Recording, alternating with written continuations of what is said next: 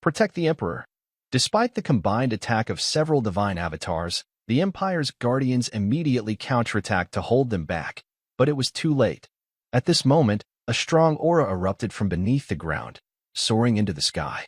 This aura was so powerful that it was not inferior to the divine avatars in front of them. A tall figure glowing with golden light slowly rose from underground. It was the human emperor, Carlos II. Meanwhile, in midair, Ryan, whose body was healing rapidly, saw for the first time the highest ruler of the Dragon Empire, Carlos II. He was dressed in a golden flowing robe, wearing a crown, with a serious face, holding a golden scepter, and surrounded by multicolored dragons of the highest level.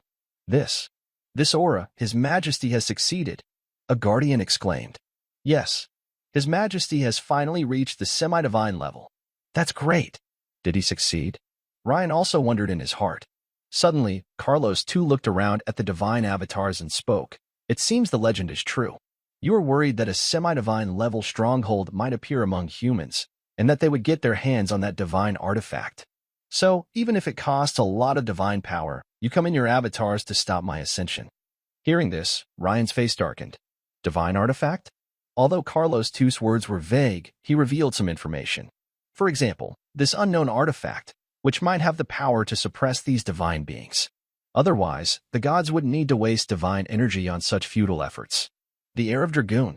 Even if you are the emperor among humans, you shouldn't covet that artifact. It's not something you should desire, sneered the evil god Glake. Any attempt to spy on or covet it will bring disaster to you and your empire, just like now. The sea goddess Hela glanced lightly around the ruins of the palace and the remains of 7 or 8 multicolored dragons. The recent battle, which lasted less than 10 minutes, had cost the empire dearly. Nearly 2 adult dragons were lost, not counting several fallen imperial guardians, hundreds of elite griffin knights, and the thousands of soldiers on the airships. Do you still dream of ruling humans like in the Dark Ages? King Carlos II said solemnly.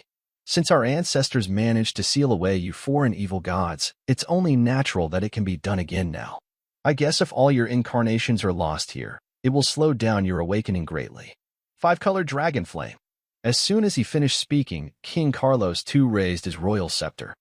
5 ancient dragons, red, green, yellow, blue, and black, roared loudly and spat fire towards the sky above the scepter.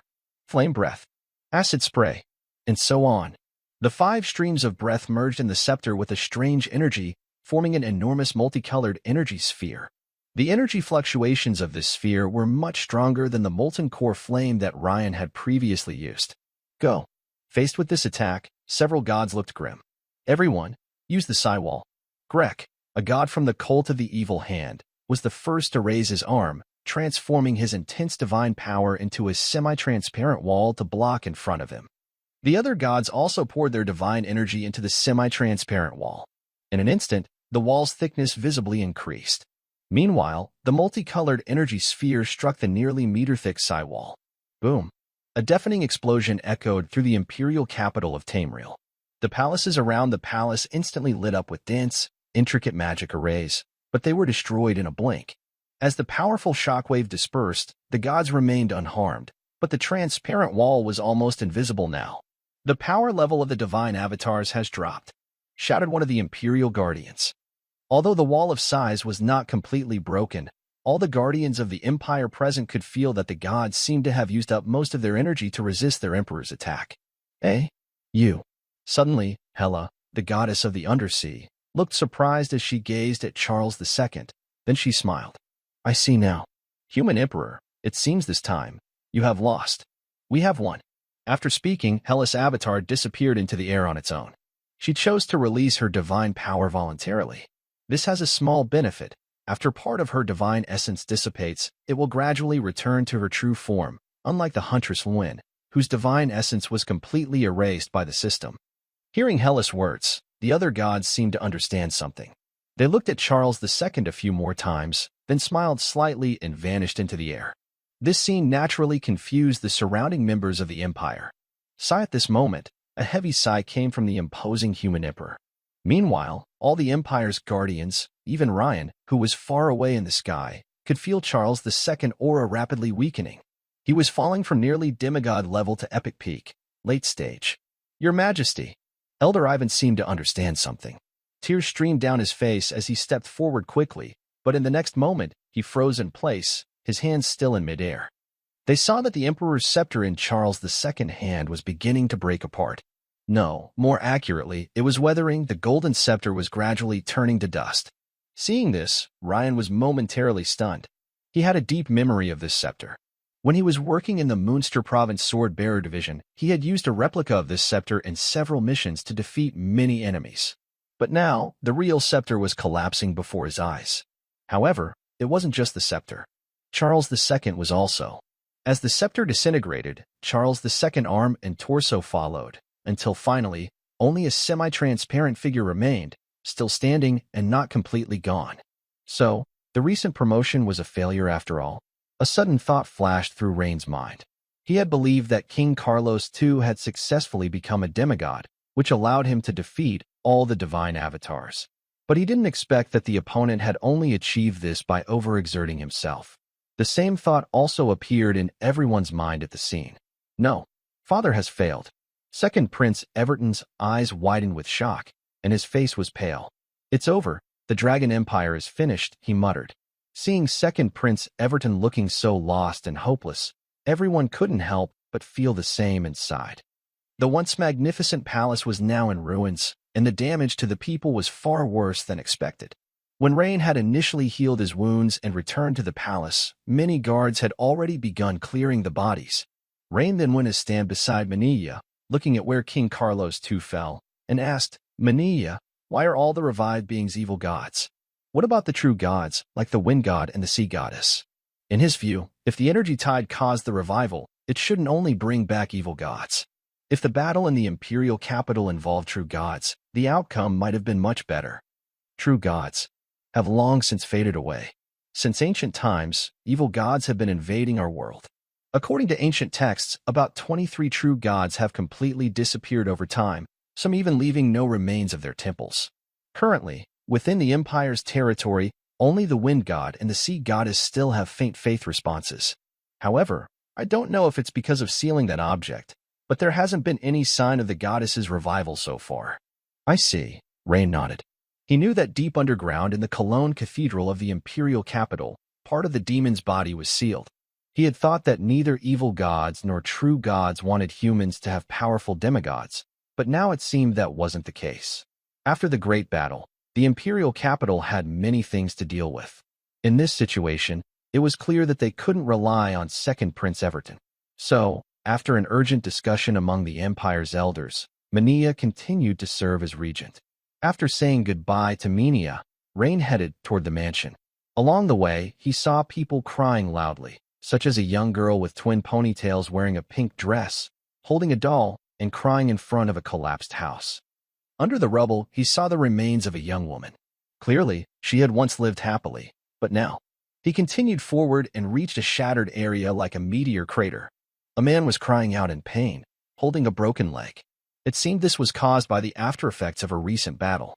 Federation, Zataya. Cave camp inside the Theracero Gorge.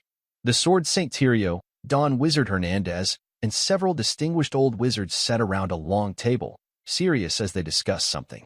One of them was Hylam, the head of the Federation Mechanical Research Institute. Judging by his aura, he had recently become a Dawn Wizard. Hylam, based on your judgment, what exactly is that giant metal dinosaur on level -2? Asked Sword Saint Tirio. From the memory Crystal Lord Rain left us last time, combined with ancient texts, I am 90% sure it is the top combat force of the ancient goblin mechanical army, the king of the rampaging beasts.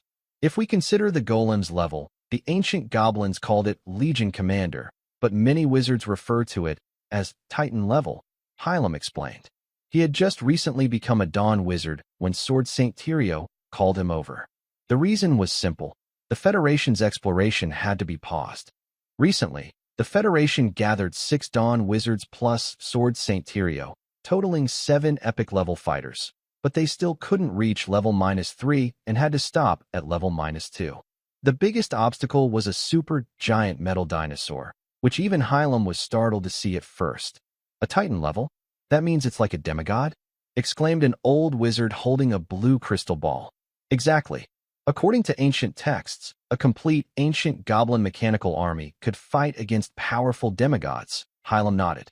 Does that mean we can't control the flying city at all? Another old wizard in gray robes frowned. The number of epic-level strong fighters the Federation can summon is naturally more than just these 7. However, the situation within the Federation's territory is quite complicated. Currently, these 7 are already close to the limit of what can be called upon. If more are mobilized, many areas within the territory could face serious problems. Perhaps we could invite the Empire, especially Lord Rain, to join us? Suddenly, Hylam suggested. The floating city is top secret. Inviting the Empire to participate? Lord Hylam, do you think that's appropriate? The old wizard holding a blue crystal ball looked at Hylam with a somewhat speechless expression. But soon, he noticed that both the Dawn Wizard Hernandez and the Sword Saint Tyrio remained silent, deep in thought, appearing to consider carefully. This made him quite surprised. Is Lord Rain from the Empire really that powerful? He asked.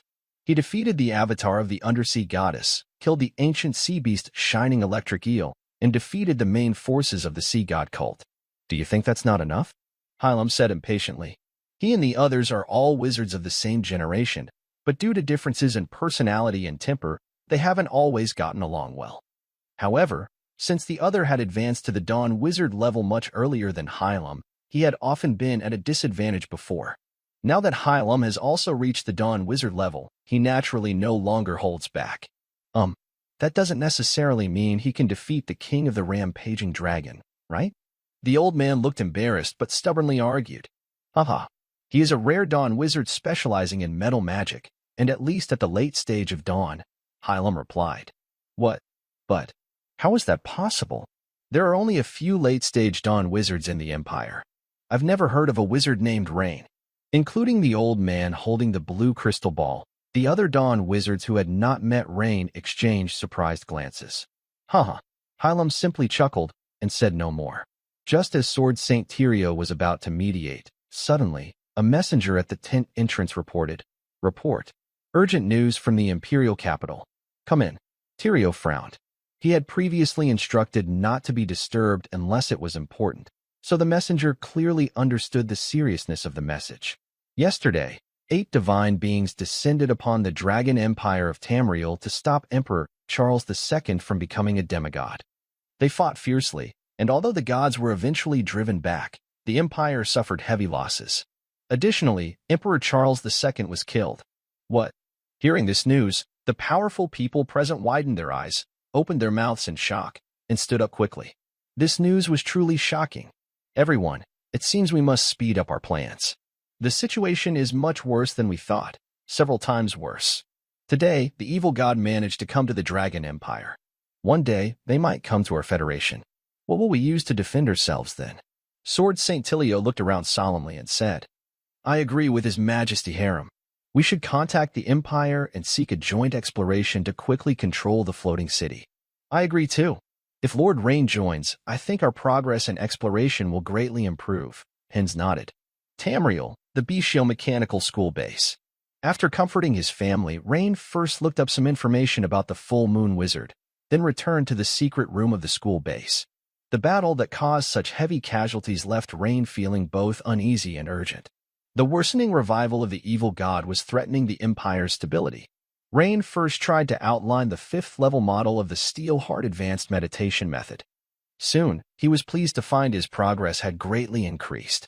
In his first attempt, he increased his progress by 33 units, reaching 445 willpower runes. The mental strength crystallization is complete. The improvement in the advanced meditation method is indeed huge. Half a day later, Rain pushed his progress to 479 units, close to the final goal of 512. Probably in 10 days to half a month, I can finish outlining the 5th-level model. But I need to find a safe place to upgrade. The demigod upgrade process requires some time to shape the quasi-divine state, which for Rain means forming the steel heart in his mental sea. Ryan is not sure whether the system will directly help him complete this step. It would be best if it could be done instantly, but if not, since even the palace isn't safe, where would be a suitable place? Ryan frowned and thought. Suddenly, the communication mark on his chest flickered. High-level Imperial meeting? Ryan sensed briefly and raised an eyebrow. Half an hour later. In the palace conference hall, the Dragon Empire was holding its first high-level meeting after the war in the imperial capital, led by the Red Queen, Minia. Ryan was attending this level of meeting for the first time, and the topics discussed were important information for the entire empire. 2 days ago, after we called back most of the empire's guardians to the capital, several provinces like Was Province and Nam Province experienced many bloodshed incidents involving over 1,000 people, with heavy civilian casualties. Dark Flame Cult, Limb Cult, and the Serpent Cult, among others, are very active. We need to deploy forces immediately to contain them. Otherwise, the situation will get worse, Marshal Alfred said. But this time, during the war in the imperial capital, 4 Empire Guardians were killed. More than 9 of the 5 colored dragons fell. 82 Griffin Knights died, and 432 palace guards. 3,233 houses were destroyed. Now, to stabilize the Empire's situation, it's not an easy task, an elder from the military department said in a deep voice. After hearing these numbers, Ryan fell silent. This battle not only cost the Empire the brave and courageous Emperor Carlos II, but also brought heavy casualties and losses to the Empire. Everyone, think about it. Does anyone have a good solution? Minia, sitting at the main seat, frowned slightly. Well, should we consider cooperating with one of the evil gods, so that the other gods might become angry and fight among themselves? Suggested an elder dressed in noble hunting attire. No. Collaborating with evil gods is essentially making the people, or some of them, believe in the other gods. Not to mention, these people would be gradually twisted by the will of the evil gods, and the Empire would have a hard time explaining this, especially to the goddess church. A protector of the Empire immediately opposed the idea. This not only risks breaking the long-standing understanding between the Empire and the goddess church, but also, the loss of faith will slow down the revival of the monsoon and the ocean goddess. I think we should consider that, since the goddess has not yet revived, relying solely on our dragon empire may make it hard to maintain the current unstable situation, said an older noble with slicked-back hair in a serious tone. Many of you might not realize that the empire is already badly damaged. Taxes have dropped by 30%, and many farmlands have been abandoned due to frequent cult activities. This situation is even worse in remote areas. The interior minister's words made many in the room furrow their brows. Although the empire's protector has made great progress on the path to extraordinary power, ordinary people are the foundation of the empire. Without a large population, it's impossible to nurture many extraordinary beings. Soon, more people spoke up, either high officials, empire protectors, or royal elders, but their opinions differed. For a moment, the scene split into 2 camps, each side believing their reasoning was correct. At this time, Elder Ivan, after a moment of thought, suddenly asked Ryan, "Your Excellency Ryan, what is your opinion on this matter?" Hearing Elder Ivan's question, the other protectors, department heads, and even Serena all looked at Ryan. They realized that Ryan, who had shined brightly during the battle in the imperial capital, had not spoken until now. Though Ryan was very young, his strength had been fully displayed during the battle, and he seemed to have the trust of Princess Minia. "Everyone, this is my first time attending a high-level meeting. I initially planned to listen more and speak less. But since Elder Ivan asked me to speak, I want to ask everyone a question. What is the origin of the true gods, such as the monsoon and ocean goddess? Does anyone know?" Hearing Ryan's question, many people looked confused. After all, the question Ryan asked seemed unrelated to the previous discussion, like they were talking about 2 different things. This origin seems impossible to trace, but based on scattered records in ancient texts and the origins of most documented deities, the wind god and the sea goddess likely originated long ago from a powerful human woman who gradually became divine. After pondering this question for a moment, Walkermoss replied, "Your Majesty Walkermoss, your extensive knowledge is impressive. I only learned about this yesterday while reading ancient texts." Lay-in nodded slightly in acknowledgement. "Your Majesty Lay-in, are you suggesting?" Elder Ivan suddenly seemed to realize something and asked sharply, "Your Majesty Lay-in, do you mean we should create a god?" Hearing this, many officials and the Empire's guardians looked shocked and whispered among themselves.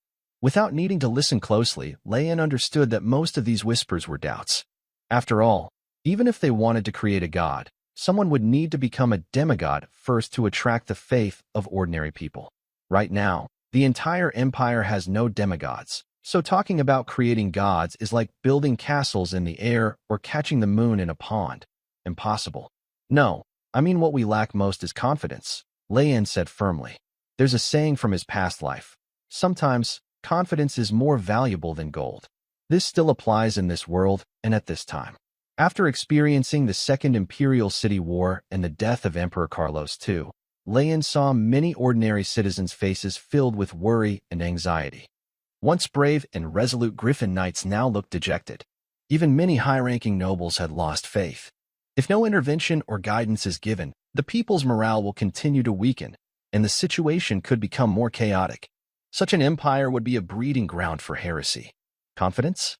This. Hearing Lei's words, many empire guardians and officials looked thoughtful. Even Queen Mania, sitting on the throne, appeared lost in thought. Indeed, when it comes to dealing with deities, even some high nobles have lost faith. At this moment, a less harmonious voice sounded. Your Majesty Lei just mentioned confidence. That's true, but it doesn't address how to solve the actual problems.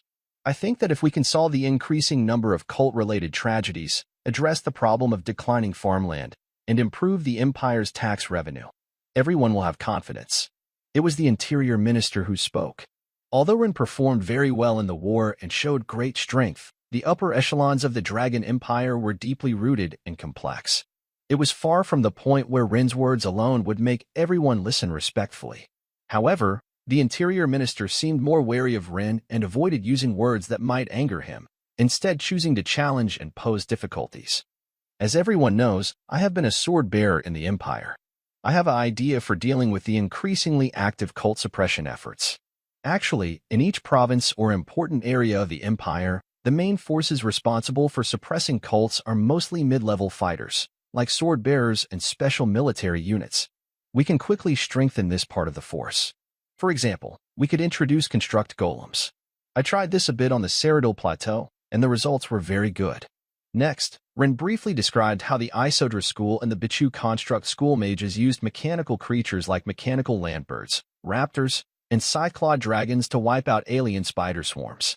Using this method, we can greatly reduce casualties among mid-level fighters during cult extermination, thereby increasing the Empire's control over its territory.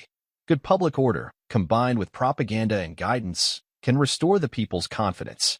Cults will lose their breeding grounds, and the speed of the evil god's revival will slow down. Ren's words immediately caught the attention of the Empire's guardians and several high-ranking generals present, including Marshal Alfred, who began taking notes. When the interior minister heard that Ren actually had a detailed solution, though only for maintaining order, he found it quite feasible. He pursed his lips, hesitated for a moment, and chose not to speak further.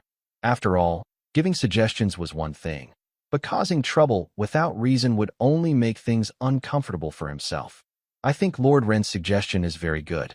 I hope that after this meeting, the Empire's military, sword-bearers, and other departments can come up with plans and start implementing them immediately, Mania said with a smile, nodding in agreement. She had initially worried whether Ren would feel uncomfortable in such a formal setting. However, Ren's performance exceeded her expectations. At this moment, Mania seemed to think of something and turned her head to ask the great star mage Dalian nearby. Your Excellency Dalian, as the head of the Empire's Star Magic Division, after this war, how long will it take for the evil gods to have the ability to descend with semi-divine avatars? Well, including myself, star mages cannot predict this accurately. However, although the gods have used up a lot of their divine power in the battle for the Imperial City, based on my judgment, within at most 6 months to a year, some gods might recover enough to descend with semi-divine forms. This is, of course, assuming we follow Your Excellency Reign's advice and effectively curb the cults. 6 months to a year? Then, the shortest time would only be 6 months? Really so fast? Many imperial officials' faces changed. They knew that as the tide of energy fluctuated further, the time for gods to awaken would accelerate. But they never expected that this time frame was measured in months, not centuries or even decades. It seemed that winning the battle for the Imperial City was only a brief respite for the Empire. Everyone, time is not on our side. That is also why His Majesty decided to directly aim for the semi-divine level. Next, I hope everyone will promptly implement the decisions and policies we have agreed upon, without delay or obstruction, and no half-hearted actions. Mania said seriously. The meeting lasted several hours. After it ended, Everyone left one after another, but Rain did not leave. Just as he was about to go, he was summoned by the lady attendant to a side hall garden, told that Princess Minia requested his presence. This garden was located at the far edge of the eastern side of the palace, the only remaining well-preserved side hall garden after the last fierce battle. However, many flowers had been shaken off, leaving only some windbells and hollyhocks, giving a sense of beauty and imperfection. Minia was still discussing matters with Elder Ivan and other royal elders in a small group, so Rain wandered alone in this royal garden, his thoughts drifting freely. From the ancient era when gods emerged, to the prehistoric times when semi-divine powers shone brightly, undoubtedly, the current age is one of decline. This is influenced by tidal energy. On the other hand, most of the strong are lacking the courage to keep advancing. They believe they cannot compare to gods and think they will never defeat evil gods. In this situation, how can a person possibly control their own fate? Ryan, what are you thinking about? At this moment, a mature female voice sounded. It was the elegant Minia. Nothing much, just feeling a bit emotional. By the way, Minia, I think you'll have a tough time recently, Ryan said with a shake of his head. After the fall of Carlos II, a large part of the empire's burden suddenly fell on Minia. It is not a peaceful time now. Under the current circumstances, even if Minia becomes the empress, she is like being roasted over a fire. They didn't discuss this topic further. Minia smiled and said, Ryan, by the way, since you became the protector of the empire, you haven't chosen a dragon as a partner. Have you decided yet? Will you choose a red dragon or one of the other 5-color dragons? With your strength, you can already sign a contract with a 5-color dragon at the level of an ancient dragon. Ryan had considered this question. Initially, he wanted to choose a red dragon to boost the power of the red dragon's secret art, Melt Core Flame. But since he gained the special ability Multi-Head, he can now use Melt Core Flame alone without needing a dragon partner. So, Ryan's current idea is to pick a close combat dragon with strong fighting ability combined with his metal covering to improve his combat power. For example, a black dragon. Of course, if there's a fast-flying dragon, that would be great too. He has a special ability called Shadow Shuttle, but it consumes a lot of mental energy and can't be used for long flights. However, choosing a dragon also depends on the dragon's opinion. It's a two-way choice. As for the king of red dragons, Straz, Ryan has thought about it. But firstly, the other party, as the former and previous emperor's dragon partner, has a special symbolic meaning. Secondly, Ryan also intends to leave the red dragon king to Minia. How about a black dragon? Minia, what do you think? That suits you very well. It seems you already have a plan. Why not do it now? I might as well go with you to take a look. All right. Soon, Ryan, led by Minia, passed through layers of guards and reached the underground. Ryan then realized that the palace's underground held hidden secrets. This is a semi-plane? Ryan exclaimed in surprise. Compared to the real world, a semi-plane is like a drawer in a desk, an extra special space. Unlike a complete secret realm, it doesn't require teleportation. One can step directly into it, as if entering a folded space. Yes, this semi-plane has existed since Emperor Atlas's reign, Minia explained. However, because semi-planes are not very stable, they need constant reinforcement. To prevent accidents, they are only used as resting places for adult dragons, she added. I see, Ryan nodded. No wonder. Otherwise, all the hatchlings and young dragons in Dragon Valley's secret realm could be safely kept beneath the palace in this semi-plane. Ryan saw many large dragon nests arranged along the long corridor on both sides. It was the first time he saw so many dragon nests outside. Such a grand scene would be hard to find. Indeed, the Dragon Empire's foundation on dragons makes sense. Actually, Ryan, I wanted to recommend a potential sleeping place for a metal dragon's nest, but I considered that, although metal dragons suit you, their temper is fierce. It might be hard to become a true dragon partner, Minia said as they walked. Metal dragons? Ryan paused, raising an eyebrow.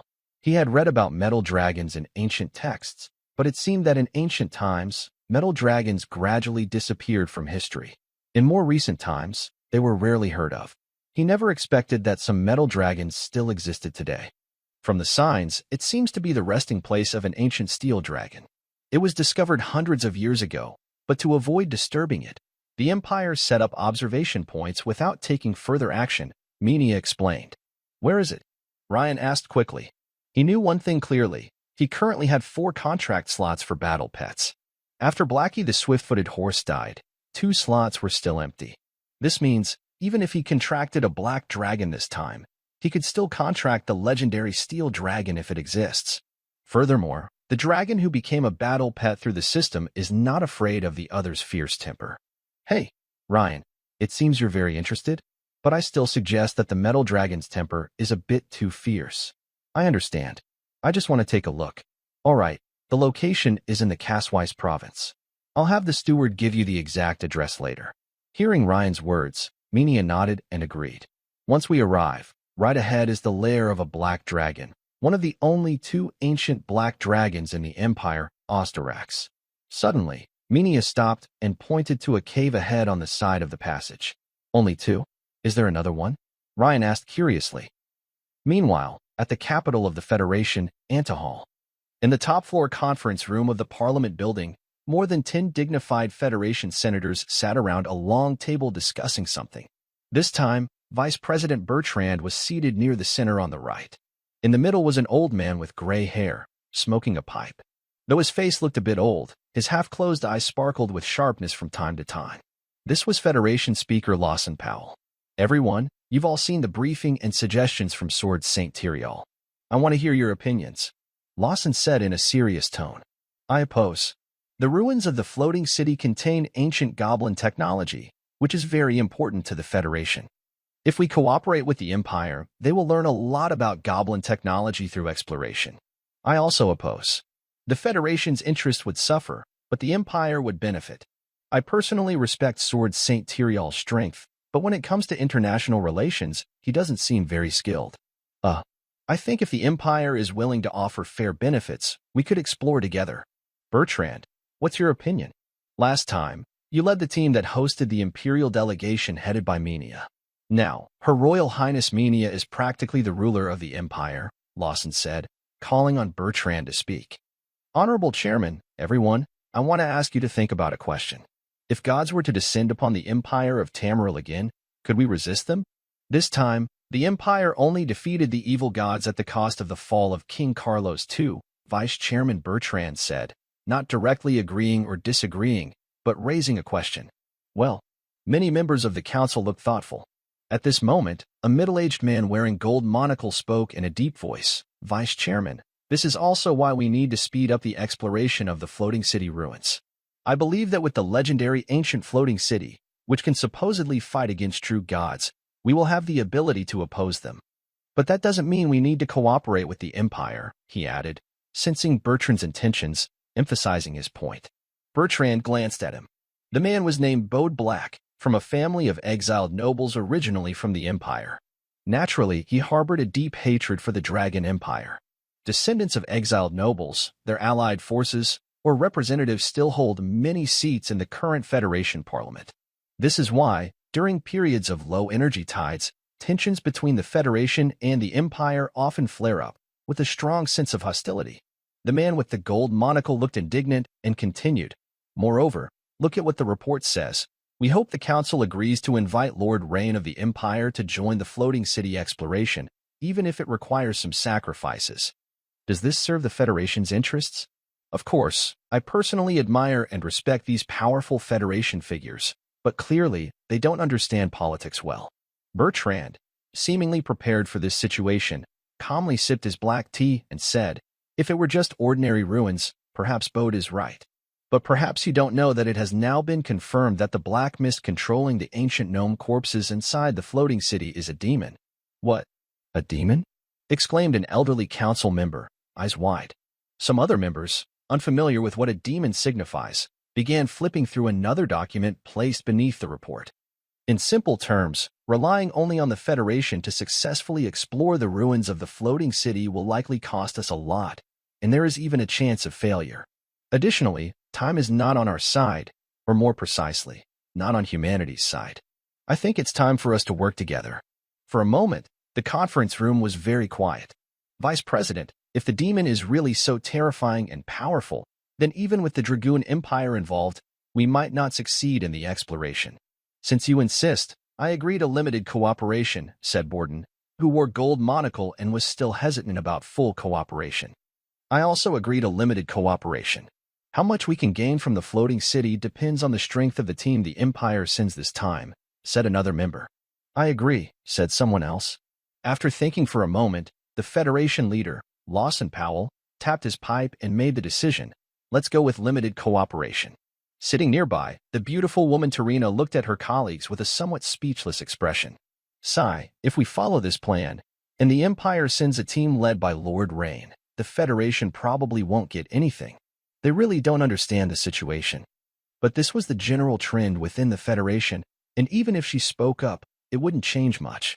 Morden's earlier comments were quite clear, but it was hard to change the situation.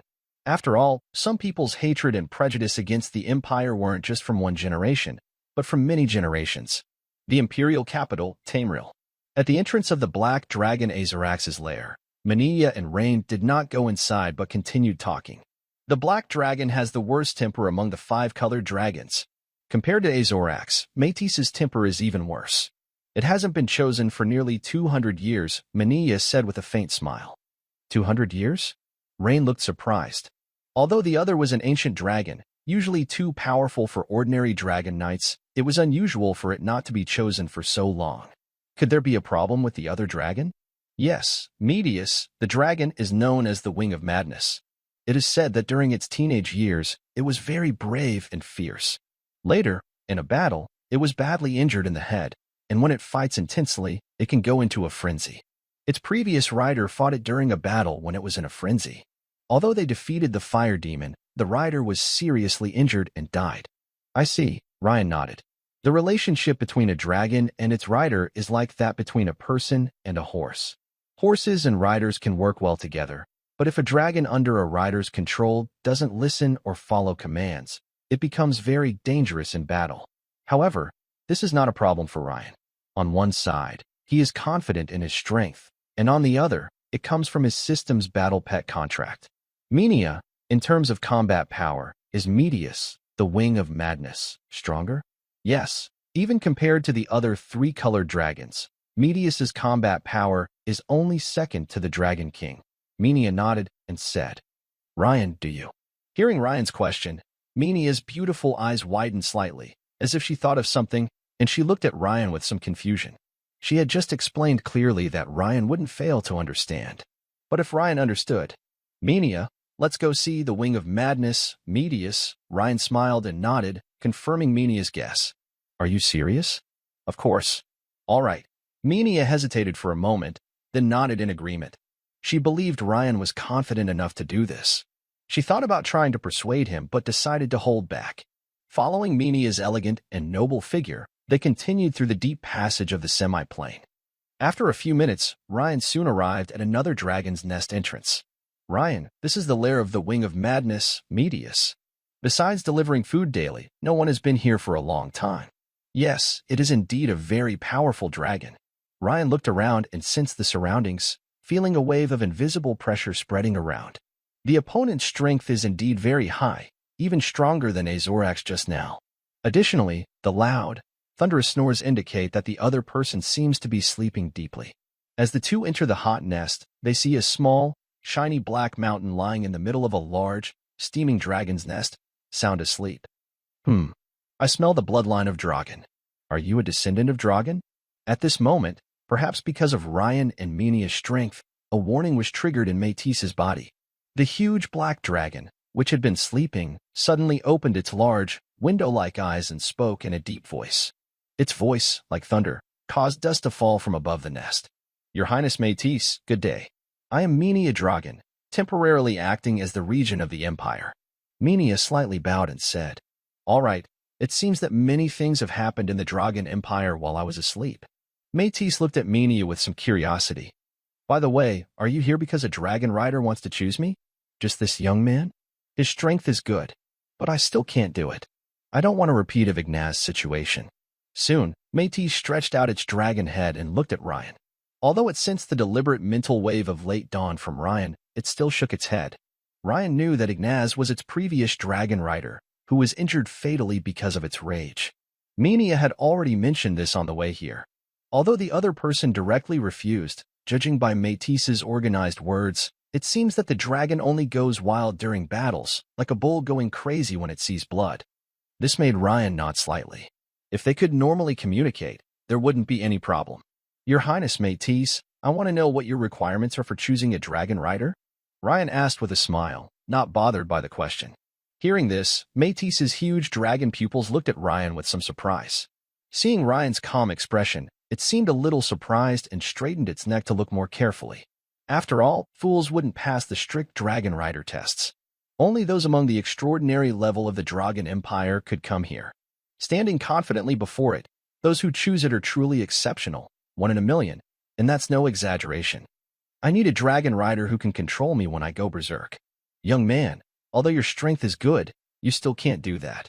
The wizard's relatively weak body can't avoid my accidental harm when I lose control. If you were a high-level sword saint, maybe you could dodge it. Are you afraid of hurting me? Ryan chuckled. This isn't a difficult request. I think I can do it, Ryan said with a slight smile. Huh? Both the huge black dragon Mortius's giant eyes and Mania's beautiful eyes focused on Ryan. Ryan calmly took a step forward, and in the next second, his body changed dramatically. Muscles bulged, dragon scales appeared, and his form transformed. Ryan was using the 7th form of the ancient dragon transformation. Suddenly, a dark silver giant dragon, about the same length as Mortius in front of him, appeared inside the dragon's nest. Mortius, known as the Wings of Madness, widened his dragon eyes as if he had seen something incredible, and he instinctively took 2 steps back. You. But even a descendant of Dragoon almost never has such rich and pure dragon bloodline as yours, Mortius stared in shock. After a few seconds of stunned silence, he finally came to his senses and muttered. Ryan didn't answer Mortius's question, but waved his enormous dark silver claw and said, "Want to have a little spar? I believe that if I were your dragon rider, I wouldn't get hurt when you go berserk. Maybe I could even wake you up immediately." Hearing Ryan's words, Mortius didn't get angry, but shook his head and said, "No need. I agree to become your giant dragon partner. Descendant of Dragoon, let's make a contract." Mortius slightly tilted his head and said to Mania nearby. "Okay." Mania's smile grew even brighter. The power of Mortius, the Wings of Madness, is undeniable. Ryan's ability to sign a contract with it not only boosts his strength, but also adds an important force to the Empire. She took a jewel-shaped amulet from her fair neck, held it tightly in her hand, and quickly began to recite a spell. Reen knew that this was the high-level royal magic tool, the Eye of the Dragon. Soon, a strange and powerful wave of magic energy rose up inside the dragon's nest. Right in front of Reen and the black dragon moats, several ancient words written in runes appeared out of nowhere.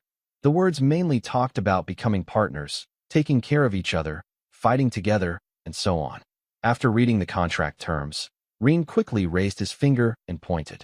With a wave of mental energy, the ancient words below the contract line shifted, and the name Reen Karen appeared where the contract signer was.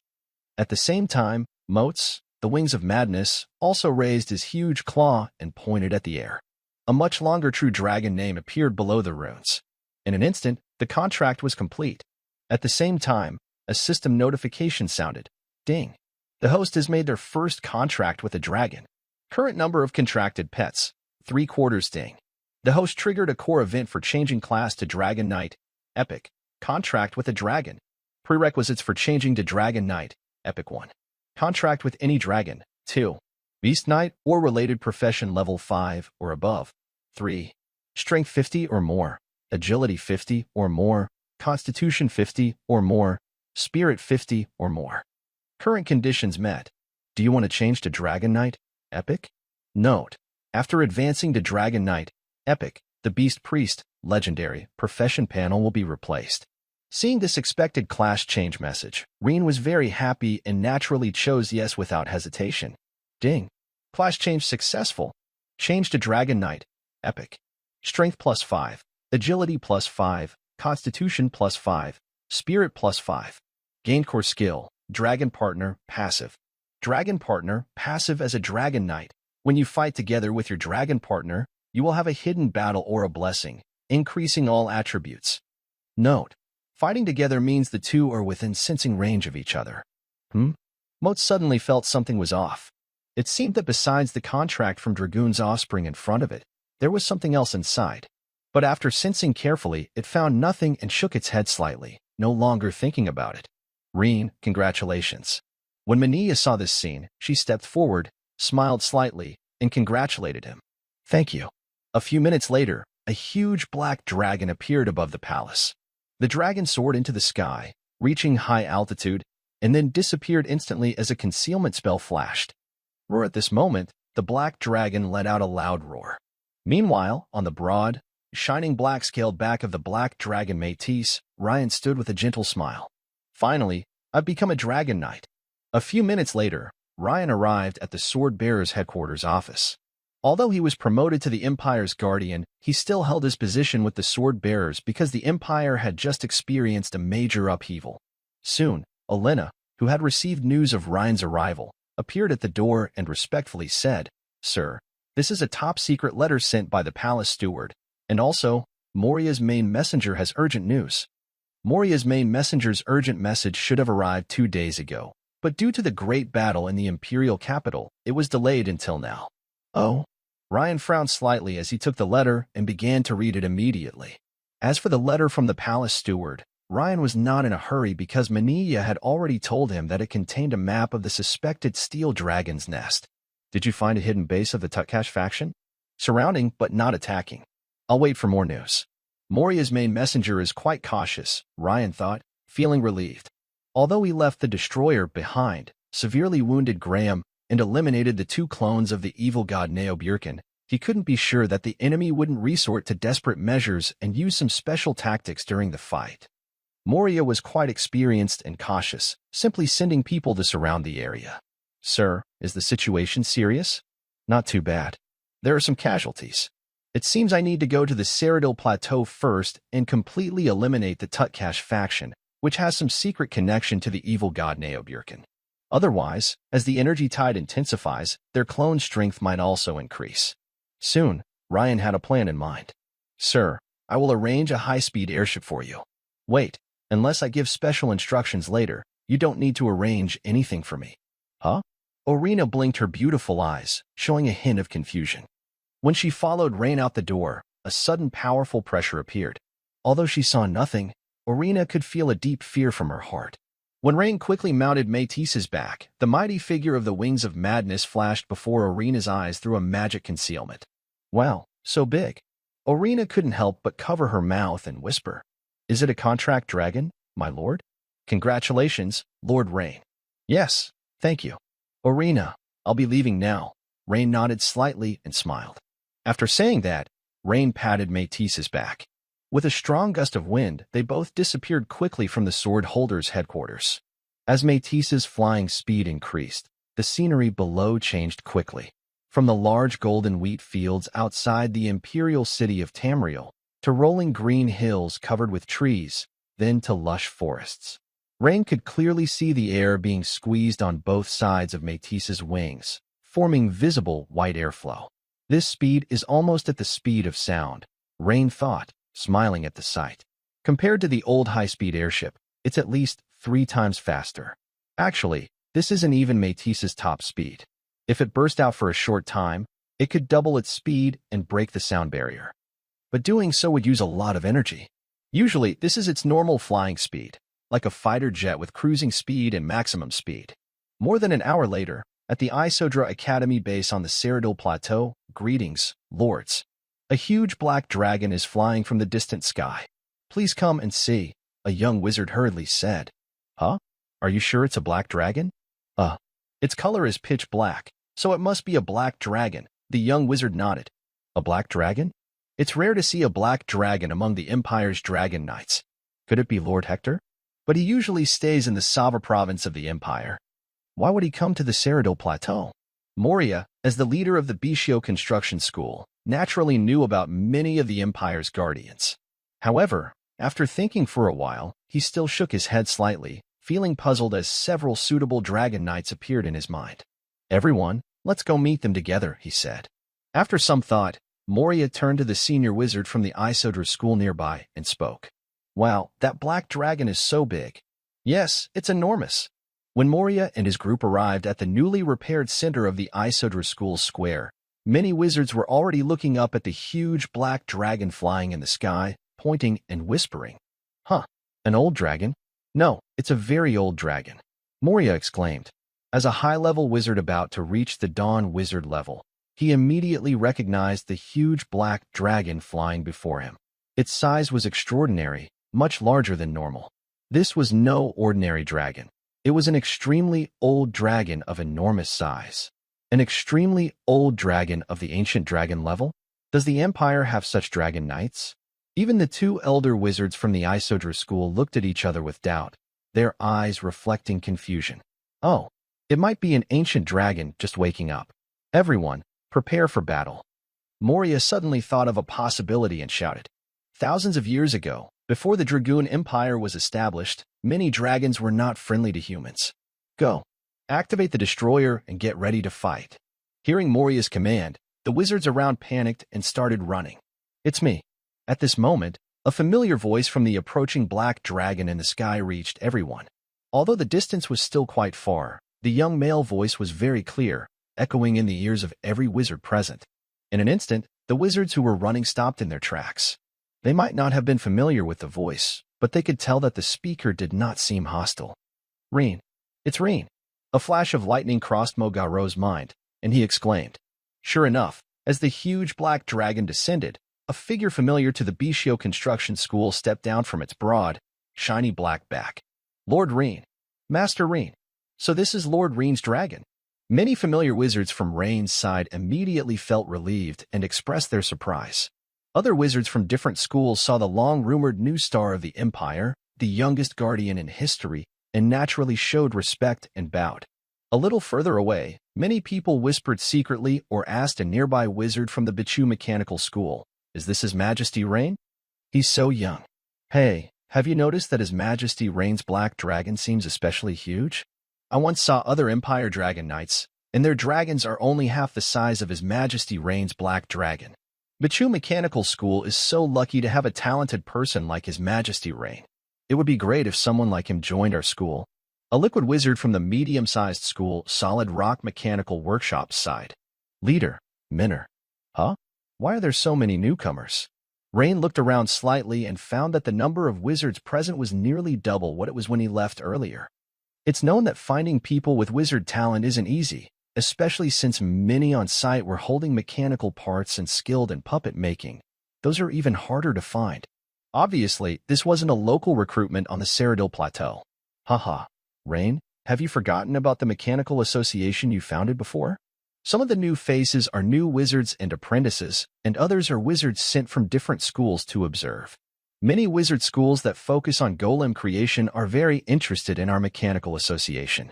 Molia explained with a smile. Oh, that's good news. Rain's eyes lit up. He didn't expect that so quickly other wizard schools would respond to the mechanical association. Now, we've improved our system further.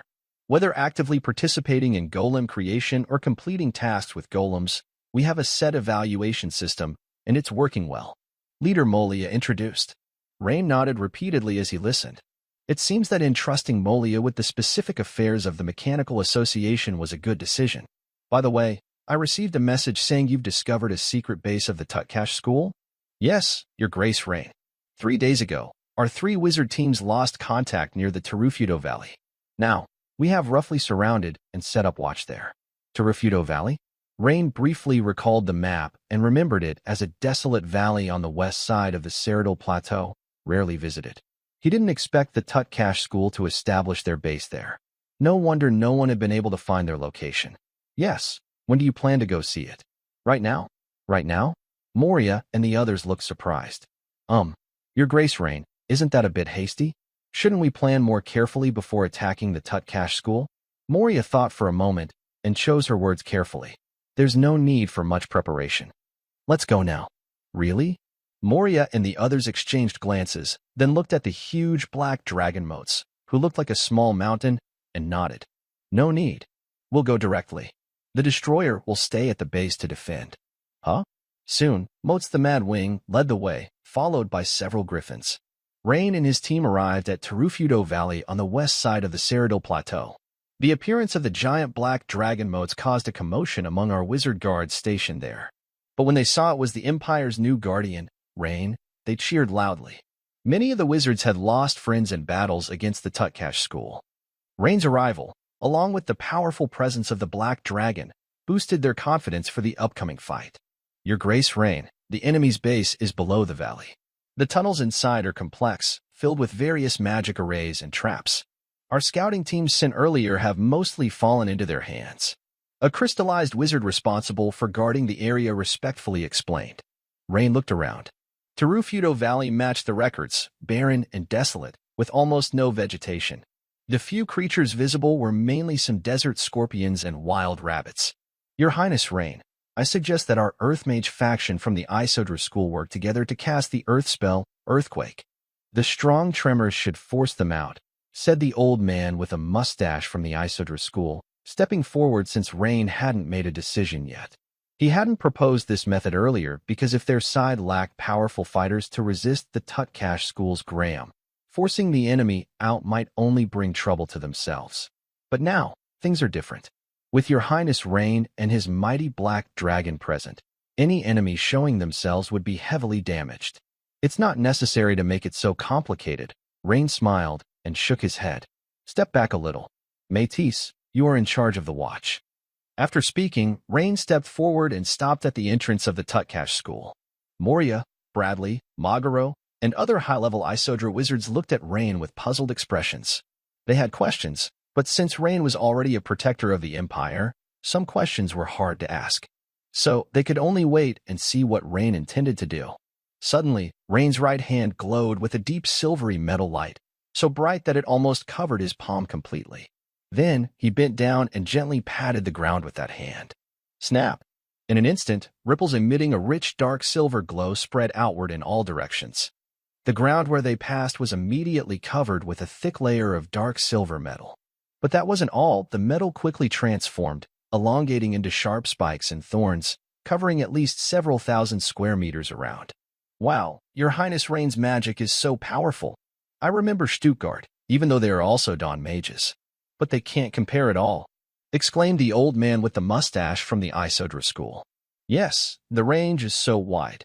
Even if all our Earth mages worked together, it would only cover this much, another elderly wizard with white hair said, also amazed. No wonder Rain didn't need their help.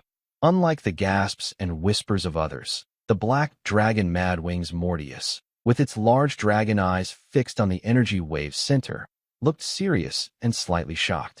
As an ancient dragon, it could sense the special power of its master, Rain, using this magic. It felt that, compared to the horizontal spread of energy, the deep underground energy diffusion extending several kilometers was truly terrifying. The power of the master's magic is really incredible. Mortius's sensing was correct. The displayed power was only a show.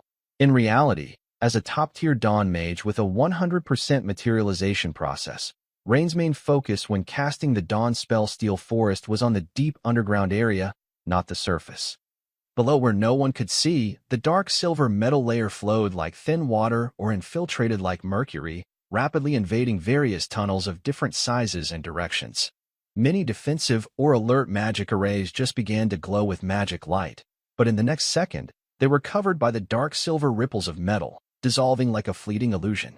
Some alien spider groups responsible for guarding seemed to sense great danger, emitting hissing screams and frantically rushing into the tunnels like headless flies. Any alien spider hesitating or entering a dead end was immediately trapped by the surging metallic ripples, and in the next moment, pierced and exploded by metal spikes. As for the Tutcash mages, whether they were vaporized, liquefied, or crystallized, the ones who tried to escape could still survive a few more seconds. Those who stayed to resist were all swallowed by the dark silver ripples. All the colorful spells cast by these mages, without exception, hit the metal ripples like stones thrown into a lake. After a few ripples, everything returned to normal, unable to stop the spread of the dark silver metal ripples, let alone resist them. This was because the magic being used was cast by Rain, who possessed an extraordinary affinity for metal elements, a high-level meditation method called Heart of Steel, and had reached the end of the Dawn Mage path. Commander, the enemy has broken through. A panicked Tutcash mage hurried into Graham's laboratory. But as soon as he entered, he froze in place, because he saw that his own faction leader, Graham, was standing on what clearly looked like a teleportation array of a wizard's formation. Is he planning to retreat? But what about the wizards from his own school outside? Actually, even when Rains performed his magic, Graham, a high-level wizard at the dawn stage, had already sensed the powerful fluctuations of metal energy particles. What surprised him even more was that the magical wave was so strong that he felt completely unable to resist it. A sense of impending disaster rose in his heart. Fortunately, since being defeated by Rains last time, he had already thought of a way to retreat. Suddenly, a large ripple of dark silver metal waves surged at the door, instantly covering the surprised messenger wizard. Faction leader. Save. The messenger wizard looked pained and begged, reaching out involuntarily toward Graham, but he was restrained in place. Watching this scene, Graham's face remained unmoved, but inside he was extremely angry and thought, just wait and see. Rains. Once Novelrecap regains some of his divine power and returns with his clone, it will be your death sentence. Before the metal ripple surged forward, a green light flashed, and Graham disappeared instantly. The teleportation array on the ground also exploded with a loud bang. Huh? This fluctuation. Rain sensed a barely noticeable spatial wave. At the same time, his dark silver metal ripple also spread to the lowest level of the Tuitakash school's base. No, Graham escaped? Rains was slightly surprised. Then, he flickered and vanished from his spot. When he reappeared, he was inside the room where Graham had been. He focused his gaze on the ground. The shattered teleportation array showed that Graham was too afraid to fight him and had simply run away. This made Rain smile bitterly and shake his head. I should have let the wizards from the Isodra school go first. Now, I've scared him off. Soon, Rains appeared again on the ground. All right, have someone clean up this afternoon. There should be many ancient books and materials treasured by the Tuitakash school down there.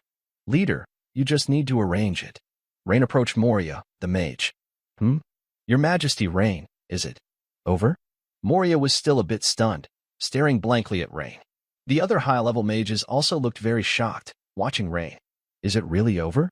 Yes, Graham escaped, but I have already dealt with the other mages of the Tuitakash school, including those strange spider groups.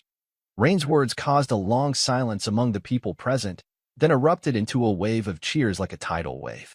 Some mages, still a bit in disbelief, quickly rushed to the entrance, eager to see if what Rain had said was true, that all those troublesome enemies had been defeated. When Moria came back to his senses, he hurried to the entrance covered in dark silver metal. However, he didn't rush inside but surprisingly stopped. Moria extended his right hand, with a look of excitement, admiration, and hope, slowly touching the still glowing dark silver metal. He muttered, "This is the true metal-based dawn attack." Moria was also a metal mage. Although his talent was slightly weaker than Rain's, he was still quite outstanding compared to other mages. Otherwise, he wouldn't have reached the peak crystallization level. I understand now. I understand. Suddenly, Moria looked excited and whispered loudly. Not far from Rain, he clearly sensed a strange change in Moria, not outside, but inside his mind, a shift in his mental energy waves. The mental waves became deeper and more profound. Is this stepping into dawn? Rain couldn't help but open his eyes slightly and looked at Moria. He didn't expect that, after fully using the metal-based dawn attack, Steel Forest, which not only wiped out the Tuitakash school and scared Graham away, it could also help Moria take the final step toward becoming a dawn mage. Of course, this was also because Moria was already close to the peak of crystallization and just needed a trigger to reach dawn. Don't disturb Moria. It's best to have someone on alert nearby. I think it won't be long before another dawn mage appears in the school. Ryan couldn't help but smile. The normal process of promotion takes some time, preferably without interruptions. Seeing this scene, the black dragon Métis, who was nearby, also looked at Moria with his large dragon eyes, curious and amazed. He thought to himself that it was rare to encounter such an event during his visit. Is the head of the faction about to be promoted? Deputy Leader Bradley asked, surprised and happy. Yes, Ryan nodded with a smile. This is wonderful. Your Highness Ryan, the head of the faction has been waiting for this for a long time, and now it has finally happened, Bradley said, feeling emotional. He remembered clearly that some time ago, when the school faced difficulties from the Isodra school, Moria had even planned to forcibly become a dawn mage. But if she had done so back then, the result might not have been good. Things are much smoother now, like water flowing naturally. Since Moria is also from the metal school, she was able to gain insight from that grand and magnificent magic Ryan just performed. It's really enviable, said two elder crystal mages from the Isidre school, looking at Moria and Ryan with admiration. Their strength was similar to Moria's, both stuck at that last thin line of progress. But Moria was luckier. She had an Empire Guardian guiding her ahead, while they still had to explore on their own with difficulty.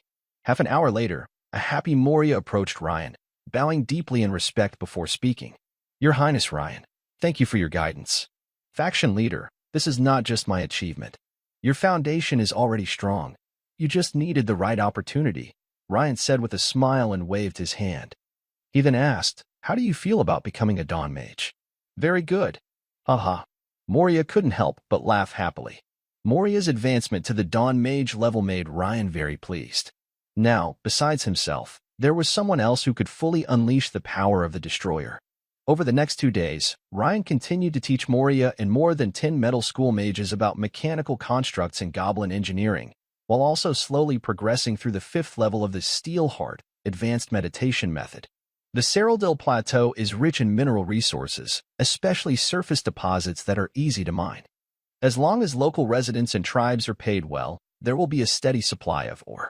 This is why he chose the Seraldil Plateau as the new base for the Bishio Construction School after their promotion. Everyone, this is the key to making the mechanical raptor, said Rain as he attached the final mechanical part of the raptor. I see, replied someone. Metal deformation magic is crucial. Without it, the parts we make won't meet the detailed specifications. Yes, the mechanical chocobo is easier, but the raptor requires even higher precision. We need to strengthen our basic skills. The surrounding wizards, some understanding and others whispering, all gained a lot from Rain's teaching. Rain looked around and nodded slightly. The group before him had been carefully selected by Moria and others. After observing them for some time, he believed their talent and character were excellent. At this moment, Deputy Leader Bradley hurried into the hall and approached Rain. Your Majesty, Rain, we found some ancient murals at the Tutcash School, he said. Murals? But clearly, if they were just ordinary murals, Bradley wouldn't look so serious. Soon, Rain and Moria followed Bradley back to the Tutcash School site below the Terufto Valley. After 2 days of clearing and transporting, the remains of the alien insect swarms and Tutcash School wizards that Rain had killed were gone. Only dark red bloodstains on the walls and a faint smell of blood in the air showed a fierce battle had taken place here. The place with the murals was in a storage room at the bottom, on the same level as Graham's laboratory. Perhaps it would be better called a cave. As the three entered, Rain quickly noticed over 10 faded, somewhat blurry murals on the surrounding rock walls. They looked very old. Your Majesty, Rain, this is the place. Bradley pointed to the cave wall. The first mural depicts a group of human warriors and wizards dressed in ancient bronze armor, fighting a black-robed girl surrounded by fierce, powerful sea monsters by the seaside. The warriors are shouting and swinging swords, while the wizards are casting spells to fight the dark, raging waves very vivid and detailed. The second mural. That seems to show a battle between ancient humans and gods, Moria said with surprise after a quick look. Many records about gods are old and scarce, often lost over time due to wars. Most remaining descriptions are just brief words, not detailed pictures. Also, various secret cults seem to have erased some related records intentionally. This is Hela, the goddess of the undersea. And this is the hunting god Loon.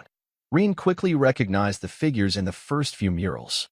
The enemies fought by the ancient human warriors and wizards are familiar evil gods he knows well. The middle murals show humans, led by a certain true god, gaining the upper hand and defeating several evil gods. As for the last few murals, is that a demon? Reen narrowed his eyes, pondering silently. In the final murals, the scenes are quite interesting. Several figures, familiar or unfamiliar to Reen, both true gods and evil gods, are fighting enormous black monsters, but they are clearly at a disadvantage. Reen recognized the huge black monster.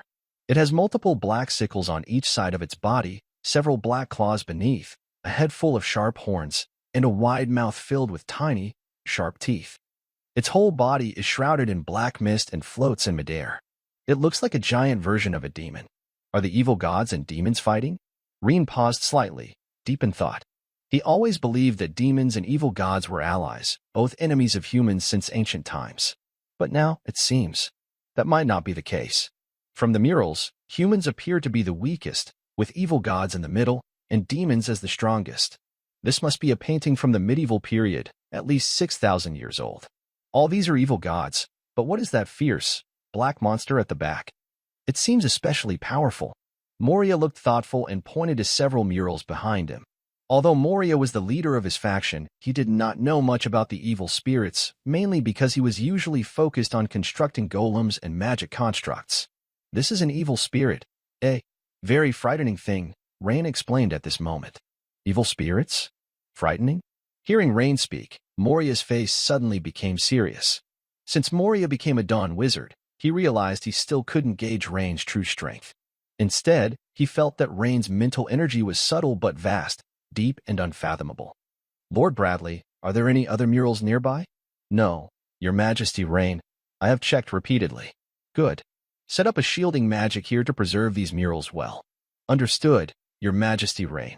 When Rain returned to the Isodra Academy, he suddenly saw his mentor Maguro in the hall, happily talking with three tall, slender women dressed differently from humans. Rain, the youngest of the women, an elf girl, fluttered into Rain's arms like a graceful butterfly, carrying a fresh scent of plants. Anna, why are you here? Rain held Anna's gentle and slender waist, feeling her warmth. He was a bit surprised and asked, because, logically, even if Anna had been notified and arrived at the imperial capital Tamriel, she should be with her mother right now. You saved so many missing tribe members this time. Elder Nesha wants to thank you in person on behalf of the elves. I heard you came to the Cyrodiil Plateau, so I told Lady Olenna to bring us to find you. Anna explained while pointing to Olenna beside her.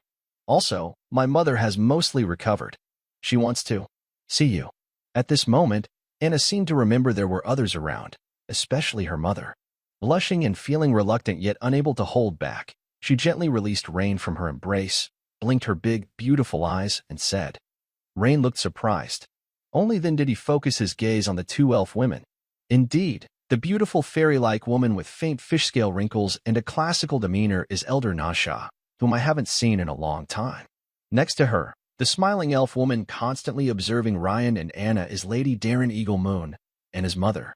She is also one of the elf women Ryan rescued from the Dragonscale Brotherhood's secret realm some time ago.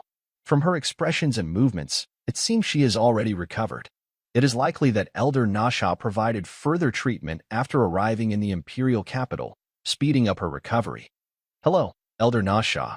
Ryan greeted politely with a slight bow. Although Ryan's strength and status in the Dragon Empire are higher than theirs, as elders of Anna, he naturally needed to show respect first. It was a matter of courtesy and respect for Anna. Your Grace, Ryan, you are too polite. Congratulations on becoming the youngest guardian of the Dragon Empire, Elder Nasha replied graciously. Thank you, Ryan. Darren Eaglemoon smiled warmly and kept observing Ryan, like a mother-in-law watching her future son-in-law. For a moment, Ryan felt the pressure from her gaze was even greater than facing a divine avatar. After a brief exchange of pleasantries, everyone moved to the reception hall of the base to sit down. Meanwhile, the capable young woman Olenna stepped forward, handed Ryan a letter with both hands, and whispered, My lord, Princess Minia hopes you can return to the imperial capital in the next couple of days. Ryan took the letter and quickly read it. The message was simple. Minia received an official request from the Federation. Due to the current serious situation, the Federation wants to explore the ruins of the floating city together with the Empire and hopes the Empire can send strong experts soon. Since Minia knew Ryan had previously explored the floating city ruins, she wanted to ask for his opinion. However, Ryan was deep in thought about this matter. He naturally wanted to explore the floating city ruins because the lower levels might contain a complete steel heart advanced meditation technique. After all, the ancient gnomes are the source of the steel heart. But at this time, he didn't plan to do so soon. Originally, Ryan thought it would be safer to wait until he reached level 5 and became a full moon mage before exploring the ancient floating city ruins of the goblins, because the demons inside are very hard to deal with. Wait, maybe the place I've been looking for to break through is actually in the floating city ruins. Suddenly, a flash of insight crossed Ryan's mind, like lightning piercing through fog. He had considered many places before, such as the lava lake under the sea, the underground of the academy, or even setting up a secret chamber in Cyrodiil. But after careful thought, he felt these places didn't seem very safe. Even the Emperor of the Empire, King Carlos II, and the well-defended Dragon Empire Palace with all its magic arrays still caused disturbances when he ascended to semi-divinity, attracting many evil gods who sent their copies to interfere. And these areas are even more dangerous.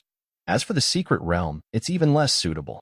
Ryan had studied related ancient texts and records recently. Choosing to break through inside a secret realm would cause unpredictable deviations in his understanding of space rules during the ascension, and most likely, the realm would be destroyed. That means the evil gods would sense it immediately. So one backup plan Ryan had was to ascend during the seasonal wind in Goddess Church, using their power to hide his movement. In simple terms, he wanted to use the strength of the seasonal wind and the goddess to cover up the noise of his breakthrough. Of course, there's a problem. The Goddess Church might not agree, since the high priest of the Goddess Church in the imperial capital isn't the same as the one Ryan knows, Bishop Scene. Another, more critical issue is the part of the demon's body sealed beneath the Cathedral of Cologne in the imperial capital. If he uses the goddess's power to hide his ascension there, it might weaken the suppression of the demon's force, leading to unpredictable changes, perhaps even leaks of information. But this time, an ancient mural from the medieval period suggests that the old floating city, infected by demons, might be able to block the evil god's perception. Or perhaps, even if the evil gods sensed the fluctuations during the ascension, they would be wary of that place and unable to attack him fully. Maybe the floating city is a better choice. But first I need to carefully check whether the details in the mural are true, Ryan thought to himself. And right now, he has someone to ask for advice. Regarding events from the medieval times, humans may only have scattered records, but the elves, as immortals, have preserved some texts quite completely.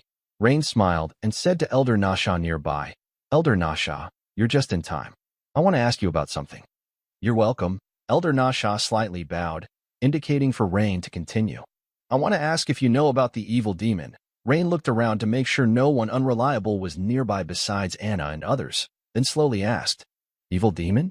Elder Nasha's elegant, smiling face stiffened slightly, and her beautiful eyes showed clear surprise. After a moment, she calmed her emotions and said, "Your Grace, Rain, could it be that you have encountered an evil demon?" Elder Nasha's emotional reaction surprised Anna, who was standing nearby. It's known that Elder Nasha is one of the strongest among the elven elders, having experienced many dangers. Usually, ordinary matters don't easily move her. Yes, Rain thought for a moment and chose not to hide, nodding in agreement. Then, before Elder Nasha could ask further, Rain continued, "I encountered it in an ancient site within the Federation. It was quite troublesome." "So it was in the Federation," Elder Nasha sighed in relief. The matter of evil demons hasn't been brought up for a long time. However, with the energy tide reviving, it's not surprising that evil demons appear again. I saw related records in our clan's texts. About 10,000 years ago, humans didn't have a unified empire. Several kingdoms existed independently, and their faith in the main gods was more widespread than now. They fought a fierce, decades-long battle against evil gods and evil demons. Eventually, it seems they relied on a divine tool to seal the evil demons and evil gods. But using that divine tool caused the energy tide to fall into a low period. Some of our texts record prophecies from wise sages of that time, suggesting that when the energy tide reappears, the gods will awaken again and evil demons will return. Divine tool? Prophecy? Rain was visibly surprised. He originally wanted to understand the relationship between evil gods and evil demons, but instead, he heard this new information. "Yes, that's all I know," Elder Nesha nodded and said. After thinking for a moment, Ryan decided not to dwell on the magic artifacts or prophecies anymore. The most important thing now was to find out if the relationship between the evil god and the demon was truly as hostile as the murals showed. "Elder Nesha, do you know the relationship between the evil god and the demon?" Ryan asked again. "Well, perhaps the elven texts contain more detailed records. Maybe, if Lord Ryan has time, you could visit Ferdinand Forest," Elder Nesha replied, shaking her head. Ryan nodded, pondering briefly. He decided to go there now. The main reason was that this matter had to be settled before exploring the ruins of the floating city again. "Anna, how about I take you back to Ferdinand Forest? I can also look up some information," Ryan offered. "Great." Ryan, Anna's eyes lit up at the news. She grabbed Ryan's hand tightly, holding it close. Since the decision was made, the group quickly arrived at the camp square. At that moment, Anna seemed to remember something. She suddenly tugged on Ryan's sleeve and said mysteriously, "Ryan, I can fly now." "Fly?" Ryan asked, surprised. "Yes."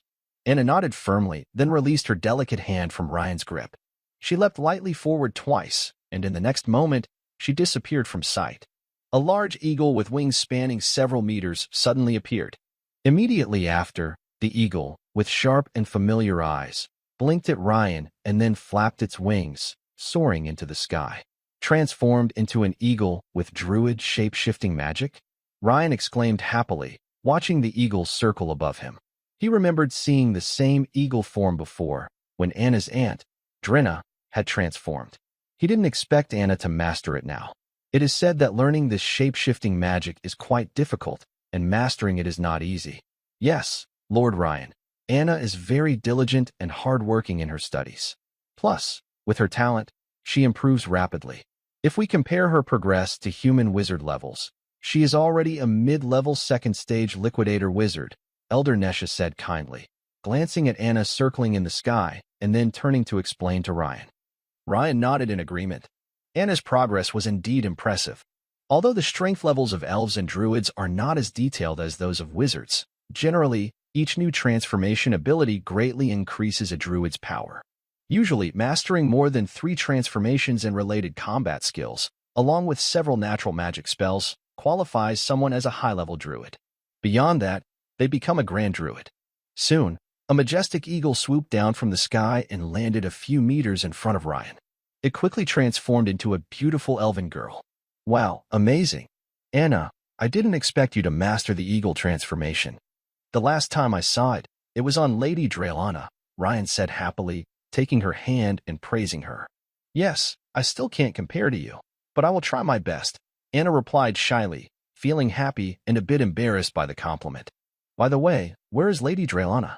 Ryan suddenly asked. Normally, Draylana should be with her sister, Darien Eagle Moon, but Ryan didn't see her. "Lady Draylana is helping others return. She said she will visit you later to thank you personally," Anna whispered. "I see. Please tell Lady Draylana that she is too polite." "It's my duty," Ryan said.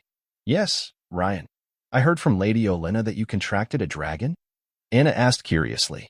Olenna had told her about this on the airship, but she looked around and didn't see the dragon. "Yes, it's right there," Ryan said with a slight smile and pointed upward. Anna looked in the direction Ryan indicated. Soon, a dark cloud appeared in the distant sky and quickly approached. As the wings of madness motes soared closer, Anna, Darien, and Elder Nasha all widened their eyes in surprise. Anna's mouth slightly opened in shock. "Wow, it's so big," Anna exclaimed, staring at Mote's enormous form as it descended. "Ryan, how's your dragon so huge?" "Your Majesty Ryan, I believe your dragon is an ancient black dragon," Elder Nasha said, answering Anna's question. "Yes, Elder Nasha, you have sharp eyes," Ryan nodded with a smile. "Anna, this time you don't need to transform into an eagle to travel. Come on, my lady." Rain smiled politely at Anna and took her small, fair hand. "Ah, but I heard that, besides the dragon rider himself, even the rider's relatives, some dragons might refuse to carry them," Anna said, looking a bit unsure. She covered her mouth with one hand, feeling both surprised and hesitant. "Yes, that's true for other dragon riders' dragons, but Motes won't refuse," Rain said, patting Anna's hand gently. "Just joking." His relationship with Motes was based on a system contract, so that problem didn't exist. Sure enough, as soon as Rain finished speaking, the black, mountain-sized dragon slowly lowered its mighty body, apparently to make it easier for Anna to climb onto its back. Anna was even more excited. Seeing such an ancient-level black dragon obey Rain's commands made Elder Nasha sigh deeply. She had dealt with Dragoon Empire's dragon riders many times. Even veteran riders with long-standing contracts didn't usually have their dragons listen so obediently, like this black dragon. And this black dragon was incredibly powerful. Soon, Motes carried Rain and Anna into the sky. Elder Nasha and Darren, Anna's mother, exchanged glances and then smiled. "Rain, although you are very strong, you are still just a young man with a kind heart," Nasha said. "Look at them, so happy together," she added. "Now you can relax, Darren," Elder Nasha said to Darren, who was standing nearby. As her former student, she knew her own disciple well. Yes, I feel better now. Rain is very good, and he treats Anna well, Darren nodded. This trip was not only to thank Rain but also to see how Rain and Anna got along. Although Rain had saved her, if he couldn't make Anna happy, she wouldn't agree to their relationship. She had experienced much pain and difficult memories. But now, seeing them together, Darren realized that their feelings were genuine and full of joy. Such emotions were hard to fake. Even if someone tried to pretend, it would be nearly impossible to deceive her and Elder Nasha. Next, the two of them, accompanied by Olena, boarded the sword-wielder's airship heading toward Ferdinand Forest. With the dragon companion Métis, Ryan reached Ferdinand Forest from the Cyrodiil Plateau in just over 3 hours. Although Ryan's arrival was sudden, he was warmly welcomed by the High Elves led by Elder Auburn. He politely declined the lengthy and enthusiastic welcome ceremony. After explaining his purpose, he was quickly invited to the Elf Library. Even in the Elf Library, there are few ancient books containing records of the demon magic, as the events happened long ago. Aside from those with only brief mentions, only about 4 or 5 books contain large passages. Ryan spent just a few hours browsing through them and gained a deeper understanding of demon magic. He could confirm 2 main points. First, during the medieval period, multiple races led by the gods fought fierce and prolonged wars against evil gods, giant beasts, and demon magic. Although they eventually won, the casualties were heavy. The surviving elves migrated to Ferdinand Forest around that time. Most of the human gods had fallen, with only the wind and ocean goddesses remaining as survivors. The unknown artifact was controlled by this goddess. Second, the relationship between demon magic and evil gods was not as depicted in the murals. They were not allied and had conflicts. This second point was what Ryan focused on the most. Looks like my plan to ascend within the floating city ruins has a better chance now, Ryan thought to himself. As for that artifact, it's not something I should consider right now. Maybe after becoming a semi-divine, I can search for related clues. Having obtained the information he wanted, Ryan felt very pleased. He decided to spend the limited time wisely and spend more time with Anna. However, when he saw Anna in a corner of the garden, skillfully transforming into an eagle and a giant bear, Ryan suddenly remembered something and smiled slightly. Before long, Ryan brought a complete set of leather armor called Eagle Feather to Anna. This was very different from the previous Thornwood and Moonlight cloaks. It was a magical armor with special effects, made of layered leather. It is divided into 3 parts: shoulder armor, chest armor, and leg armor. The main materials needed are 2 broken Windall feathers, 1 eagle feather, and 8 pieces of processed fur. The prominent feature of the shoulder armor is the tall, upright broken Windall feather, which enhances the transformation into an eagle, increasing both size and stamina. Therefore, it is suitable only for advanced druids who have mastered the eagle transformation. For ordinary druids, it would be a burden. If Ryan has not advanced to the elf leathercraft profession, he might find it difficult to make this. Without the core skill elemental leathercraft, the eagle feather produced might not be as effective. Of course, for Anna, the eagle feather set is perfectly suitable. Wow, Ryan, is this the eagle feather set? It's so beautiful. Is it for me? Anna exclaimed happily. Although Anna's current status among the elves means she could easily get this set even if Ryan didn't make it for her, she naturally hopes to wear something handmade by her lover. However, Anna also understands that Ryan is very busy now and has never asked for such a small favor. So when she sees this unexpected gift, she is naturally touched. Of course, if you like it, just try it on. Yes. Anna nodded eagerly. A few minutes later, wearing the eagle feather set, Anna, with her unique druid aura, gracefully approached Ryan. It's very beautiful. Before she could finish, Ryan felt a gentle pressure blocking his lips, and in his arms was a blushing yet surprisingly proactive elven girl. Details omitted here. At this moment, the high-speed airship carrying Olena and the sword-wielders had just arrived at Ferdinand Forest. Wait, Darren, don't go to find Anna yet. Elder Nazar, who was about to head to the garden to see Anna after disembarking, stopped him. Huh? Why? Darren looked puzzled. Young people are doing things they enjoy. It's better not to disturb them, Elder Nazar said with a gentle smile. Doreen Ingwe was first surprised, then quickly understood what was happening. Her face turned red, and she said, "This." In the garden. The next morning, Reen and Anna reluctantly said goodbye, then mounted the black dragon moss and flew toward the northern sky. At that moment, Reen seemed to remember something. He took out the secret royal letter Olena had given him earlier and looked at it. It was a map of the Kaswais province. Near the middle bottom of the map, there was a red dot marked, indicating the possible location of the steel dragon, as Minia had told him. Huh? This place isn't far from the Beverly Mountains. Reen had just remembered the Wind Eagle Queen, the lightning walker named Trist, who had caused him quite a bit of trouble. If it weren't for the help of the Empire's guardian, Walkermoss, he might have been in real trouble. But now, my strength is enough. Still, the lightning walker is very fast. Even if I can't beat her, escaping shouldn't be a problem. Also, according to the intelligence, she's been behaving well lately and hasn't taken advantage of Walkermoss's absence to act. Half a year has passed, and just a month more until I become a full-fledged wizard. Reen thought for a moment, then shook his head with a helpless smile. Anyway, I should go see where the steel dragon is first. Suddenly, on the wide back of the black dragon, Reen paused slightly. After a moment, he muttered to himself, the energy tide has strengthened again. No wonder the ancient sages of the elves predicted that whether it's the evil gods or the dark demons, they will reappear. Just now, Reen clearly felt the concentration of mysterious energy particles around him increase. This time, just like before, the growth wasn't steady, but suddenly jumped a little higher. Of course, the total amount was still small, only at the level of a decimal point, but it was obvious. Recently, this kind of situation had occurred more than once, which was unusual. This made Reen think of how, before a strong earthquake, there are often several small tremors warning of the main quake. Could this mean that in the near future, the fluctuations of the energy tide will increase again? The strengthening of energy tide fluctuations has both advantages and disadvantages. In the short term, it can be said that the disadvantages outweigh the benefits. This not only makes it easier for outstanding humans to break through their limits, leading to a surge of geniuses, but also means that the revival of evil gods will accelerate further. As for the destructive demons, they are probably not far behind. It seems I need to speed up my progress.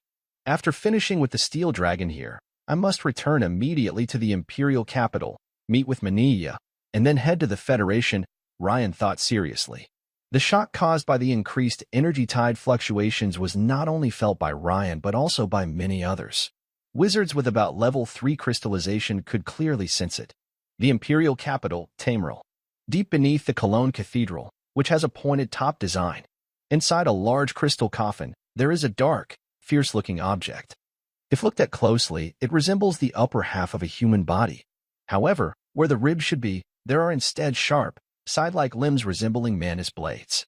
This unknown remnant body is constantly trembling slightly, and the black-gray mist rising above it seems alive, constantly exploring the crystal coffin, as if trying to find a gap to escape.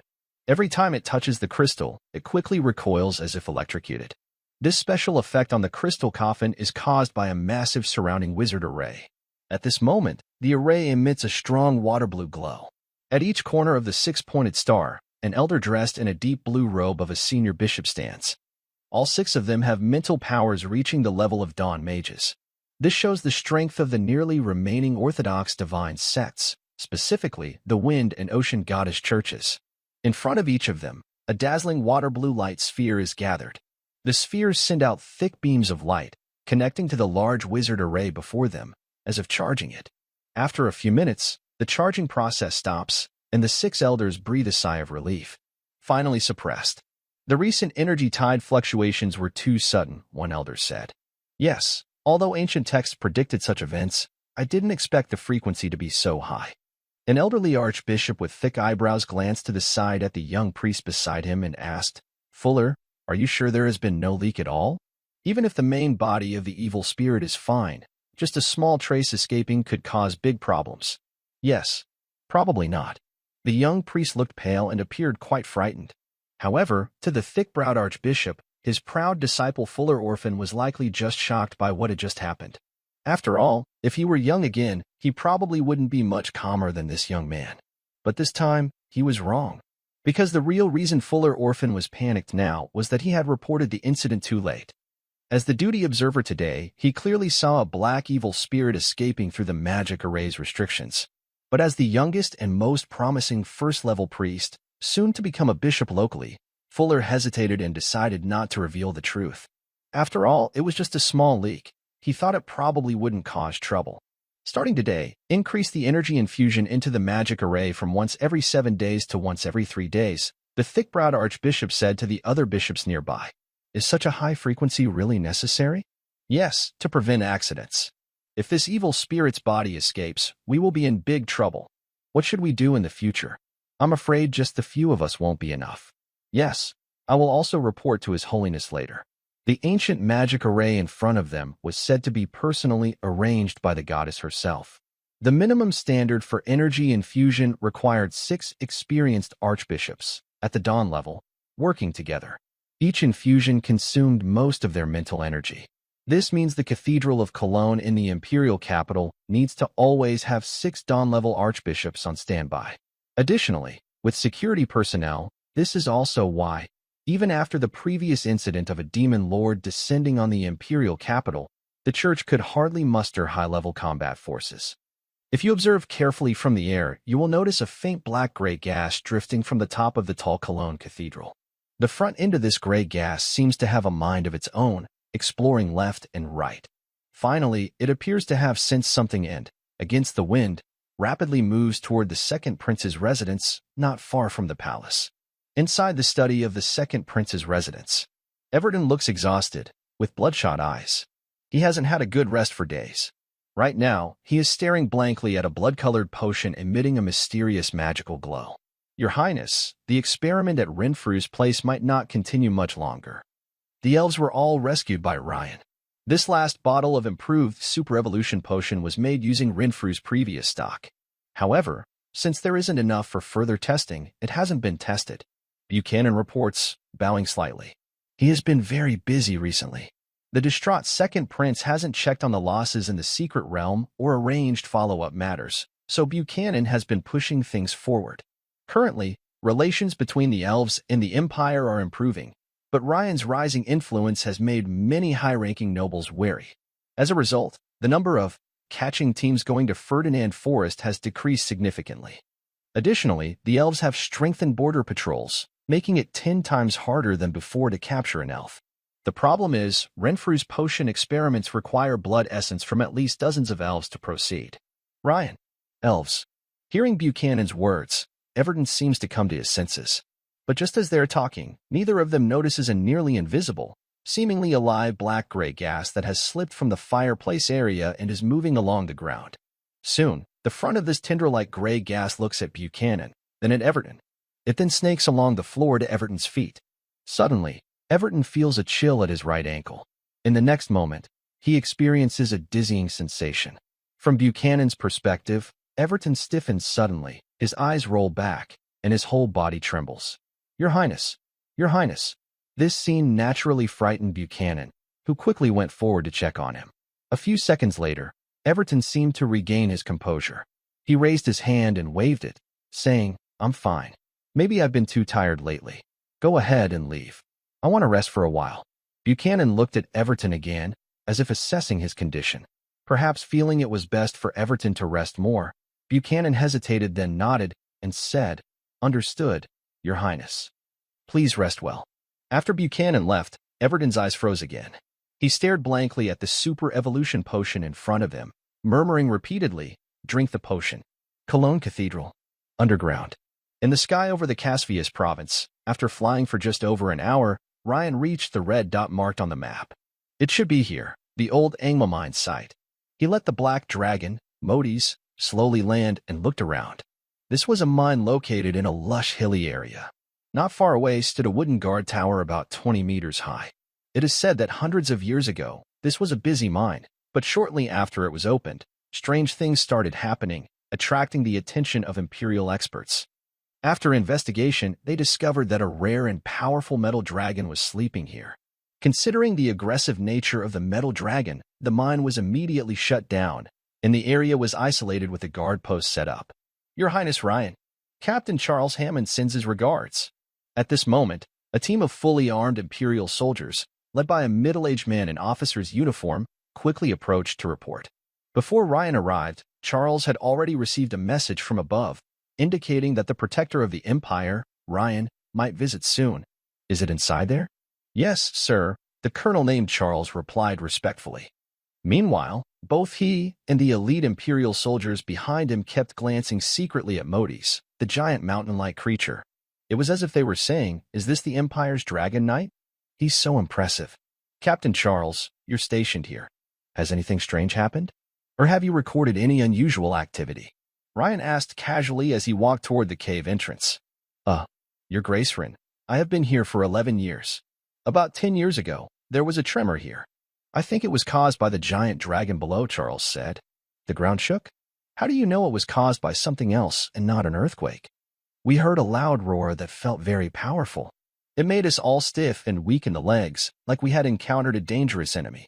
It was just like when you see your dragon friend, your Grace." Charles pointed to the black dragon Mertes. "Yes, Captain Charles, you are very careful," Rin said with a smile. "It's not really me. The previous captain taught me that."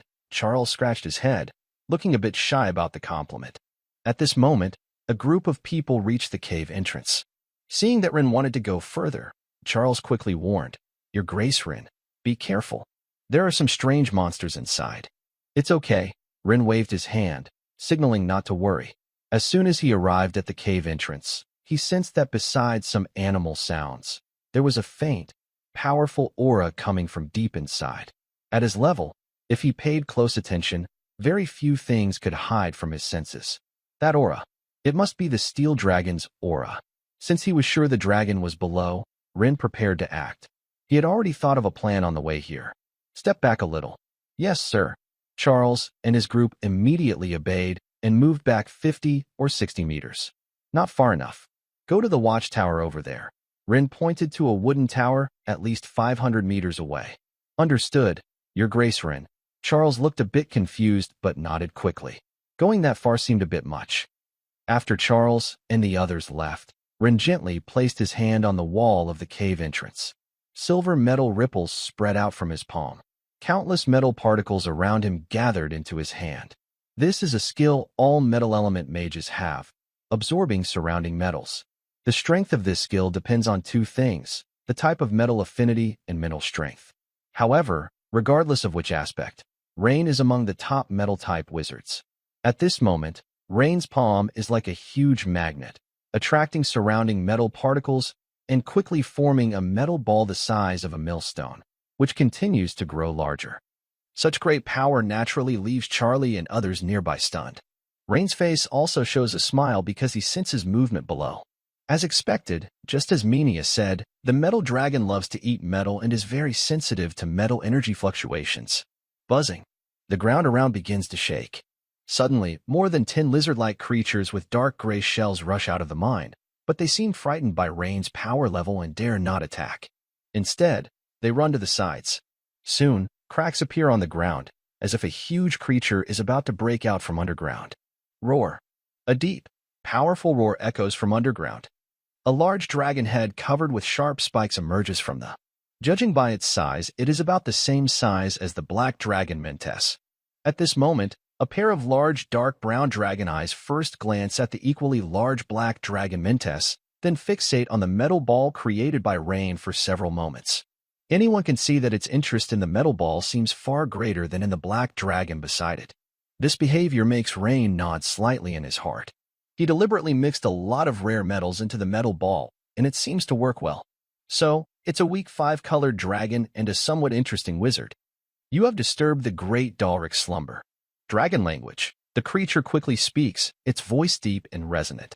This metal dragon named Dalric speaks in dragon language and seems to look down on the 5-colored dragons. You. Hearing the disdain in its tone, the black dragon Mentes breathes out 2 large nostril bursts, clearly quite angry. However, Rain waves his hand to stop him. Wizard, this is the delicacy you made. Now, as compensation for disturbing my slumber, respectfully present your delicacy. Dragon language. Hearing this, Rain can't help but chuckle silently. But this was all part of his plan. You see Rain snap his fingers, and a metal ball the size of a millstone flies toward the opponent's mouth. The creature named Dalric, a metal dragon, swallows it whole. Not bad, wizard. You have potential to become my chef, he says, licking his lips in a playful way. Also, as a price for disturbing me, 1 isn't enough. I need 3. The black dragon, Modis, nearby, looks much angrier than Rain. because this is a serious insult and disrespect to his master. Master, let me teach it a lesson. Otherwise, even if we tame it, it won't listen sincerely. TSK, a weak 5-colored dragon challenging the great Dalric? Black dragon, join your master. Maybe we can make a bet. If you lose, you become Dalric's servant. Do you dare to agree? Dalric's eyes flash with cunning. And what if you lose? Rain asks back. Lose? I won't lose. This isn't a fair bet. If you lose, you must sign a contract with me. If you agree, we can start, Rain says, shaking his head. Records about metal dragons are rare, even in the Empire's ancient books, and often unreliable or full of errors. For example, the current behavior of the opponent doesn't match the records of being overly violent. Instead, it seems a bit cunning. Rain wonders if this is a special case or if the records are mistaken. All right, it seems your black dragon companion has given you too much confidence. However, challenging the great Dalric is quite overestimating yourself. Dalric nods casually, showing no concern. As Dalric emerges from the Rain keeps observing his form. Although similar to a dragon, there are big differences. He has a row of sharp vertical spines along his back, and his thick tail ends with spikes, looking like a long, pointed warhammer. These spikes resemble the sharp thorns Rain created with his Iron Forest transformation, very sharp and dangerous.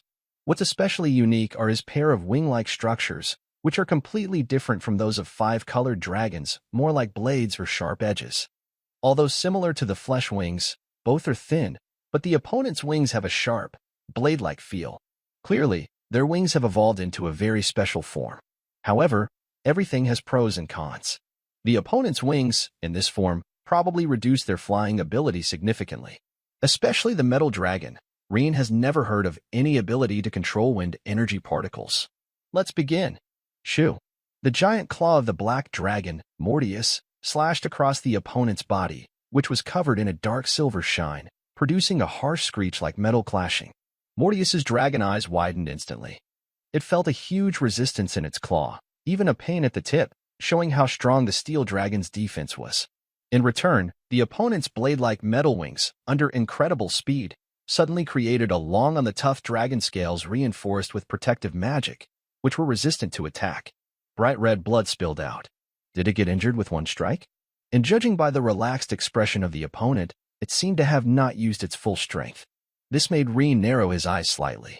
It appears that the steel dragon's combat power, or close-range fighting ability, greatly surpasses that of the 5-colored dragons. After all, the black dragon is the most skilled in close combat among the 5-colored dragons. Mortius, air combat. Rain quickly reminded. Mortius immediately understood Rain's meaning and swiftly spread its wings to take off. However, the steel dragon, door-like, reacted faster than expected. A large black whip-like shadow flashed past, and Mortius let out a muffled groan. It felt a sharp pain in its chest and abdomen, then was propelled backward at a very fast speed. With a loud boom, it crashed heavily onto the ground over 100 meters away, kicking up a lot of dust. The attack that hit it was the sharp spike hammer at the end of the steel dragon's tail. This made Mortius quite angry. Being hit twice at the start was really embarrassing. But after this, it wasn't all bad. At least, Mortius finally took the opportunity to fly into the air. Huh? It can still fly? Dorlike looked at the black dragon flying higher with some surprise. Because logically, after that attack, the opponent should have lost most of its fighting ability. Mortius opened its large mouth and suddenly spat out a breath attack toward the steel dragon below. Shadow Breath. A cone-shaped black flame quickly expands and covers part of the fleeing steel dragon's body.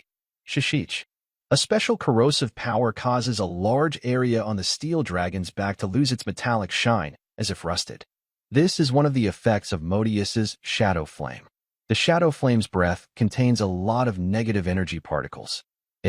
Black Dragon, you have angered me. Atomic Breath. The steel dragon Daurike suddenly spews out a bright silver glow that shines brilliantly. Shadow Breath. Immediately, the two energy attacks collide. What? Atomic Breath? A flash of lightning crosses Ryan's mind. He quickly realizes that the faint glow on the steel dragon's body is actually radiation, especially considering it has long been sleeping in the dark steel mine. Suddenly, a way to persuade the opponent appears in Ryan's mind. But for now, he needs to stop the fight in front of him. Roar. Ryan quickly transforms into a huge dark silver dragon, appearing in midair. Particle breath. Ryan's breath slashes diagonally, knocking away the two opposing energy attacks. Suddenly, three powerful energy blasts hit the ground, causing waves to spread outward, rippling endlessly. Even the Beverly Hills Mountains, over 100 kilometers away, can clearly feel the shock. A colorful light sphere suddenly rises from somewhere in the mountains, moving with incredible speed. Once in the air, the light sphere stops abruptly, as if judging the exact location of the energy fluctuations. If someone were close enough to observe carefully now, they would see that inside the colorful sphere is actually a woman. She has a fair, beautiful face, a curvy figure, and wears a vibrant feathered dress and a multicolored feather crown, adding a touch of exotic charm. However, her deep eyes and regal aura make it hard to feel close to her. Over there. As her crisp voice falls, the air beside her suddenly tears apart, and a white gust of energy spreads out. The colorful sphere rushes toward Ryan's battle area at high speed. After a few seconds, a piercing roar breaks the silence, and her speed surpasses sound. Meanwhile, seeing Ryan transform into a steel dragon Doric, his expression changes, and he quickly says, "Stop. Human wizard, we hold no hatred. Let's end the fight here. Also, the great Doric will no longer pursue your disturbance." Is that a steel dragon? Soft dragon might be a better name. For a moment, Ryan felt a bit speechless. Is that all? What about the bet? The great Doric will never surrender to humans like the weak five-colored dragon, he finished, and immediately, the steel dragon Doric began to burrow underground. Wait, Doric, I think I know how to help you become stronger. It should be more effective than devouring the dark steel ore and absorbing the energy inside. Ryan quickly spoke. What? You're not lying to me? Ryan's words caused Doric to pause its digging for a moment. After a few seconds, it turned back and looked at Ryan with surprise. Of course not. After a brief thought, Ryan reached out again. As the dark silver metal rippled, a metallic sphere quickly formed in his palm. Make a contract with me. Besides that method, I will tell you this. Each day, add 3 of these. Doric's dragon eyes looked at the metallic sphere for a few moments. After hesitating, it sighed and said, at least 5, no, 10 metal spheres a day, and I will agree. 3. 8. At least 8. 3. All right. Let's sign the contract, human wizard. Doric, the steel dragon, looked somewhat disappointed. In the end, the contract between Ryan and Doric was sealed. At the same time, a system notification sounded. Ding. Host has contracted with Steel Dragon. Current number of contracted pets 4/4. With the contract established, in the next moment, Doric's gaze toward Ryan changed. It was now as obedient as the black dragon motes, without any arrogance or defiance. Master. Ryan nodded. However, he immediately thought of a tricky problem. In the Dragon Knights of the Dragon Empire, contracts with dragons are one-on-one. There has never been a case of a contract with 2 dragons at once. That means, if he took Doric to the imperial capital, it would be too conspicuous. But if he went to the alliance without Doric, do you know another continent? Ryan thought for a moment and quickly waved his finger in the air. Soon, a simple map formed by magical light appeared in the air. Of course, Master. Is there anything you need me to do? Can we meet here in 3 days? Ryan pointed to the approximate location of Zataya on another continent. Yes, Master. It won't take 3 days. I've been to that continent before. 2 days are enough. Doric nodded. Great. Then we'll meet at Zataya, Ryan said with a smile. Understood, Master. When Queen Strist, the Wind Phoenix, arrived, the battle was already over. All that remained was the huge figure of the black dragon flying away.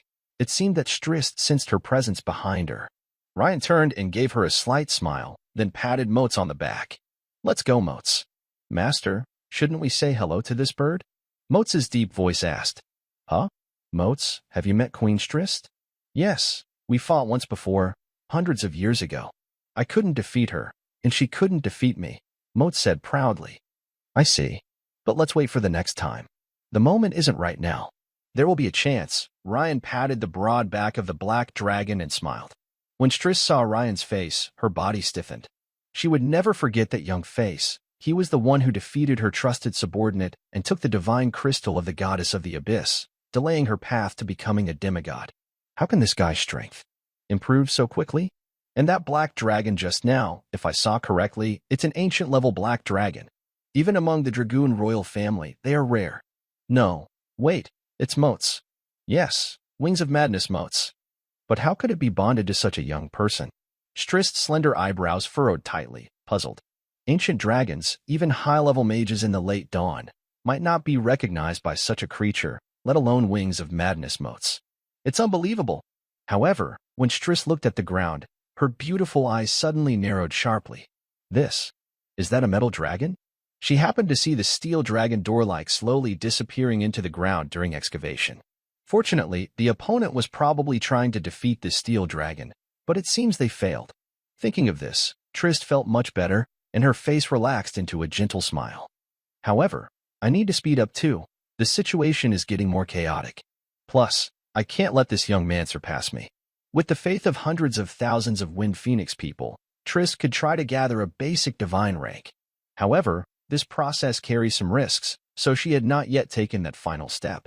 More than an hour later, in the imperial capital of Tameril, in the palace garden, Rain and Minia were walking side by side. Rain, I plan to form a team made up of several guardians. The old method was basically one imperial guardian stationed in a region or province. But with the revival of the evil gods and the rapid growth of cults, this approach is now outdated. If a cult launches a full-scale attack, it could be very dangerous for just one guardian to handle. My idea is to have at least 3 guardians in a team, responsible for a larger area. For example, we could form a Western Guardian squad to oversee several provinces in the Empire's western territories. Rain nodded repeatedly as the tide of energy grew stronger, and the Empire also began to strengthen its defenses. When he arrived at the palace, Minia brought up this topic. Right now, the number of Imperial Guardians is still too few. Minia sighed and handed Rain a document. This is a cooperation proposal from the Federation. They hope we can send 7 to 10 Imperial Guardians to explore the ruins of the floating city. 7 to 10? Rain raised an eyebrow. If it were peaceful times, sending this many Guardians to explore the ruins wouldn't be a problem and might even show the Empire's strength. But now, the situation is completely different. To maintain stability, the current Guardians are already stretched thin, and it's impossible to send so many people now. Yes, I calculated that the Empire can send at most 4 Guardians. Rain, do you think that's enough? Minia's beautiful eyes looked at Rain and spoke. In fact, even if the Empire wanted to send 3 Guardians, it would be very difficult. However, since Rain was going, Minia still wanted to send as many people as possible to accompany him. Perhaps others didn't know, but Minia understood clearly that the ancient floating city with the evil demon was just as dangerous as the last Imperial city battle. Hearing Minia's words, Rain's brow furrowed slightly, and he didn't answer immediately. After thinking for a moment, Rain said, "No need. I'll go alone." "Just you alone?" Minia's beautiful eyes widened in surprise. "Rain, are you serious?" "Yes. But even if you have a contract with the Wing of Madness Motheus, going alone seems too. Minia, my strength might be stronger than you think. So, you don't need to worry about my safety." Rain smiled slightly and released his hidden mental energy. A powerful, deep wave of mental energy immediately rose from Rain, but this wave disappeared quickly. Rain concealed it again, but in that brief moment, Minia sensed Rain's true strength. Her beautiful eyes widened, her small mouth slightly open. Her noble aura and her shocked expression created a rare contrast. "Rain, have you reached the Dawn Peak?" If Minia hadn't merged with Rain's consciousness, she might have doubted whether Rain was possessed by an evil god. This rapid increase in strength was simply too fast. No, it was terrifying. "Yes, so Minia, rest assured." Rain thought for a moment and realized that at his level, even Earthquake, Reginald, or Elder Ivan from the Imperial family couldn't help him much. The only ones who could truly assist him were the King of the Red Dragon Straz or Walker Mace, the other Dawn Peak Guardian of the Empire. But both of these were top fighters of the Empire. Once they left the Empire's territory, serious consequences might follow. Rain didn't want to consider this, nor would he. Finally, he thought that since he planned to advance within the floating city ruins, if his teammates weren't familiar enough, it might be better not to go. "All right, since that's the case, I'll follow your advice," Minia nodded after some thought. "What do you plan to do when you leave?" "I plan to visit my residence first, then head straight to the Riacero Canyon in the Federation." "All right, I will contact the Federation about that." The next morning, in the Federation's Anda Hall, an urgent high-level meeting is being held inside the Grand Parliament building. More than 10 dignified Federation generals sit at the back half of a long table, while the influential Federation lawmakers occupy the higher seats. Vice Chairman Bertrand sits on the right side, near the head of the table. The old man with a pipe at the head of the table is Federation Speaker Lawson Powell.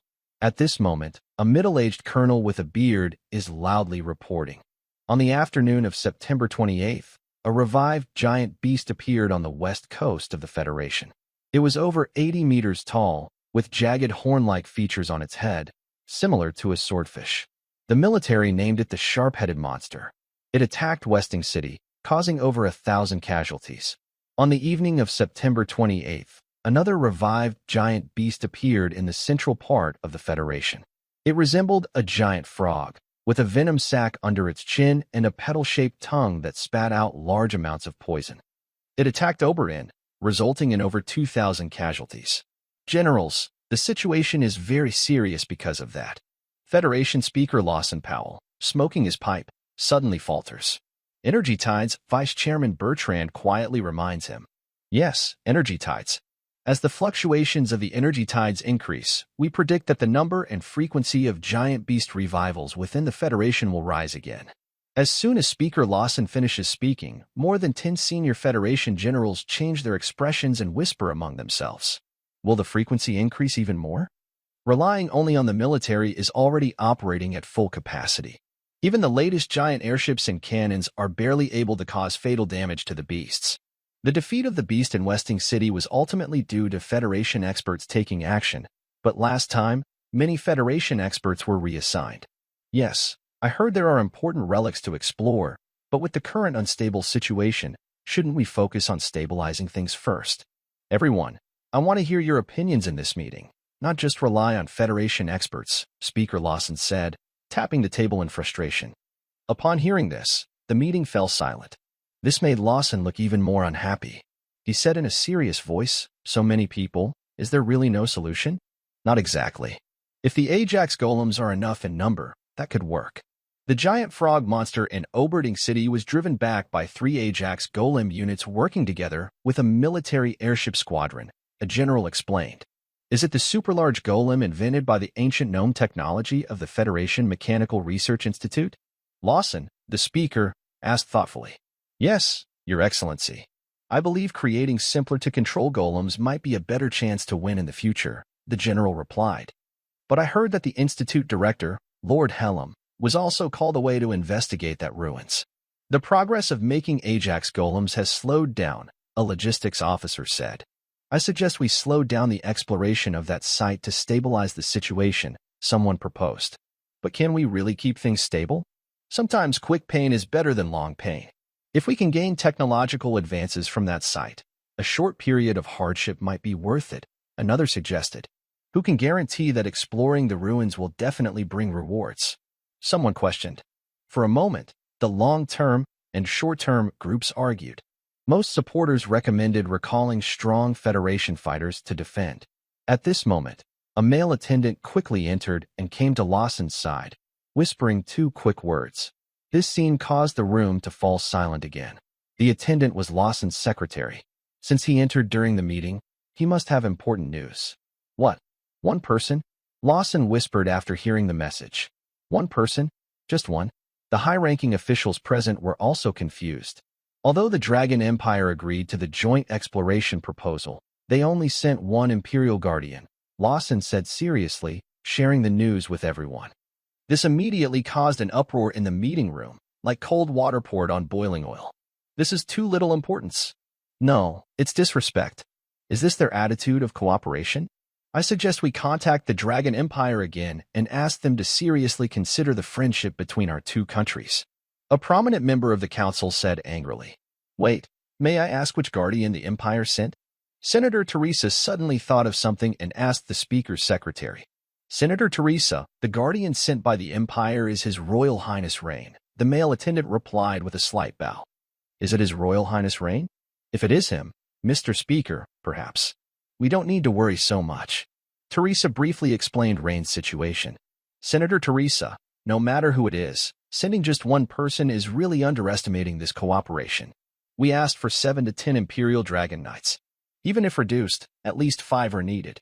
Now, with only one, it's really. Yes. Even if he's very strong, there's a limit. For this relic exploration, we brought 7 strong Federation members. The Empire only sent one? Could it be that their one is stronger than our 7? Quiet, everyone.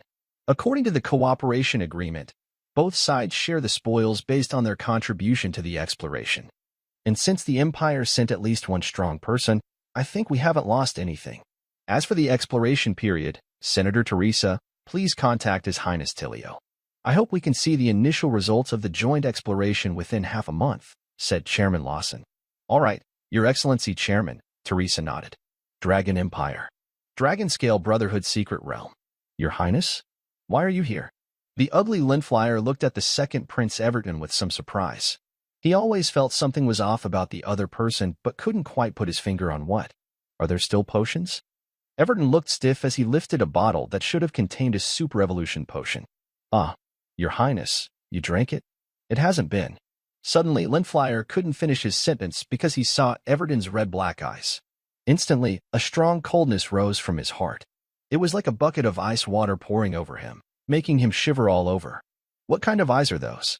Even a starving frost wolf in winter wouldn't have such a fierce look. There is. No, only the last one. Hand it to me. Yes, Your Highness. Linfriel quickly walked forward, beads of sweat on his forehead. He naturally sensed that the second prince, Everton, was acting strangely, but he couldn't disobey the other's orders. Right here. There are 5 bottles in total, but you should know that these potions have side effects. Before he finished speaking, Everton suddenly reached out, grabbed a bottle, opened it, and drank it greedily. Your Highness. This. Linfriel trembled as he watched Everton drink the potion, which had strong side effects, as easily as water. The second bottle. The third bottle. Now, Everton's body began to change violently. His normal skin started swelling with various dragon scales, cysts, and even streaks of blood, as if about to burst. But suddenly, black gas began to seep out from inside him, and the cysts and cracks disappeared again. Incredible. Truly incredible. His body managed to resist breaking apart. That black gas. Linfriel's eyes nearly popped out as he muttered in amazement. As the master alchemist who created this potion, he knew well the power and side effects of this super evolution potion. When Everton finished the 5th bottle, the black gas seemed to reach a strange balance with the potion's effects. Meanwhile, Reen rode his black dragon, Métis, and after more than 10 hours of flying, he arrived at the Thaler Canyon. Your Majesty, Reen, I just received your message that you were coming, and now you're already here. Harem warmly greeted him at the cave camp. Long time no see, Your Majesty Harem. Congratulations on advancing to the Dawn Mage, Reen said with a smile. Using his perception, he immediately sensed that Harem had been promoted to Dawn Mage. Haha, Your Majesty Reen, I must thank you. If it weren't for you, I might not have found the chance to advance. Harem laughed happily upon hearing Reen's congratulations. Wow, is that your contracted dragon? It looks so mighty. Harem finally noticed the enormous black dragon beside him. Wow, a black dragon at the peak of the Elder Dragon level? Yes. By the way, where is Lord Tilio? Reen looked around, feeling puzzled. They didn't expect you to arrive so quickly. Just now, Lord Tilio and a few others went to explore the ruins as part of their routine, while 2 others headed to Zataya to assist the army with defenses for the time being. Please wait a moment, I will contact them to come back now. In Zataya, a large city on the west coast of the Federation, a huge shadow quickly swept across the streets. Monster! It's a monster! Run fast! The crowd on the ground immediately became chaotic. Some gentlemen and ladies, who had been walking calmly, now panicked just like ordinary citizens. In the face of such a disaster-like beast, survival is the most important thing, not other concerns. It seems to have startled the humans below, said the giant beast in the sky, which was Steel Dragon Dralik. It slightly lowered its head, looked down, snorted, and muttered to itself. Forget it, the master is just ahead. Let's go directly, we've already disturbed them anyway. Dralik's flying speed is much slower than that of the 5-colored dragon. Even if it hurried, it would still be a bit slower than rain. It sensed that its master was nearby in the canyon ahead, so it chose to fly directly over Zataya. Attention, everyone. The giant beast is heading toward the Rezero Canyon. That is a restricted military zone. Immediately contact the rear airship fleet to intercept. Also, contact the two royal figures immediately. On a Federation airship trailing behind Dralik, commands were rapidly issued. The two royal figures mentioned by the alert airship are the Dawn Mage Autozak and Ogzak, brothers known as the Twin Flame Spirits. Both are skilled in fire magic. Additionally, they are nearly at the same level as the Dawn Mage, having advanced almost simultaneously, just a year apart. This time, because the Sword Saint Tyrio suggested in his report on the ruins that it would be best to bring fire mages capable of dealing significant damage to the dark magic, the Federation Council assigned the two brothers to the Rezero Canyon. As the airship transmitted the message, two fire eagles suddenly flew out from below the city. The fire eagles are over 5 meters long, entirely red, with wings that seem to burn with fierce flames when they flap, radiating an impressive presence. This is the fire eagle mount of Autozak and Ogzak. Although it cannot compare to the 5-colored giant dragons of the Dragon Empire, it is still a fierce and powerful creature with crystallized wizard strength. At this moment, several armed airships are blocking the space between Zataya City and the Rezero Gorge, flying directly along Dolek's path. When they see the fierce, massive body of the steel dragon approaching without any attempt to avoid, the heavy cannons on the sides of these airships open fire under coordinated command. Bang! Bang! Bang! Suddenly, the sides of multiple airships spew out dense flames. In the next second, Dolek's huge body erupts with small mushroom clouds of smoke. As the fire intensifies, the steel dragon's enormous form is quickly covered in a thick cloud of dust and smoke. Roar! Dolek slightly shakes its body and roars loudly. Strangely, this roar doesn't sound particularly fierce or sharp. Instead, it carries a lazy tone. Not bad. The little particles hitting my body just now felt quite comfortable, Dolek seems to think. Enjoying the sensation of the cannon fire as if it were a massage, Dolek is in a good mood and has no intention of attacking the few airships that offended it and are blocking its flight path. However, the Federal airships do not share this view. Seeing the fierce beast continue to fly straight toward them unscathed, they are immediately terrified. The ship captains shout loudly, "Hard to port. Quick, get out of the way." Seeing this scene, the Twin Flame Spirit Zak brothers, who are rapidly approaching from below, exchange a surprised look. Wow, such a strong defense. It's important to note that the armed airships are equipped with the latest super-heavy bronze cannons of the Federation. In previous battles against giant beasts, these weapons couldn't cause serious damage but could at least injure the creatures. But this time, the beast's skin, glowing faintly with a metallic sheen, appears to have no scars at all. It's as if the previous attacks were just tickling it. Otto, use your trump card now. Og, with red hair styled in a Mediterranean fashion, quickly makes a judgment. Normal attacks probably won't work against this giant beast. Got it. Level 1 Wizard Technique, Ignition. Morning Light Attack, Flamestorm. 2 people, one on the left and one on the right, performed nearly identical moves, each unleashing a fire-based dawn attack. Suddenly, 2 huge fire tornadoes appeared out of nowhere in front of them and rapidly surged forward. After dozens of meters, the 2 fire tornadoes merged into one massive tornado, reaching up to 100 meters high, almost touching the sky and the ground. Great. As expected of the Twin Flame Spirits, Your Majesty.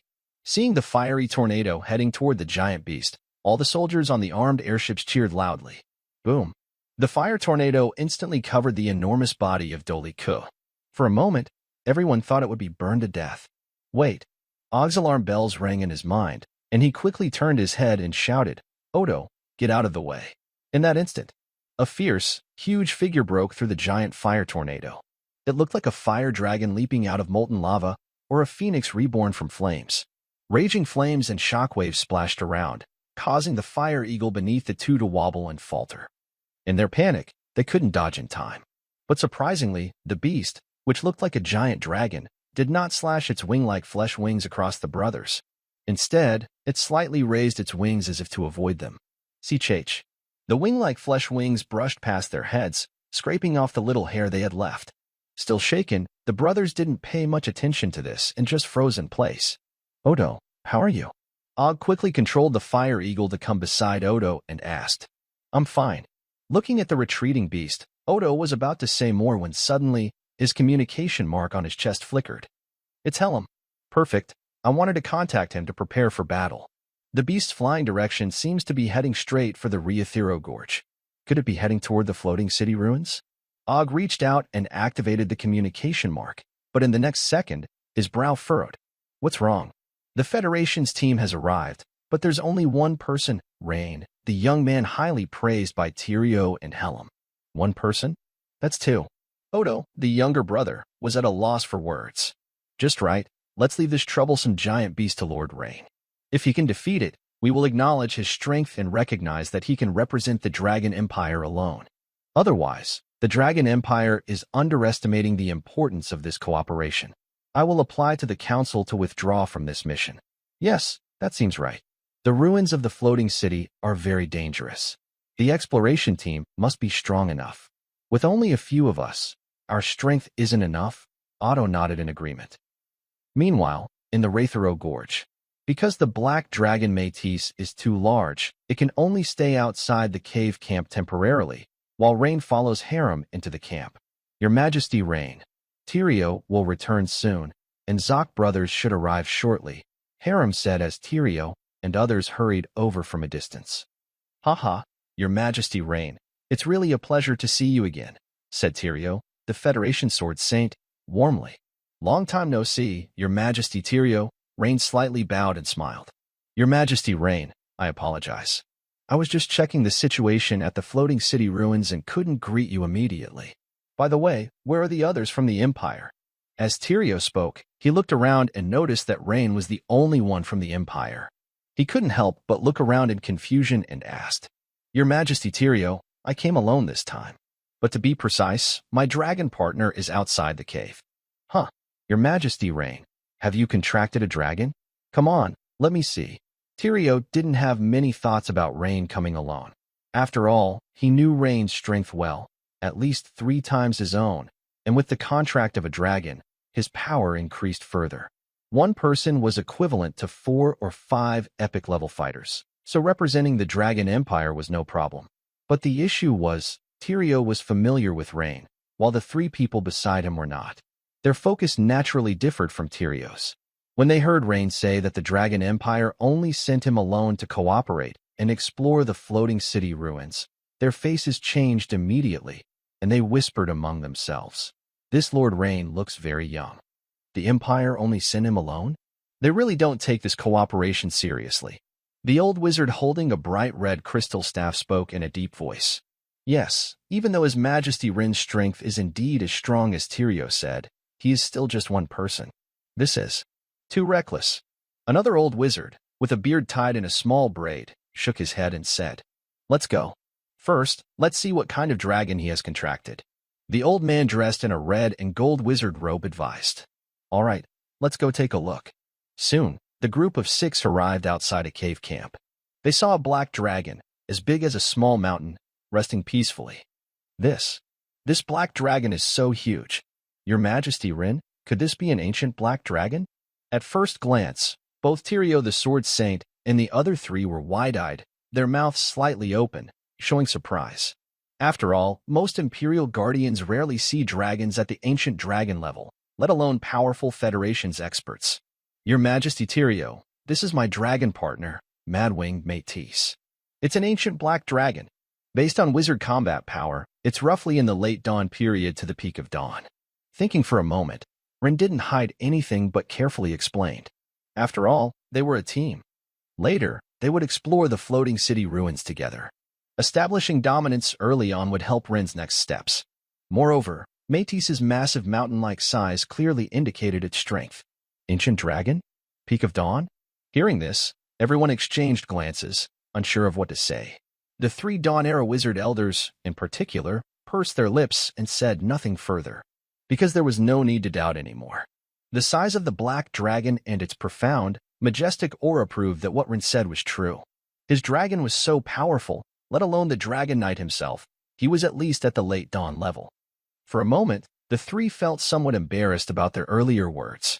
Meanwhile, Hylam was quietly watching their reactions with a smile, secretly amused. They had previously doubted that he and Tyrio the Sword Saint might be exaggerating Rin's strength. Now, seeing the 3 people's dull expressions, Hylam felt strangely happy, like drinking ice water on a hot summer day. At that moment, the communication mark on Hylam's chest suddenly flickered, and he clicked to listen. The next second, Hylam's face changed, and he immediately said, Your Highness Rain, Everyone, Brother Zoke just reported that a powerful giant beast is coming straight toward the cave camp. Be prepared for battle. Huh, a giant beast? Rain immediately thought of something. Report. Lords, the lookout spotted a strange beast that looks like a dragon, flying quickly from the western horizon toward us, said a federal officer loudly. Your Highness, Rain, shall we go see for ourselves? The Sword Saint Tilio invited. Yes, Rain nodded. Actually, Rain was about 80 to 90% sure that the so-called giant beast was probably the steel dragon Dorlick. But since he hadn't seen the creature himself, it was better to check first in case of mistakes. Soon, the group arrived above the Rizurlo Gorge.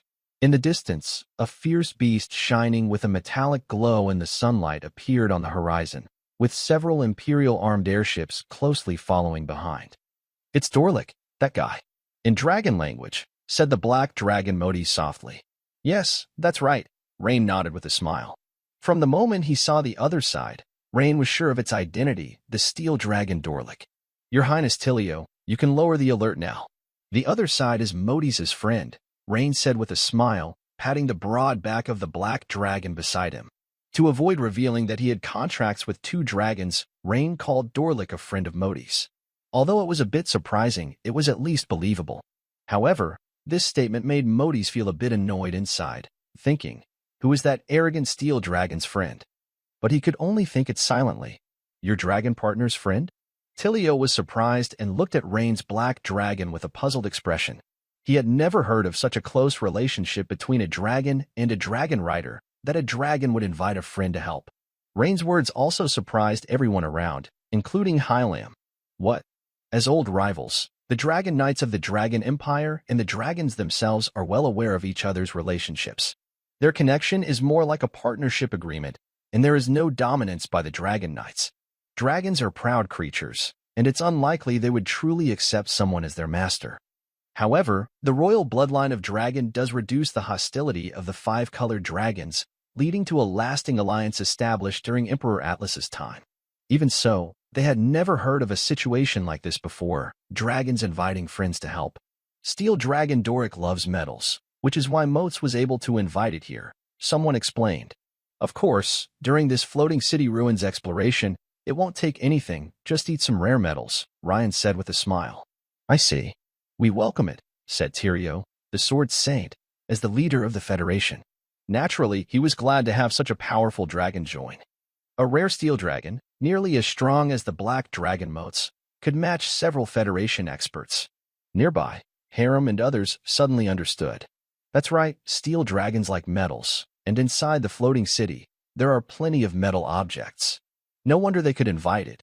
That's the reason. Servant officer quickly arranged for the cave entrance to be enlarged, at least enough for 2 dragons of this level to enter easily. Tyrio ordered immediately. Yes, sir. A Federation colonel saluted. Meanwhile, far away, the Zoc brothers received the message. Upon hearing this, they looked at each other in surprise. What? This beast was invited by the Empire's representative, Lord Ryan? It was actually invited by Lord Ryan's dragon partner, the Black Dragon Moats. The other dragon is called Steel Dragon Doric, Harem corrected Ogzoc seriously. But Ogzoc was no longer paying attention to Harem's attitude. He was muttering, it's a rare dragon at the ancient dragon level, Steel Dragon. No wonder we weren't a match earlier. Incredible. Autozoc also looked shocked and murmured. Soon, he understood why the Steel Dragon had held back before. That's why. Notify the airship squadron to end the alert and return to the fixed patrol route. OG quickly ordered. Understood, sir. Let's go, Otto. We're going to visit Lord Rain, OG said to his brother with a sad tone, no longer showing any arrogance. Soon, the brothers OG and Otto, riding fire eagles, landed beside everyone. At this moment, the Sword Saint Tyrio had already begun introducing Rain one by one. Your Grace Rain, these 2 are known as the Twin Flame Spirits, OG Zoke. Your Grace Rain, although it's our first meeting, I have already heard of your great deeds from Lord Tyrio, OG said politely, bowing slightly. Hello, Lord OG, Rain nodded with a smile. However, at this moment, the other 5 strong fighters from the Federation, besides Tyrio and Hylam, felt very different from before. Earlier, most of them were somewhat dissatisfied that only a young person was sent from the Dragon Empire to join this exploration, even thinking about making things difficult for Rain to make him give up. But now, not only did they all bow politely, but their eyes showed no doubt or disrespect. This change was due to strength. Rain understood this well. It seems I don't need to show anything extra, Rain thought. Since this was a joint exploration, if everyone in the team was dissatisfied or suspicious of each other, they wouldn't work well together when facing difficulties. This was especially important during the dangerous exploration of the floating city ruins. Of course, they might not cooperate perfectly now, but at least they had a good start. And at this moment, Rain believed that his words carried more weight than before. After a simple introduction and greeting, the group headed back to the cave camp. Lord Tyrio, have you made further progress exploring the ruins recently? Rain asked casually. No, sigh. Recently. Sword St. Tyrio sighed and shook his head, then roughly explained the situation. Oh, have you reached the second basement level and been blocked? Did a huge metal dinosaur appear on the second level? Upon hearing this, Ryan couldn't help feeling a bit surprised. He thought that with the 7 epic warriors already gathered in the Federation team, they had explored down to the -3rd or even the -4th level. But, as for the huge metal dinosaur on the -2nd level, Ryan was sure that when he explored the prison on that level, he did not notice any sign of the creature. After all, according to Thyrio's description, the supergiant metal dinosaur, larger than Métis, should have been noticed if it was nearby. Yes, Your Majesty, Ryan. Also, I am quite certain that the huge metal dinosaur on the -2nd level is probably the top combat force of the ancient goblin mechanical army, the mechanical Tyrannosaurus King, Harem added from nearby. Hearing the title Tyrannosaurus King, Ryan quickly sensed that the eyes of the others around him flickered with a hint of fear. Tyrannosaurus King? Ryan nodded thoughtfully. He trusted Harem's judgment. But why would the Tyrannosaurus King appear on the -2nd level? Normally, the goblin camp is located on the -3rd level, meaning the creature must have come from the -3rd level to the -2nd level voluntarily. Is it trying to escape? Suddenly, a flash of insight struck Ryan's mind, and he thought of a word. Any recent movements? Ryan asked further. Yes, according to reports from soldiers who monitor continuously, there have been more and more noises inside the floating city, and the sounds are getting louder. However, no obvious changes have been observed on the surface, Hiram replied. This is also why we just went on patrol, Tyrio explained. Hearing this, Ryan became even more convinced of his earlier guess. It's very likely that the evil demon is controlling various levels of goblin undead, planning to escape from the ruins of the floating city. Otherwise, the machinery itself wouldn't be trying to move from the -3rd to the -2nd level voluntarily. Clearly, we can't let the enemy escape from the ruins. Otherwise, serious and unpredictable consequences could occur. It seems. We need to explore quickly. Since the cave camp has further dismantled the outer rock walls, the 2 dragons, Métis and Dorek, followed Ryan inside, startling many Federation soldiers and researchers with their shocked expressions. Your Highness Rain, please rest for a moment. Over here. Wait, Your Highness Tyrio, I see everyone is in good shape. Why don't we set out now? Rain waved his hand, interrupting Tyrio's suggestion to rest. No? Hearing Rain, the strong members of the Federation, including Harem, looked at him in surprise. It seemed to say, is he really pushing so hard? They had just traveled a long way from the Empire and now wanted to explore the ruins? Yes, I feel that the longer we wait, the less favorable the exploration will be, Rain said seriously. Everyone fell silent for a moment after hearing him. As the strongest person present, every word Rain said was worth thinking about carefully. All right, Your Highness Rain, let's go now, Tyrio nodded after a moment of thought. In fact, as the leader of the Federation team, Tyrio felt a lot of pressure. After so long, there had been little progress or gain from exploring the ruins. Also, this exploration didn't necessarily need to yield big results. Just understanding the changes inside the floating city again could lay a good foundation for future efforts. Harem, gather the research team and logistics team to follow behind. Soon, the group, including 2 giant dragons, set out onto the surface of the floating city ruins. TSK, what a great place. In dragon language, Dorlike, the steel dragon, stepped onto the metallic ground of the floating city, his dragon eyes shining brightly. Suddenly, he reached forward with his claw and caught a mechanical land bird from the faint mist nearby. The mechanical bird was over 3 meters tall, and in Dorlike's hand, it was not much bigger than a chick.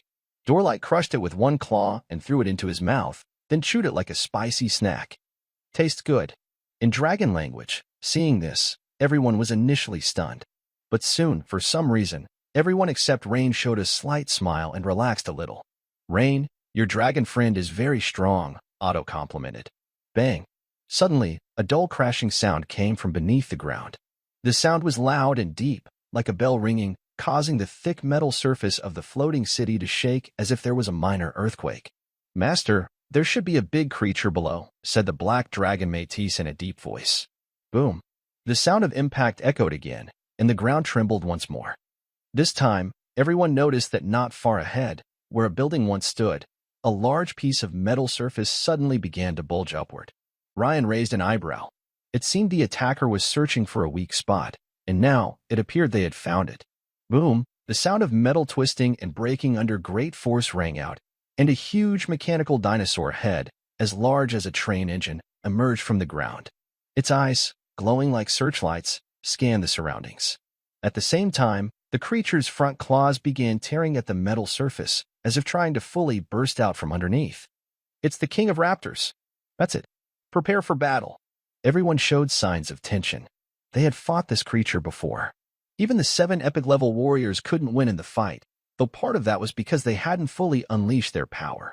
After a preliminary encounter, they retreated at Tilio's suggestion to stay safe. But from that brief fight, they understood the strength of the King of Raptors. A level 4 fire magic attack only left it slightly blackened, causing no real damage. It's definitely the King of Raptors. Comparing it to the blueprint in his mind, Ryan knew that Hylam's judgment was correct. The creature was one of the top fighters among the ancient goblin legions, a mechanical raptor king. Ryan had previously considered making a similar creature, so he understood the creature's special attack methods well. However, his focus now was on the control room at the center of the skull. There, he expected to find a goblin zombie corrupted by dark magic. Defeating the King of Raptors alone was not enough. That was only the first step. Only by destroying the corrupted goblin controller could they truly defeat the creature. I smell mithril, pure gold, and shining stones. Dorlick, the steel dragon, said confidently, Master. Leave this to me. All right, but be careful of its death ray, Ryan warned. He also wanted to see the actual fighting ability of the opponent. The tough and sturdy Dorlick was the best choice for testing. Don't worry, he said. As soon as he finished speaking, Dorlick charged towards the Tyrannosaurus Rex, which was much taller than him, with a series of loud thuds. Seeing the steel dragon's movement, the Tyrannosaurus Rex's eyes flashed red, as if about to fire a deadly beam. The alert steel dragon Dorlick suddenly had a dark gold glow appear on its body. Chic. The supposed deadly beam hit Dorlick's spiked back, but most of its power was absorbed by the dark gold glow, leaving only 2 blackened spots on its skin. Boom. Before it could fire a second beam, the 2 giant creatures collided violently, causing a loud clash that echoed through the area. Modis, help hold the gear at the tail, Ryan thought for a moment, and then told the black dragon Modis. Yes, sir. With the addition of the Madwings Modis, the 3 giants immediately fought fiercely on the ground. The steel dragon Dorlick was locked in a struggle with the towering Tyrannosaurus Rex, sparks flying and metal roaring. Both were tough, heavily armored beasts. Dorlick's steel skin had a defense level comparable to a dawn magic spell, and the Tyrannosaurus Rex was made of special alloys, much harder than steel. Originally, the Tyrannosaurus Rex's mechanical tail had a diamond-cut gear at the end, but now it was tightly held by black dragon Modis and couldn't perform its deadly cut. When Modis breathed a shadowy breath, the diamond gear was not melted, but the connection at the tail was corroded and broken. The Tyrannosaurus Rex was directly cut off with a key attack. Otherwise, if the cutting gear struck Dorlick, it might cause serious damage. Your Majesty Ryan, Seeing Ryan's 2 dragons gaining the upper hand, Otto, Og, and others watching nearby felt a bit embarrassed. After all, they had doubted Ryan's strength before, and the exploration team had 7 members while Ryan was alone. But now, the main fighting was still carried out by Ryan's side. This might make it hard to explain to the Federation Council later. After all, they knew that joint exploration meant sharing the spoils based on each person's contribution. Everyone, the King of Mechanical T-Rex will be handled by Métis and Derek. The real enemy we need to face is still out there, Ryan said, pointing to the large, tough metal skull of the T-Rex. Everyone's eyes immediately followed Ryan's finger to look at it. Your Majesty Ryan, is the goblin controlled by the evil demon on the T-Rex's head? Tilio, the sword saint, asked with a serious expression. Yes. Later, we will need a few people working together to use fire magic. From my last experience, fire magic does much more damage to the evil demon than other types of magic. Don't worry, Your Majesty Ryan. As soon as the enemy appears, we will give him a heavy, Otto said, patting his chest. Before Ryan showed his true strength, others might have had different thoughts, like questioning whether Ryan's words were true, wondering why they should follow his plan, or even suspecting that Ryan was just trying to take credit. But right now, everyone had no such doubts. With Métis, the black dragon, cooperating, Derek seized the opportunity and bit the neck of the T-Rex. His sharp teeth and saliva, which are natural to steel dragons and capable of damaging metal, made quick work of the metal creature. Remember, steel dragons eat metal. Meanwhile, Métis aimed a shadow breath at the T-Rex's right hind leg joint. Together, the two epic-level dragons forced the king of T-Rex to fall heavily to the ground. Of course, this was partly because the controller was not a true goblin master, but a monster infected by the evil demon. Overall, the legendary T-Rex, which could rival demigods, had not fully unleashed its power. Whoosh! As the T-Rex collapsed with a loud crash, a figure shrouded in black mist suddenly shot out from the control room. Its target was the weakest among them, Harem. Thanks to Ryan's earlier warning and plan, Tilio the sword saint quickly moved, flashing like lightning, and suddenly struck the black figure with a sword. Clang! A burst of sparks flew as their weapons clashed, and the black figure was immediately halted and pushed back to its original position. Unexpectedly, the goblin zombie, which was supposed to be just a servant of the T-Rex king, turned out to be extremely strong. The sword Saint Tyrio had to step back several paces to absorb the impact. However, Tyrio's strike also allowed everyone present to see the opponent's full shape clearly. The enemy was not as small and shriveled as the goblin zombies that Ryan had seen before. Although covered in black mist, the opponent was very muscular, with strange black cracks on their skin. Black energy flowed out and back in, forming a kind of cycle. It seemed that because of this, the opponent's skin was not shriveled but oddly full. The black mist around them was thicker than what Ryan had seen on the ancient Minotaur in the prison. Ryan felt that this was not a normal goblin operator but a high-level fighter among goblins.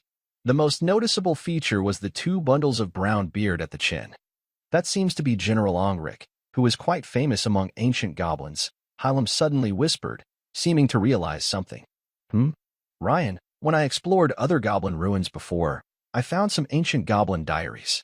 They mentioned important figures from the ancient goblin empire, and Double Braid Beard Ongric is one of the more famous ones, Hylam explained quickly. While Hylam and Ryan were talking, a deep, hoarse voice suddenly came from Angric's mouth. Foolish. Intruders. Prepare to meet your death. Then, the figure suddenly flashed and attacked Ryan and the others again. This time, they were met with two huge, fiery tornadoes appearing out of nowhere, one on each side, crashing toward the enemy. The attackers were the brothers Og and Otto, who had prepared in advance. Boom. Because it was a wide-area group attack, and it was a double-layered spell, General Ongric of the ancient goblin army was immediately hit. He was covered by a strong fiery tornado, and his body was thrown into the air. Ryan narrowed his eyes and carefully watched the opponent. Although the opponent was protected by a thick black aura, the double fiery storm did not cause much damage. However, the storm's hits had two important effects. First, it caused the opponent's dense black mist and fire energy to clash fiercely, which has now become much lighter. From a certain perspective, this greatly reduced the opponent's defense. Second, the attack by brothers Og and Otto gave the other three Federation fire-type, Dawn, mages a chance to strike. They all released their well-prepared Fire Dawn attacks. Fire Wing Strike. A pair of wings over 10 meters wide, made of blazing flames, shot like lightning toward Ongric in the air. Flame Burst Barrage. Next, hundreds of fireballs rained down like a heavy storm, crashing down like a waterfall toward Ongric. Molten Lava Fission. Finally, a large area of magma appeared suddenly on the metal ground beneath Ongric, and a hot flame column mixed with liquid magma shot straight up at him. Boom, boom, boom. As these three Fire Dawn spells hit, powerful fire energy waves spread out around them. The explosion of flames almost suffocated the Federation squad and researchers over 100 meters away. Next to Ryan, 5 other Dawn mages including Otto and Og also took a deep breath. For most mid-level Dawn mages, casting 2 or 3 Dawn spells was already their limit, so using one spell consumed a lot of mental energy. But now, everyone looked relieved and smiled, as if a burden had been lifted. Lord Ryan, your reminder was spot on. Otherwise, we wouldn't have been able to make such a perfect teamwork, Otto said with a smile. Yes, we finally defeated him. This is a fierce demon. So tricky. The others nodded in agreement. Everyone, be careful. The battle has just begun, Ryan said, staring ahead with narrowed eyes to warn them. What? He's not dead yet? They all quickly focused their attention, and in the next second, their faces turned shocked.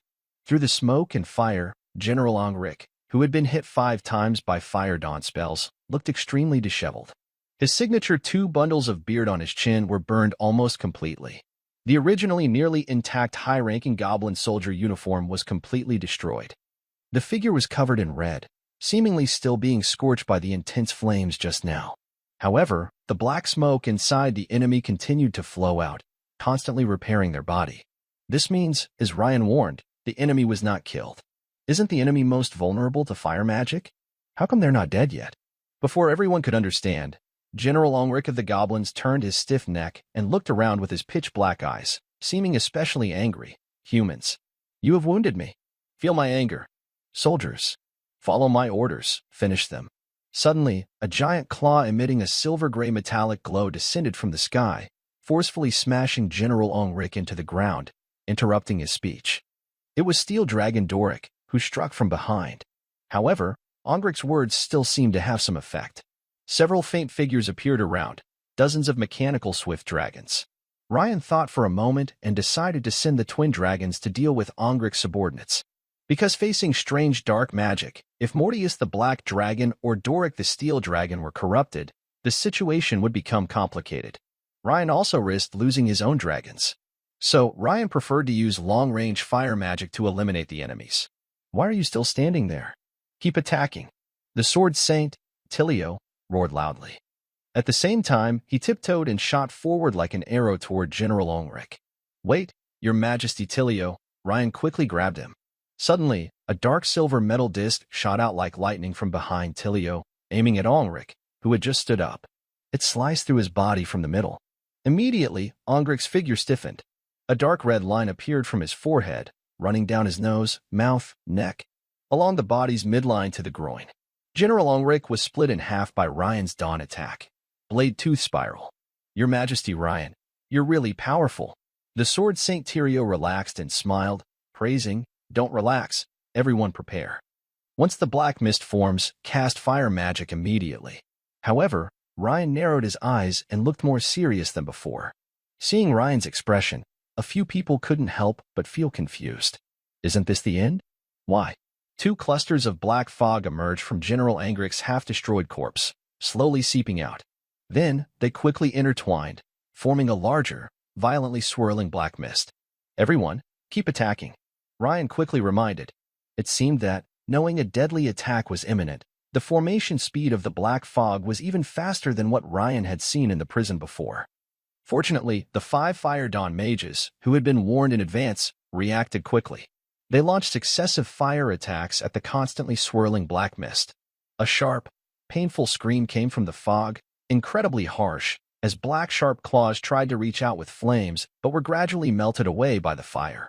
Most people present felt a chill down their spines at this scene. After burning for a long time and filling the air with a foul smell, Ryan finally relaxed and said, It's over, we should have killed it. His finally defeated it. Yes, that was not easy. Everyone sighed in relief. Casting 2 dawn-killing moves in a row was a huge drain on the 5 Fire Dawn mages. Their foreheads were now covered in sweat, and they almost had no strength left to cast more dawn attacks. Although they won, Ryan didn't feel entirely at ease inside. The opponent was more difficult to deal with than the ancient Minotaur in the prison. It was clear that the 3rd level was already tricky, so what about the 4th and 5th levels? Also, who could be sure that the ancient goblin camp on the 3rd level only had 1 mechanical Tyrannosaurus King? Likely, there were high-level goblin generals of the same tier as Ulrich, not just 1.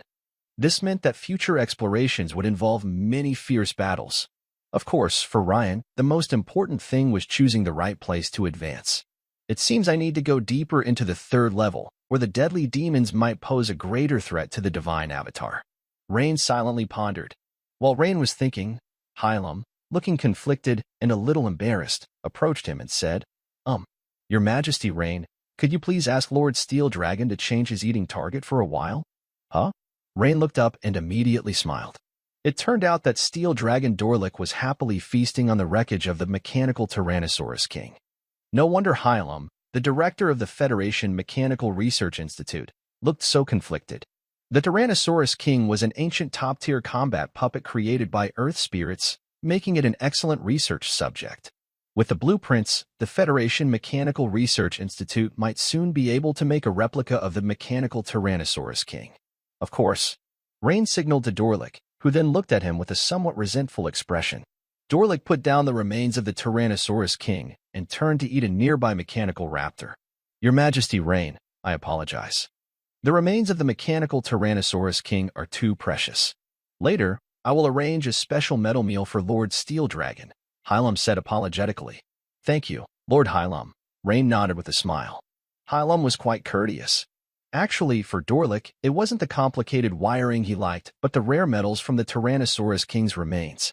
Now, with Hylam, the director of the Federation Mechanical Research Institute, personally arranging a special metal meal, it would be even better for Dorlick. Go, take 10 kilograms each of mithril, gold essence, and give them to Lord Steel Dragon to taste. See which one he prefers, then take out all the stock. That. A researcher nearby looked hesitant. Some of these rare minerals were produced in very small quantities across the Federation. Letting this big guy eat freely might cause problems. Do as I say, Hylam said sternly, waving his hand. Yes, sir, the researcher immediately responded without hesitation. Meanwhile, a few Dawn sorcerers whispered quietly to each other. After a moment, they exchanged a few words with Tyrio. Soon, the Sword Saint Tyrio frowned slightly and looked serious as he approached, and said, Your Majesty, Rain, should we return first and discuss this carefully before exploring the next level? Just now, including him, everyone truly saw the power of the demon. Although they eventually defeated the enemy, the shock from the battle was hard to forget. Before this, they had never faced such a difficult opponent. Usually, with common giant beasts, if there are records in ancient books or if their weaknesses are known in advance, one person can handle them. But now, facing the demon, the 5 of them worked together, using their strongest attacks repeatedly. They were almost exhausted but barely managed to kill one demon. And this doesn't include when they fought the mechanical Tyrannosaurus King, where they didn't even fight directly but instead waited and prepared. This had a big impact on their minds. Oh, can the Federation still gather more strong fighters? Ryan asked. Hee, Your Majesty, Ryan, you're joking. The 5 fire-type Dawn mages we have now are almost the best the Federation could gather, Tilio said awkwardly, giving a shy smile. Your Majesty, Tilio, if the Federation can't gather more strong fighters, I suggest we rest for a while and then continue exploring, Ryan said seriously after thinking. Discussing won't make us stronger. Instead, as the energy tide grows stronger, the demons inside the floating city ruins will become more active. I believe everyone has seen this. Hiram immediately understood what was happening. In other words, the longer we wait, the worse it is for us, Hiram realized. He had planned to work overtime for several months to repair the mechanical Tyrannosaurus King, hoping it could help them explore. But now, it seems there isn't enough time. Yes, Ryan nodded. Ryan's words made the strong Federation members present think deeply. Indeed, the increasing energy tide was making the demons inside the floating city more unstable. Also, we need to see what is happening below. Otherwise, without knowing the situation, how can we discuss solutions? Ryan's words struck a chord with many. I agree with Your Majesty, Ryan, Otto nodded. I also agree, Ugg said with a serious look. Soon, everyone reached a consensus. They would explore layer by layer, with the temporary goal of investigating the area below the 3rd basement level to understand the situation better. So, everyone entered the lower level directly through the open by the King of the T-Rex. On the surface, a group of elite soldiers, who had been affected by a deafness spell, began to carry the remains of the mechanical T-Rex King. When Ryan reached the lower level, he noticed that there were many more battle machines, such as mechanical sickle-claw dragons and mechanical screech dragons, compared to before. Of course, these battle machines posed no real threat to Ryan and his group.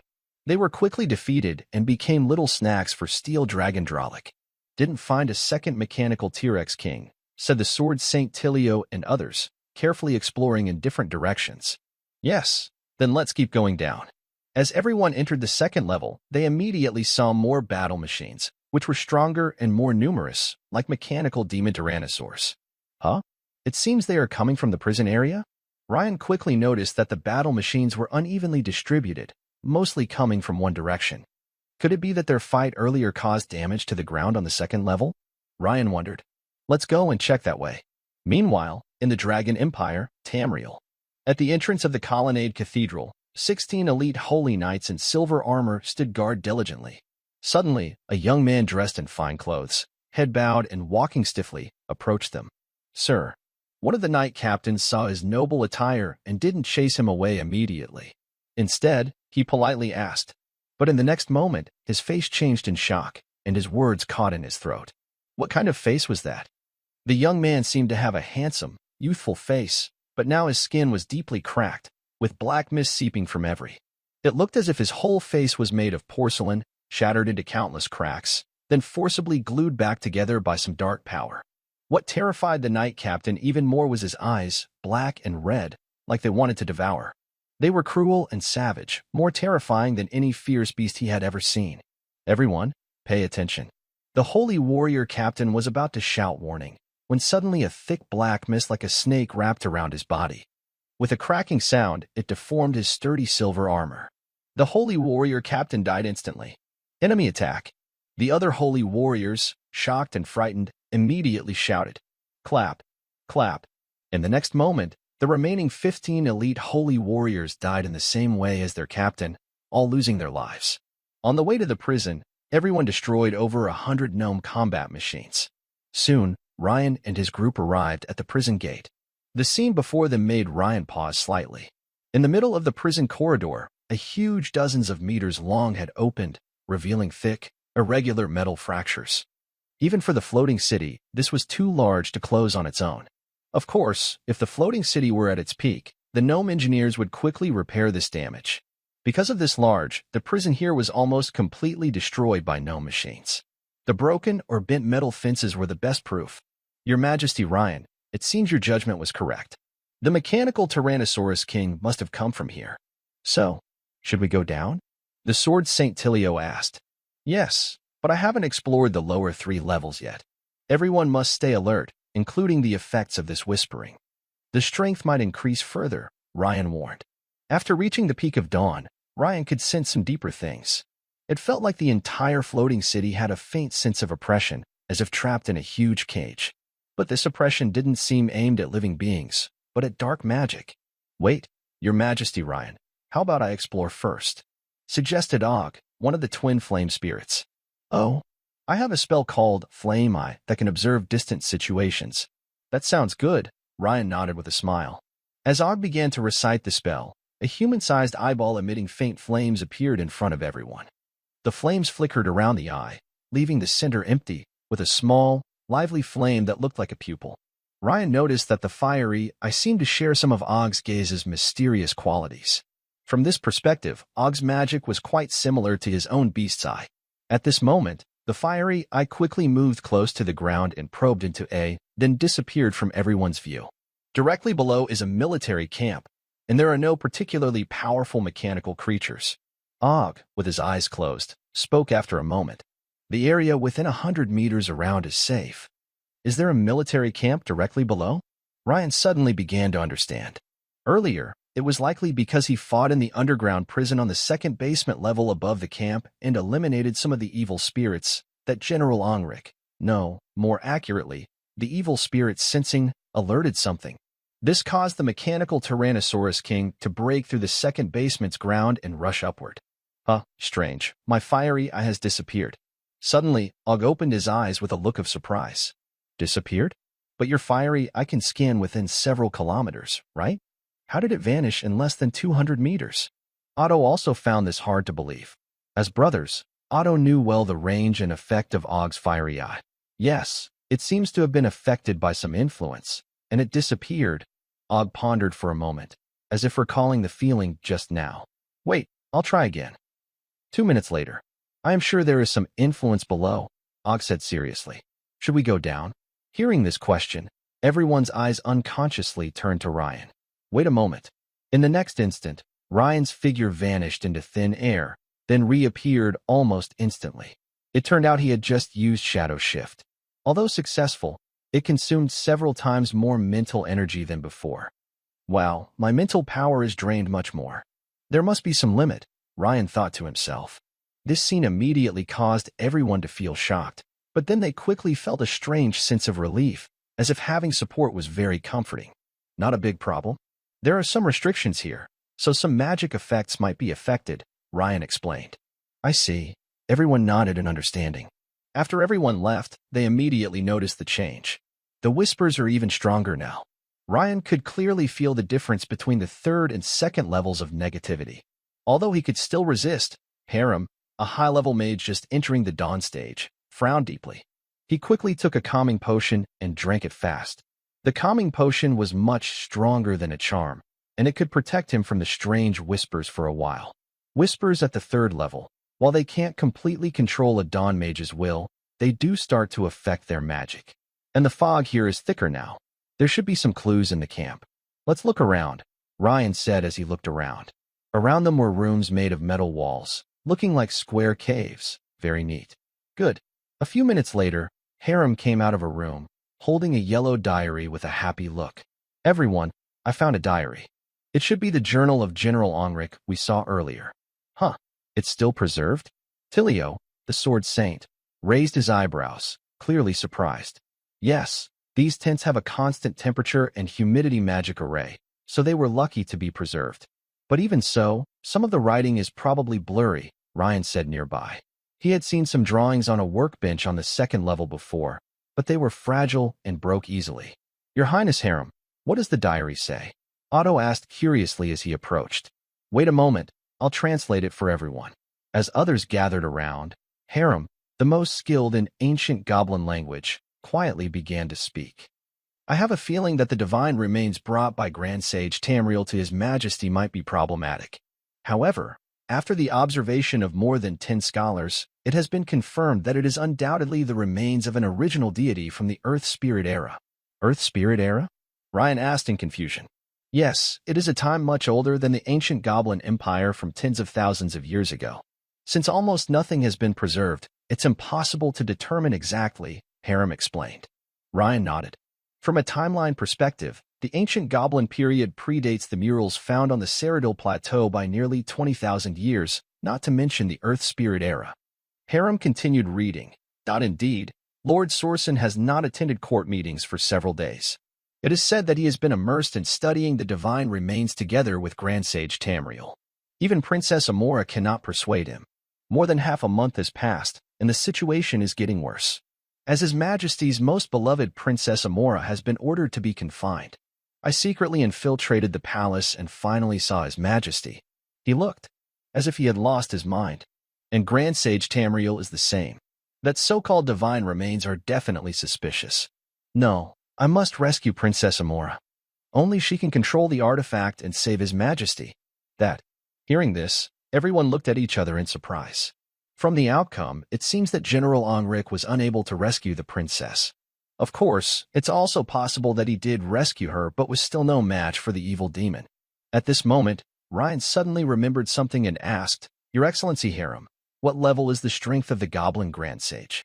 Your Majesty Ryan, based on the data I found in other ruins, the Goblin Grand Sage should be a semi-divine being at the full moon wizard level. Whether he is in the middle or late stage, I am not sure, Harem replied quickly. As the top metal mage in the Federation, Harem was quite knowledgeable about ancient goblin information and history. Before this exploration, Harem had already gathered relevant information. Upon hearing this answer, everyone nearby started whispering quietly. Ryan also looked serious. If even semi-divine beings like full moon mages can be corrupted, then the terrifying strength of the evil demons below is even greater than I expected. The next level, -4, could be very dangerous. It's time to advance to -3. At this moment, a few others stepped forward together and asked, Your Highness Ryan, Your Highness Tilio, can we go back now? The situation has already become worse than I predicted. If it's really as the diary said, None of us together could fight the evil demons below. Tilio, the Sword Saint and leader of the Federation, didn't rush to decide. Instead, he asked Ryan for his opinion again. Your Highness Ryan, what do you think? I want to stay on level -3 to explore a bit more. You all can go back first, Ryan thought for a moment and said. Your Highness Ryan, we should stay and accompany you. Unexpectedly, Otto, one of the twin flame spirits, spoke up. As Otto spoke, others nodded in agreement, showing strong support. Ryan was momentarily amused. It seemed his confidence had influenced everyone too much. Even he himself didn't believe he could withstand the stronger evil demons below, but others thought he could. If I go alone, even if I can't win, I can probably escape easily. But if... Ryan stopped speaking there. Let's listen to your Highness Ryan. Tilio, the Sword Saint, understood Ryan's meaning and said, All right, your Highness Ryan, please be careful, everyone urged. Thank you. Ryan watched as everyone returned to the upper level, his eyes flickering slightly. If he advanced normally now, he might immediately attract the arrival of evil god avatars, and it could also disturb the demons below. This means there's a high chance of a big battle happening. In this situation, Tilio and the others wouldn't be much help and might even face total destruction. Instead of that, it would be better to have them set up defenses above. If they can't handle him, they can retreat quickly. Métis, Derek, you two also return to the upper level, Ryan said calmly after thinking. Yes, Master. Ryan placed the twin dragons at the prisons, a good position for both attack and defense. Once everything was arranged, Ryan focused his mind on the advanced meditation method called Heart of Steel. He was working on the 5th level of this technique. So far, he had completed 510 of the willpower runes, just 2 short of 512. He deliberately aimed for these last 2 runes. He calmed his breath and began the final sketching. The 1st rune, the 511th rune, the 512th rune. At this moment, a strange feeling appeared deep in his heart. In his mental sea, the complex 4-layer crystal wrapped in spherical amber also started to change. The circular base at the bottom of the 4-layer crystal widened and thickened again, much more than before.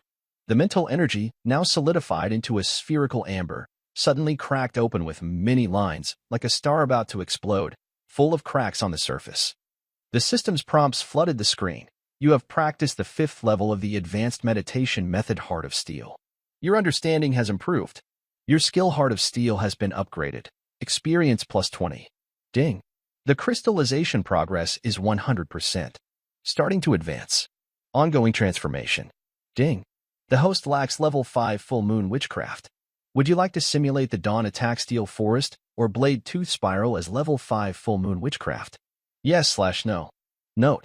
Simulating the metal-type Dawn Attack Steel Forest requires 784 gold skill points. Note. Simulating the metal-type Dawn Attack Blade Tooth Spiral requires 912 gold skill points. Spending 312 gold skill points to perfect the simulation? It's just as recorded. Level 5 innate witchcraft, as documented in ancient texts, many full moon witches derive it by simulating their own dawn attack moves from their mastery. That's why Ryan was not worried about lacking level 5 metal-type witchcraft. In fact, for the 5th level metal magic, Ryan had looked into it before, but neither the Dragon Empire nor the Eagle Federation had any records about it. This means he could only figure it out on his own. As for the choice, the system had already provided a hidden answer. The gold skill required for Blade Tooth Spiral is much higher than that for Steel Forest. This indicates that, in terms of power, the 5th level magic derived from Blade Tooth Spiral is superior.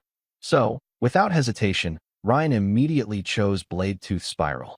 As Ryan confirmed his choice with yes, a powerful wave of magical training memories flooded into his mind. Level 1 Metal Magic, Metal Transformation. Level 2 Metal Magic, Cutting Web. Level 3 Metal Magic, Jagged Ring. Level 4 Metal Magic, Flying Blade Disc. The original Dawn Attack, Blade Tooth Spiral, transformed into the 4 basic spells. At this moment, various thoughts swirled and combined in Ryan's mind. After an unknown amount of time, a system prompt sounded. Ding. Deduction successful. Host has mastered the 5th level metal magic high-frequency cutting. Promotion in progress.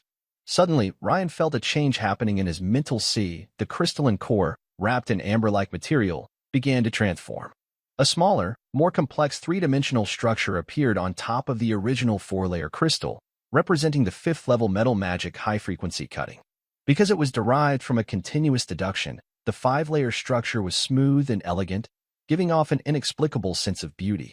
The amber-like core around the crystal further cracked open, resembling a shattered planetary core. Upon closer inspection, one could see strange, colorful energies flowing in and out of the cracks, beautiful and mesmerizing. Detected that the host is breaking through to level 4 wizard. Unlock the restrictions for the level 4 innate spell Steelthorn's Forest. Would you like to upgrade this spell? This upgrade will consume 97 gold skill points. Even though he had already spent 912 points of golden skill points before, for Rain, who had nearly 2,000 points, 97 points was just a small amount. Moreover, once this chance was gone, it wouldn't come again. Rain immediately chose yes. In the next moment, a wave of memories about the level 4 innate spell Steelthorn's Forest being improved flooded into Rain's mind. At the same time, the 4 layers of mental energy crystals in his mind also began to adjust slightly in sync. Soon, the system prompted again. Ding. The host has completed the upgrade of the level 4 innate spell Steelthorn's Forest. The new spell model has been successfully adjusted, increasing spell power by 12% and reducing mental energy consumption by 18%. The upgrade of the level 4 innate spell was just a small part of this promotion. The system continued to display messages like a flood. The host's mental energy has greatly increased. The core of mental energy is beginning to split. Ding. Successfully promoted to level 5 wizard. Mental energy plus 100. Gain level 5 innate spell. High frequency cutting. Meanwhile, a powerful aura burst forth from Rain. This aura seemed even stronger than when Carlos II was promoted. Next, mysterious energy particles around his body, like fish encountering a giant whale in the sea, were suddenly swallowed and absorbed. The intensity of this promotion aura was so strong that even the busy wizard apprentices in the cave camp could clearly feel it. The Federation members returning to the surface looked down at the ground below with shock on their faces. After being overwhelmed by that whirlpool-like, intense swallowing aura for a few seconds, the first to recover was the sword Saint Tyrio, who said in a deep voice, "This aura. If I'm not mistaken, it should be Rain's aura, but Tyrio, your perception is correct. It is indeed Rain's aura. Rain is probably advancing." Harem's face showed a hint of excitement, his eyes wide as he uttered the unfinished guess Tyrio had started. "But how is that possible?" Tyrio muttered. "Promoting to a full moon wizard? Impossible. Even if Rain is a genius, he can't be promoted to a full moon wizard. Harem, you must be mistaken. It's definitely not that. There must be some other reason."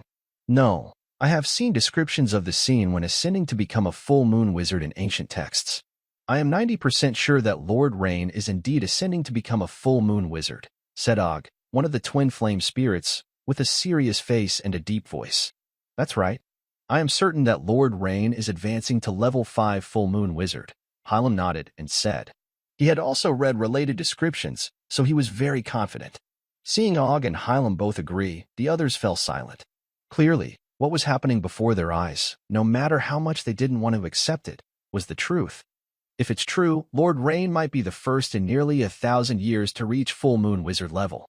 But why would Lord Rain choose to ascend inside the dangerous floating city ruins? At this moment, Otto, the twin flame spirit, frowned and thought for a moment before asking a question that everyone was also curious about. For a while, the scene was quiet. Meanwhile, below the goblin camp on the 3rd basement level where Rain was, there was the 4th basement level, the power and transmission zone. Among the dense, thick metal pipes, a goblin wandering in black mist suddenly looked up at the above. In the next second, the entire goblin floated up out of nowhere, flying toward the upper metal ceiling. The figure was an ancient goblin wearing a brown pilot's goggles and tight leather armor, looking quite strange. As he raised his hand, the metal ceiling began to twist and deform. A large enough for a person to pass through appeared rapidly.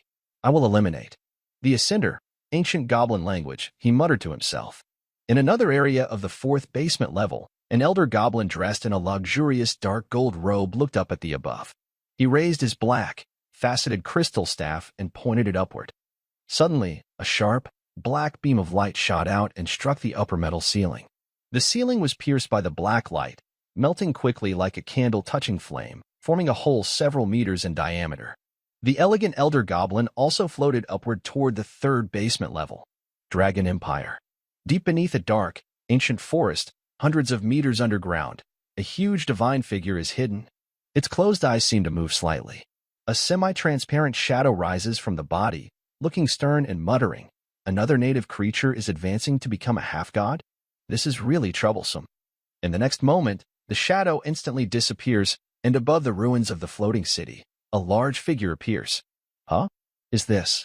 Based on its gradually solidifying appearance, it is clearly the hunting god, Luen. In a dark, sunless deep sea, a large shell opens a small gap, and a shadow of a girl in a black cloak steps out. Is there another native species advancing in this world? Strange. Besides the human emperor last time, no one else should be able to advance quickly. Huh. This direction, is that so-called Federation? In the next moment, the shadow of the sea Hela, the goddess of the dark ocean, disappears into the seabed, then appears above the ruins of the floating city, next to the hunting god, Luen.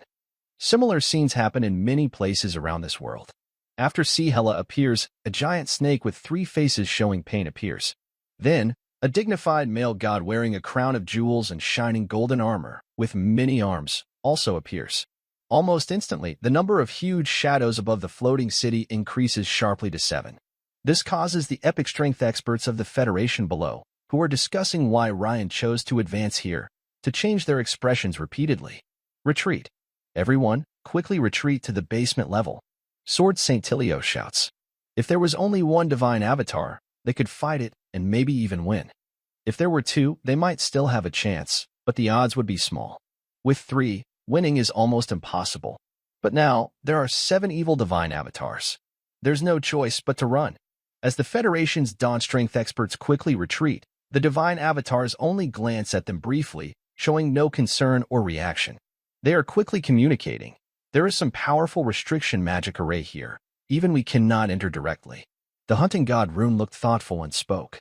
From its appearance, it seems to be an ancient civilization from this world, said the evil god Grek in a deep voice. Let's not worry about that now. We need to stop that native creature from advancing. There are some strong humans here, being devoured. Ignore these insignificant ants. Even the stronger ants are still ants. Our goal is to prevent the strongest ant from advancing. The goddess of the underworld, Hela, always felt that fleeting aura was somewhat familiar. So, in front of the shocked gazes of the Dawn heroes of the Federation, a series of towering gods entered the floating city one after another. When they reached the second level, they didn't look for the prisons but directly shattered the metal ground of the lower level and continued downward. Meanwhile, Ryan's promotion was reaching a critical moment. The mental core in his mind, which resembled a fissioning nuclear core, was now beating strongly like a heart. With each beat, tiny multicolored crystal particles circulated from the cracks. Huh? It's completed instantly. Ryan raised an eyebrow, feeling very happy. His purpose in choosing the ruins of the floating city was to block the evil gods from arriving quickly. But the whole promotion process went smoother than he expected. The system's intervention made the normally 10-minute process finish in an instant. This gave Ryan enough time and confidence to face all the upcoming challenges. Huh? That feeling, like a call from deep inside the heart, is... Suddenly, Ryan looked into the distance with a puzzled expression. Because in that direction, he sensed a call from the depths of the universe. But within seconds, he was interrupted by the sudden cracking of the metal layer above him. Finally, it's here. Ryan turned his gaze to the newly arrived divine forms, a faint smile on his face. Contrasting with him, the beautiful face of goddess Hela froze when she saw Ryan for the first time, because she was too familiar with the young man smiling before her. It's you. You blasphemer. She never expected that Ryan would be the one to ascend. It's you. The hunting god Rune's face also turned very grim immediately. During the Battle of Tamriel in the Dragon Empire, he was defeated by this young man in front of him, who forcibly defeated the Incarnation, almost becoming a joke among the gods. He saw this as a great shame. Unexpectedly, this young man had advanced to the most feared level of demigod. How did your promotion happen so quickly? The evil god Grek asked with narrowed eyes. Maybe some secret technique was used, but it doesn't matter. The opponent's body is probably not fully transformed yet. With our combined power, we can easily kill him. The hunting god Lune said coldly. Just as the evil gods prepared to attack, Hela, the goddess of the undersea, looked to the side and said, Wait, there's movement over there. Suddenly, a strange goblin surrounded by black energy rushed out with a loud bang. This is Void Demon. As a deity, Hela immediately saw through the true nature hidden beneath the goblin's body, but she was even more shocked because of it. Aren't all the demons of destruction sealed by Matilda in this world? How can there still be one here? Hela exclaimed. There's another one here, Loon said, turning his gaze elsewhere. Matilda? Rain, standing nearby, quickly recognized the name. He had heard of it before. It seemed to be the name of the wind and ocean goddess. When the 7 divine incarnations saw the 2 ancient goblins surrounded by black energy, 2 other goblins, clearly stronger than General Angrik, also looked toward the giant divine incarnation. I sense a presence. Delicious and tempting food. Yes, a tasty treat coming right to us. Seeing this scene, Rain nodded secretly. It was just as he had guessed. The demons of destruction and the evil gods were also fighting each other. I sense an even more terrifying demon aura below. Let's go quickly. Wait, what about this human? Huh? Where is he? Suddenly, the divine incarnations noticed that while they were focused on the 2 ancient goblins infected with the demon energy, the young human had disappeared from the spot. Due to the suppression from multiple ancient shaman arrays around, both the perception effects and the power of the magic were greatly disturbed. Even the divine avatars could not locate Ryan's position for a time. It turned out that when the master craftsman Depriel activated the machinery, Ryan used shadow teleportation to hide in a room several hundred meters away. Ryan had anticipated that after activating the device, even if he advanced to a demigod, he might not be able to use shadow teleportation. So, he immediately hid. Just before Harem left, he left Ryan some information about famous figures and treasures from the late period of the ancient gnome empire. When 2 obviously distinguished gnomes appeared, one wearing flying goggles and the other in a high-level wizard robe, Ryan guessed their identities. The gnome with goggles was surely the master craftsman Depriel, and the one in the wizard robe was likely the wise man Tamriel, who had brought disaster to the gnome empire. The humans. They deliberately led us here. The goddess Hela of the Undersea immediately understood Ryan's plan and was furious. To make us fight the evil demon. Quick, run. At this moment, the gnome in leather armor with goggles suddenly took out a remote control and pressed a button. The floating city ruins immediately started humming, as if a huge high-energy machine had been activated. Complex lines appeared on each metal floor layer, and the cracks and holes that had been damaged began to quickly restore themselves. It seems we must first eliminate these 2 evil demon clones. Otherwise, we won't be able to leave. If more demon clones come from below, our avatars will fall here, and the demon who absorbed our avatar energy would probably recover faster than our main bodies. When that happens, we will be in big trouble, Hela, the goddess of the Undersea, said seriously. She was furious with Ryan, even more than the hunter god Loon, and wanted to kill him. But now, the situation didn't allow her to look for Ryan. She had to first eliminate the demon clones. Meanwhile, Ryan watched through a window in a nearby gnome camp room, smiling as he observed the gnome master craftsman Depriel and the wise man Tamriel, who were possessed by demon bodies, fighting fiercely with 7 divine avatars. Ryan was also surprised to see that the gnome master craftsman's strength was even higher than that of the wise man. A giant machine, resembling a massive tank, charged up from the -4th floor. Immediately, the surrounding gravity twisted, and various types of energy cannons fired continuously at the divine beings transforming into gods. Nice, this is an intense battle, someone said. For a while, we probably can't tell who will win, another replied. Maybe I should improve my abilities a bit, someone else added. Surface of the floating city ruins. A group of epic-level heroes from the Federation felt the intense energy waves coming from below. They were speechless for a moment. Everyone, I think we shouldn't let Lord Rain fight alone. Harem broke the silence and spoke, looking at the others. But the enemy has 7 divine avatars. Can just a few of us really change the situation? It might be like moss flying into a flame, someone warned. Yes, the last time they attacked the Dragon Empire Tamriel, not only did King Carlos II fall instantly, but they also killed several epic-level heroes and dragons. The number of fallen is probably more than the 7 of us now, another added. If we go up now, we might only add to the casualties, someone else said.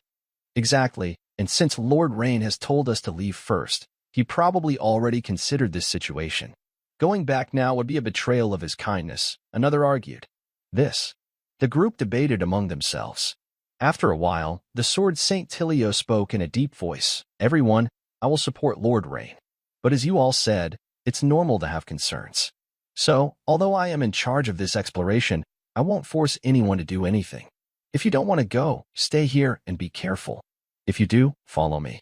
After speaking, the sword Saint Tilio quickly moved from the elevator toward the negative first floor.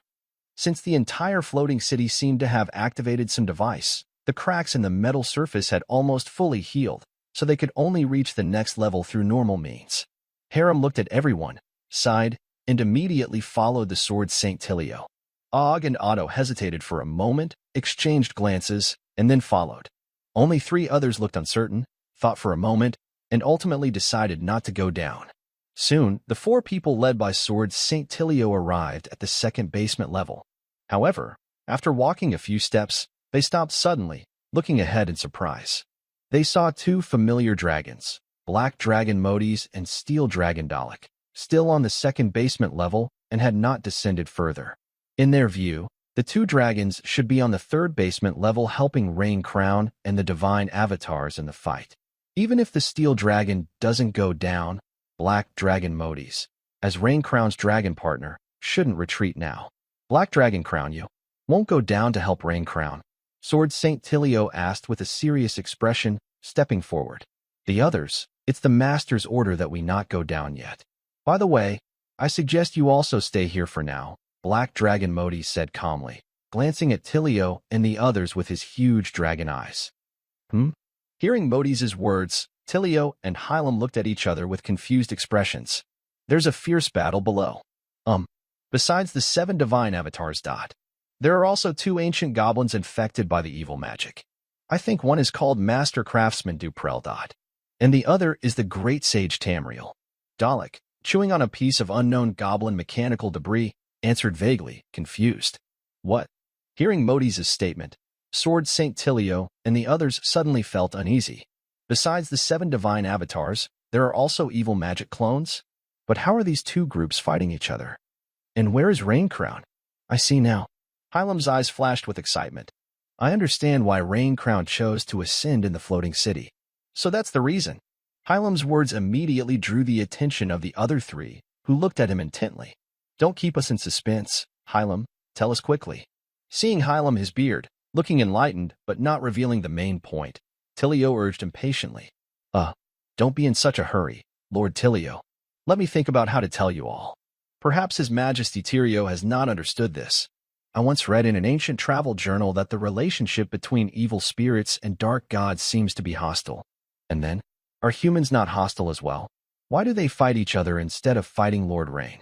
Tirio asked 3 questions in confusion. Do you all remember the teleportation ability Lord Rain used in front of us? Harem looked at the 3 of them with a smile. I believe Lord Rain has already hidden himself. That's why now there are copies of evil spirits and divine avatars fighting fiercely below. While speaking, Harem glanced at the Black Dragon Métis with a look that said, I see through you, and immediately understood that his earlier guess was correct. I see. Og and Otto, the 2 brothers, suddenly understood and relaxed. Their worried and serious expressions disappeared. Lord Rain is really clever. No, he is very smart. The Sword Saint Tirio couldn't help but laugh out loud. The current situation is much better than he had expected. As for whether they can defeat the evil spirit copies and divine avatars, that's not the main concern now. The safety of everyone is basically assured. As the leader of the Federation, he naturally feels relieved. Over on Rain's side, he quickly found the icon for the Steel Heart skill on his Dragon Vein Wizard, Legendary, panel and checked the new description, Steel Heart Advanced Meditation LV13. With the special effect Metal Control LV5, Metal Control LV5, passive effect. Your ability to control metal energy particles is 5 times stronger than before. 5 times amplification. This simple and straightforward upgrade made Rain very happy. Compared to the previous level 4, which doubled the power, this increase is simply too great. Right after leveling up, Rain felt that controlling metal energy particles was now as easy as breathing. The reason was right here. He slightly raised his palm, and a dark silver metal disc about 1/2 meter in diameter appeared in front of him, spinning rapidly. It almost felt like there was no delay in time. The mental energy consumption was also very minimal. This magic is actually derived from the Morning Attack Blade Toothspin, which evolved into a 5th-level magic called high-frequency cutting. So they look very similar, but high-frequency cutting vibrates at an extremely intense frequency. Additionally, as long as Ryan is willing, he can enlarge the dark silver metal disc to several meters, or even over 10 meters in diameter, greatly increasing its power. Right now, he is just doing a small test, so he keeps the magic strength very limited. As the humming dark silver disc fluctuates in size, Ryan quickly realizes that the gap between a 5th-level full moon mage and a 4th-level dawn mage is even bigger than the combined difference of the previous levels. When Ryan checks his attribute panel, he notices major changes in his mental strength value and related descriptions. Mental, 414, fission 1%. Fission? Ryan carefully senses the beating mental core in his mind, which resembles a cracked heart of the Earth's core. The description is very precise and vivid. Just as Ryan considers whether to try increasing the power of his full moon attack, interesting changes happen in the battlefield's central area on the -3rd level. He looks up. Boom. With the combined effort of 4 divine avatars, the ancient goblin master craftsman Depriel's complex mechanical device, which looks like a giant tank and was summoned remotely from the 4th level, has been completely destroyed. Depriel inside has been shattered into several pieces. On the divine side, the devouring snake from the snake cult has lost a small part of its tail and is badly wounded. The evil god Grek, worshipped by the cult of the severed limb, has had dozens of arms on the left side of its body shattered. Suddenly, black smoke billows from the top of the broken giant tank. This smoke moves like a living creature, claws and teeth bared, rushing toward the sage Tamriel, who is still fighting the divine avatars. Not good. The evil magic power still has a lot of residual energy. Loon, this is about to merge into the goblin bodies you're fighting. Hela, the goddess of the dark sea, quickly warns. In their original plan, the 3 of them were responsible for restraining the more difficult goblin mage, while the other 4 teamed up to take down the ancient goblin controlling multiple mechanical devices and to directly eliminate the evil magic clone.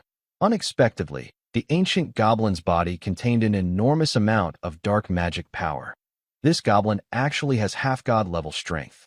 Hunter god Lewin was surprised, but he quickly understood what this meant.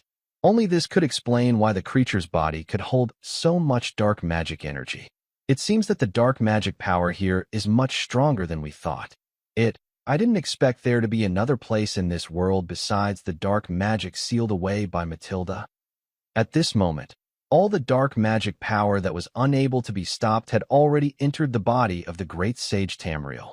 A powerful force spread across the scene, making even the gods' avatars feel nervous. Half-god level dark magic. Attack together, shouted the evil god Glake with a serious face. No wonder the 7 gods' avatars felt like they were facing a great enemy. Because the 2 dark magic clones showed strength nearly the same as theirs epic peak level, close to half-god. After merging, the dark magic power increased greatly. Even after counteracting some restrictions inside the floating city, it still boosted Tamriel's strength to half-god level. This means they were facing a dark magic clone with half-god strength. As gods, they knew very well how terrifying their opponent was.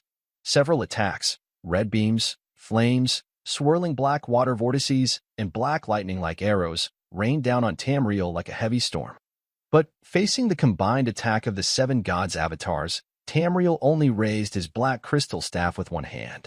In the next moment, a thick hemispherical black shield over 2 meters in diameter appeared, protecting him firmly. Boom. Hiss. Intense explosions sounded, but the shield only trembled slightly before remaining completely still. Tamriel's counterattack was also very fierce. The fully merged goblin sage Tamriel's black eyes shone brightly. He looked at the devouring snake and launched a black beam attack at it. Roar. Faced with this extremely swift strike, the devouring snake's neck revealed a fierce, closed-eyed face. Suddenly, its eyes opened wide, shooting out 2 blood-red beams. Immediately after, the face seemed exhausted and tired, closing its eyes again. CH. The 2 blood-red beams were blocked, but in less than 0.2 seconds, the black light beam shattered them and shot toward the devouring snake, which was desperately dodging. However, because the devouring snake was so large, one of the biggest among the 7 gods, it was hit in its rear part despite its efforts to evade. Sizzle, it wasn't a clean cut, but as if ink was poured into a large bucket of clear water, The black beam seemed to be ink spreading quickly, polluting the snake's body. Quick! Cut off your body. The goddess of the underworld, Hela, immediately warned. It seemed her warning was effective. The devouring snake endured the sharp pain and suddenly cut off about 100 meters of its tail, trying to survive by losing part of itself. Strangely, after the tail hit the ground, it suddenly became active again, like an independent black giant snake. It moved to stand beside the great sage Tamriel, guarding him like a protector. The power of the evil magic is too strong. Without semi-divine strength, it would be contaminated instantly, Hela said angrily. If they could summon a semi-divine avatar, dealing with this evil magic wouldn't be a problem. But right now, their revival levels weren't enough to summon semi-divine avatars. Even from a distance, Ryan was stunned by what he saw. To think it can pollute divine avatars. This fused evil magic is really tricky. It seems the best solution is to split this evil magic apart. Suddenly, the situation changed again. Tamriel, who failed to take down a divine avatar with one strike, looked very dissatisfied. He turned his gaze once more to Hela. Be careful. Juan, the god of hunting, shouted loudly. He quickly aimed his great bow at the gnome sage Tamriel, firing an arrow to interfere with his attack. But the black beam narrowly brushed past the arrow, shooting out from his staff with a swoosh. Juan's arrow was just a little too slow. The goddess of the undersea, Hela, widened her eyes in surprise. She didn't expect her opponent to launch such a powerful attack so easily, and to be able to attack repeatedly. At this moment, a black beam was already close, and she feared she wouldn't have time to escape like a snake swallowing its tail. She would be quickly contaminated at the core of her avatar. The thought made her feel cold inside. Suddenly, a flash of dark silver light, too fast to see clearly, streaked across and collided with the black beam just before it hit Hela. Buzz buzz. At this moment, the gods finally saw that it was a metal disc spinning and vibrating at a very high frequency. The disc was about 10 meters in diameter, like a shield protecting Hela. Dark silver energy rippled across the metal disc like water waves. The intense black energy beam and the disc clashed fiercely for several seconds before both disintegrated and melted away. Realizing what was happening, Hela immediately turned her head to one side. That was the direction where the dark silver metal disc was flying from. Seeing the familiar figure, Hela's expression became complicated. In that moment of danger, only Ryan, a full moon wizard, could have saved her. Blasphemer, don't think that just because you saved me this time, I will be grateful, Hela said coldly, narrowing her beautiful eyes. Ryan smiled slightly but didn't answer. Instead, he raised his hand. Suddenly, 5 huge dark silver metal discs appeared out of nowhere in front of him, identical to the one earlier. Just as the 7 divine avatars tensed up, ready to defend, Ryan swung his hand forward. The 5 discs traced graceful arcs through the air and shot toward the ancient goblin sage, Tamriel, who was protected by a black swirling shield. Zzzzzzz, the leading dark silver disc sliced fiercely into the shield upon arrival. Although the shield shook violently, it still held. However, when the second disc arrived and began cutting, the shield seemed overwhelmed and was quickly sliced open most of the way. Tamriel immediately raised his black crystal staff, pouring a large amount of black energy into the shield, trying to strengthen his defense. At this moment, the subsequent dark silver metal discs also arrived. Under the combined cutting of the 5 discs, the black swirling shield, which even the 7 divine incarnations could not break, instantly shattered. It was like tofu being cut into pieces by a chaotic knife. Meanwhile, the great elf sage Tamriel was also instantly torn apart. Dark energy surged and moved as if alive, trying to reform, but in the next moment, the ground rippled like water, and the metal surface seemed to be cut into 7 parts, trapping the deadly magic fog. It quickly transformed into a solid gas tank shape, firmly imprisoning it. Although the gas tank shook violently, the surrounding metal kept wrapping around it, forming raised tomb-like shapes embedded into the metal ground below. After completing all this, Ryan turned to the shocked sea goddess Hela and smiled slightly, saying, "I'm not saving you, just worried you might fall into the hands of the deadly magic." Hela frowned, puzzled by Ryan's words. Didn't they mean the same thing? Ryan seemed to understand her thoughts and explained with a smile, "Even if you fall, it must be in my hands, so it wouldn't be a waste." Actually, facing Ryan at this moment, the divine incarnations still felt a bit guilty. Each incarnation's appearance slightly consumed the divine essence of the main body. If the projection's power only used up a tiny fraction, no more than 1,000th, Then the incarnation used up about 1%. The more times they appeared, the more it would delay the main body's recovery, which was why the gods didn't want their incarnations to fall. While the gods were pondering the meaning of Ryan's words about waste, Ryan made no further comment. Instead, he raised his hand and unleashed a full-strength level 5 witchcraft called high-frequency cutting. Instantly, the attack that had previously killed the great sage Tamriel reappeared. 5 huge dark silver metal discs hummed loudly and shot toward the divine incarnations like lightning. "Quick! Split up and run!" Hunt Godwin shouted, most afraid of Ryan. During the recent battle with the evil demon, the divine avatars of the gods used up a lot of energy. Now, facing Ryan, who can easily kill a demigod-level demon, they naturally have no desire to continue fighting. On the other hand, the gods think that since Ryan is only one person and probably can't catch all of them, sacrificing one to save the other 6 avatars is a good deal. As for which god will fall, it depends on their strength and skill. We see the hunter god Luin and the sea goddess Hela, both clever and quick, fleeing in the same direction as the escaping serpent. Because the serpent is injured, it is slower. These 3 perfectly show the saying, when you meet a tiger, you don't need to run faster than the tiger, just faster than your companions. Luin and Hela can't outrun the dark silver metal discs, but both are faster than the serpent. They quickly dash ahead of it. This causes the serpent, behind them, to open its huge snake eyes wide in surprise, realizing it is now under attack by 3 dark silver discs. So, roar. With a loud, angry cry, the huge serpent suddenly stops moving. Then, its solid body begins to fade, leaving only a small, damaged dark red crystal floating in the air. As Ryan approaches, a giant snake's shadow roars inside the crystal toward him. Meanwhile, the other 2 dark silver discs successfully killed 2 divine avatars. The more powerful evil gods, Grek and another hooded evil god, broke through the metal ceiling on the 3rd floor and hurriedly fled to the 2nd floor. That must be the divine fragment of the serpent. Ryan steps forward, quickly collecting the divine fragments of the serpent and the other 2 evil gods. Instead of absorbing them immediately, he carefully stores them and walks leisurely behind. How is this human leveling up so fast? And the power and skill of their 5th level magic are not like those of a newly promoted full moon mage. It looks more like an experienced, old full moon mage. Hunting god Rune was fleeing while recalling the scene of Rain destroying the demon clone and devouring the serpent. His eyes flickered with fear. Just as he exerted some effort to break through the metal ceiling of the negative 3rd floor and reach the negative 2nd floor, suddenly, a huge shadow, as tall as him, lunged and knocked him down. One hit the ground hard and looked up, only to see that he was stopped by a rare steel dragon. It turned out that the twin dragons and the sword Saint Tilio, along with 3 others, had been waiting for the right moment. Unintentionally, combined with the gods' avatars all focused on escaping, each ambush was perfectly timed. The black dragon, Mortius, aimed a shadowy breath at the emerging evil god Grek.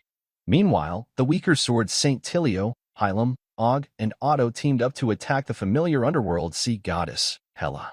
Only the hooded male deity, unblocked, managed to break through the negative 2nd floor and escape to the negative 1st floor. But once on the surface, he saw the 3 Federation fire mages still here. In an instant, both sides looked at each other in surprise. Next moment, they clashed unexpectedly.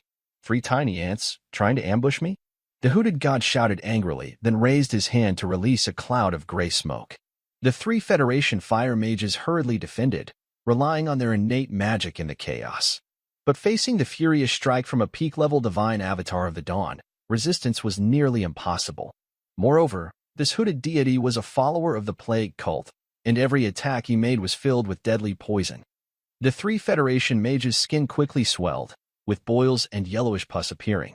Soon, their skin rotted and decayed as if melted in a high-temperature fire, losing human form instantly. Only some foul-smelling pus and torn fabric on the ground proved something had been here. As for Rain, he had already reached the negative 2nd floor. Blasphemer, don't be so proud. With a flash of 2 dark silver lights crossing, the surprised and angry sea goddess Hela was cut into pieces before she could speak, leaving only a fragment of her black divine core floating in midair. Ryan quickly moved and caught him, then nodded slightly to the sword Saint Tyrio and the other 3 to thank them.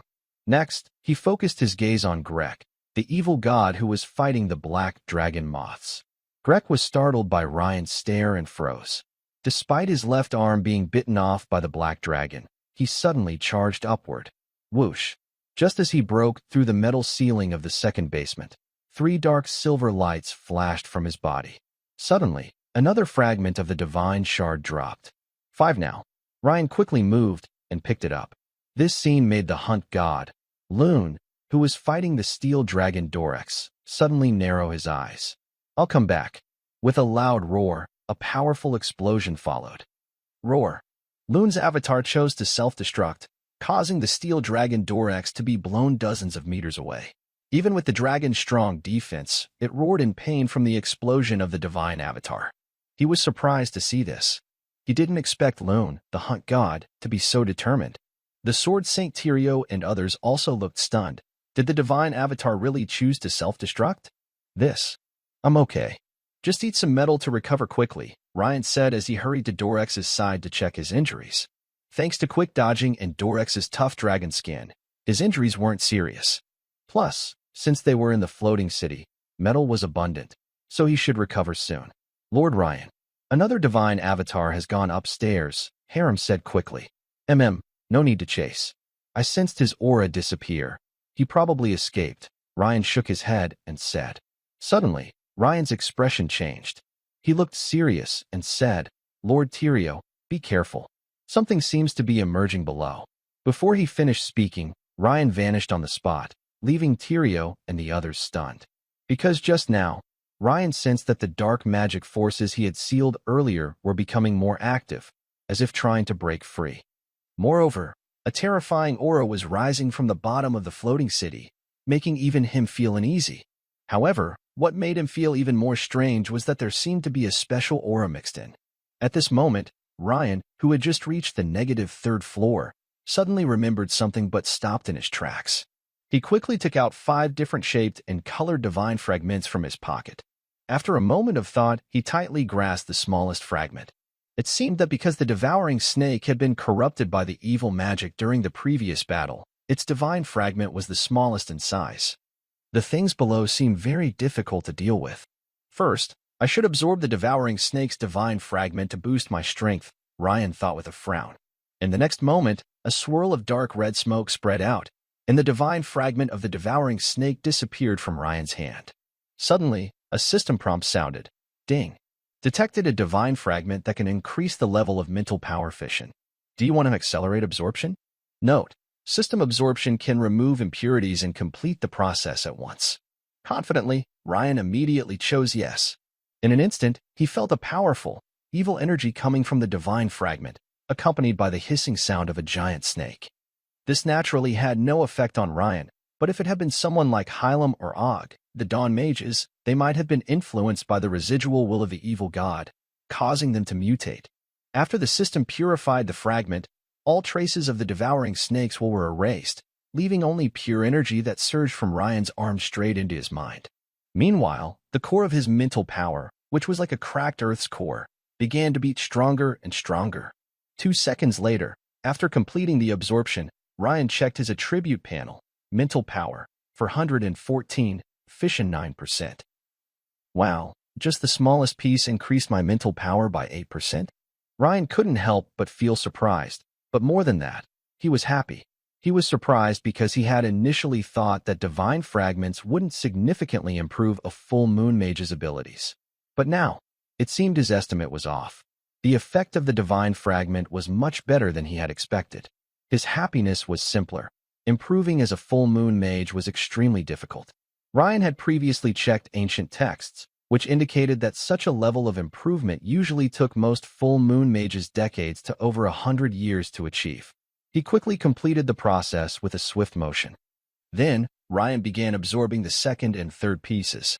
However, when he reached the fourth piece, a strange figure suddenly emerged from beneath the metal ground on the third underground level, and the restrained gas tanks started to shake violently. In the imperial capital of Tamriel. In the front yard garden of Ryan's residence, Mint was holding a piece of grilled meat while feeding Cookie and stroking his shiny, smooth fur. A girl and her dog looked very relaxed and happy. Cookie, do you think? Mint was half squatting and talking to herself. Suddenly, Cookie, who was lying down, lifted his head sharply, and his half-closed eyes widened as he looked toward the distant sky. This sudden movement naturally interrupted Mint's words. Woof, woof. Cookie's lazy expression changed instantly to one of alertness, and he barked loudly. Surprised, Mint immediately looked in the direction Cookie was watching. The next second, her beautiful eyes widened, and her mouth opened in shock. In the distant sky above the towering Cologne Cathedral, a large mass of black fog kept rising. If it were just black fog, it wouldn't be strange, but this fog moved like a living creature, constantly surging. Even from afar, Mint could faintly see sharp claws and a fierce, wide mouth emerging from the fog from time to time. It seemed as if some terrifying creature was trapped inside the fog and about to break free. Just staring at it, Mint felt an overwhelming sense of fear rising from her heart. Big Sister Lagri! Big Sister Kriya! Mint shivered and shouted loudly. In a flash, the elegant Kriya dashed out of the villa, and soon another graceful and agile figure appeared beside Mint, Lagri. As soon as they appeared, both women looked in the direction Mint was watching, and their expressions immediately became very serious. Although neither of them was at the top of the Empire's power, they both reached near legendary peak strength. But even so, when they looked at the black fog, a strong feeling of fear appeared in their hearts.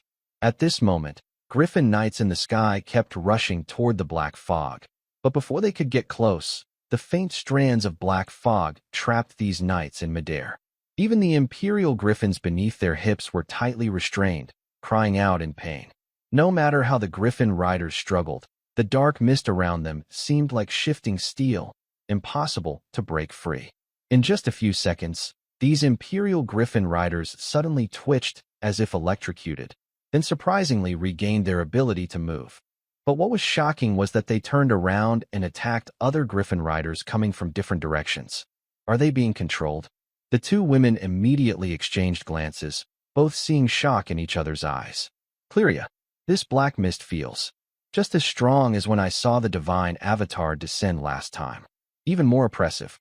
The barbarian girl, having broken through with the most primitive method, was naturally very alert to danger. Her face was pale, and beads of sweat appeared on her smooth forehead, clearly sensing great peril. Yes, Lagria, we must organize an immediate retreat, Cleria quickly said after a moment of thought. She had a feeling that the Imperial City might not withstand this time, as the terror of the Black Mist seemed even more powerful than a divine presence. Fortunately, since the last great battle in the Imperial City, Ryan had discussed with her how to evacuate quickly in case of an emergency. Roar. Suddenly, a loud dragon roar echoed through the sky. The Imperial Dragon Knights, who usually avoided appearing directly in the sight of ordinary people, now openly appeared over the Imperial City. 1, 2, 8. The number was still increasing. At this point, there was no need for warnings or alarms. The entire city of Tamriel was boiling like boiling water. Everywhere, panicked citizens hurriedly ordered their coaches to flee, nobles rushing to escape. For a moment, the city was filled with screams, cries, and shouts from men and women of all ages and statuses. In midair, not good. It's a demon of destruction. The ancient demon of destruction has escaped the goddess church's control. But how is that possible? Among the powerful emperors, the oldest and strongest protector of the empire, Walkermoss, exclaimed, "What? A demon of destruction?" Many other protectors who had heard this name changed their expressions. While Ryan absorbed the fourth divine fragment, he shifted his gaze from the attribute panel to the strange new figure that appeared. Why is it strange? Because, upon closer inspection, it should be two people. Below, there was a dignified and imposing goblin elder. Like the high officials of the Goblin Empire he had seen before, his skin was cracked, but the dark aura around him was the thickest Ryan had ever seen. Strangely, above him, there was a floating goblin girl dressed in elegant clothes. She held a strange golden weapon, which was inserted into the goblin elder's back spine. Because it was inserted at an angle downward, the girl appeared to be floating in midair. It looked as if an angel was hovering behind the dignified goblin elder. Both of them approached in a strange way. Another odd thing was that although the goblin elder seemed extremely powerful, his steps were slow, as if he was carrying a heavy burden. This gave Ryan the feeling that the girl was resisting or limiting the elder's movements. Is this the last emperor of the goblins, Solson Glen? Is the floating figure the goblin princess, Emra Glen? Father and daughter fighting? While Ryan observed them, they also noticed him. The goblin girl suddenly fixed her pitch black, shining eyes on Ryan. Unlike when facing 7 divine avatars, this gaze made Ryan's heart ring with alarm. It was clear that her strength was even greater than his. After absorbing 4 divine fragments, Ryan's mental split value had reached 37%, surpassing the early stage of the Moon Wizard and entering the mid-stage. But even so, Ryan felt a faint fear in his heart when facing this last emperor. In fact, the contest of strength between them had already begun at this moment. The bottles of gas that limited the demon's destructive power trembled violently, as if pulled by a great force, undoubtedly influenced by the other side. Of course, Ryan didn't do nothing. Dark silver metal ripples spread out from beneath his feet in a fan shape, covering the gas canisters. Soon, these makeshift graves made of gas canisters became thicker and more stable, trapping them firmly. However, this move angered the ancient goblin king, Thorson Green. He raised his hand, and dense black energy streams, like octopus tentacles, reached toward Ryan. Rise.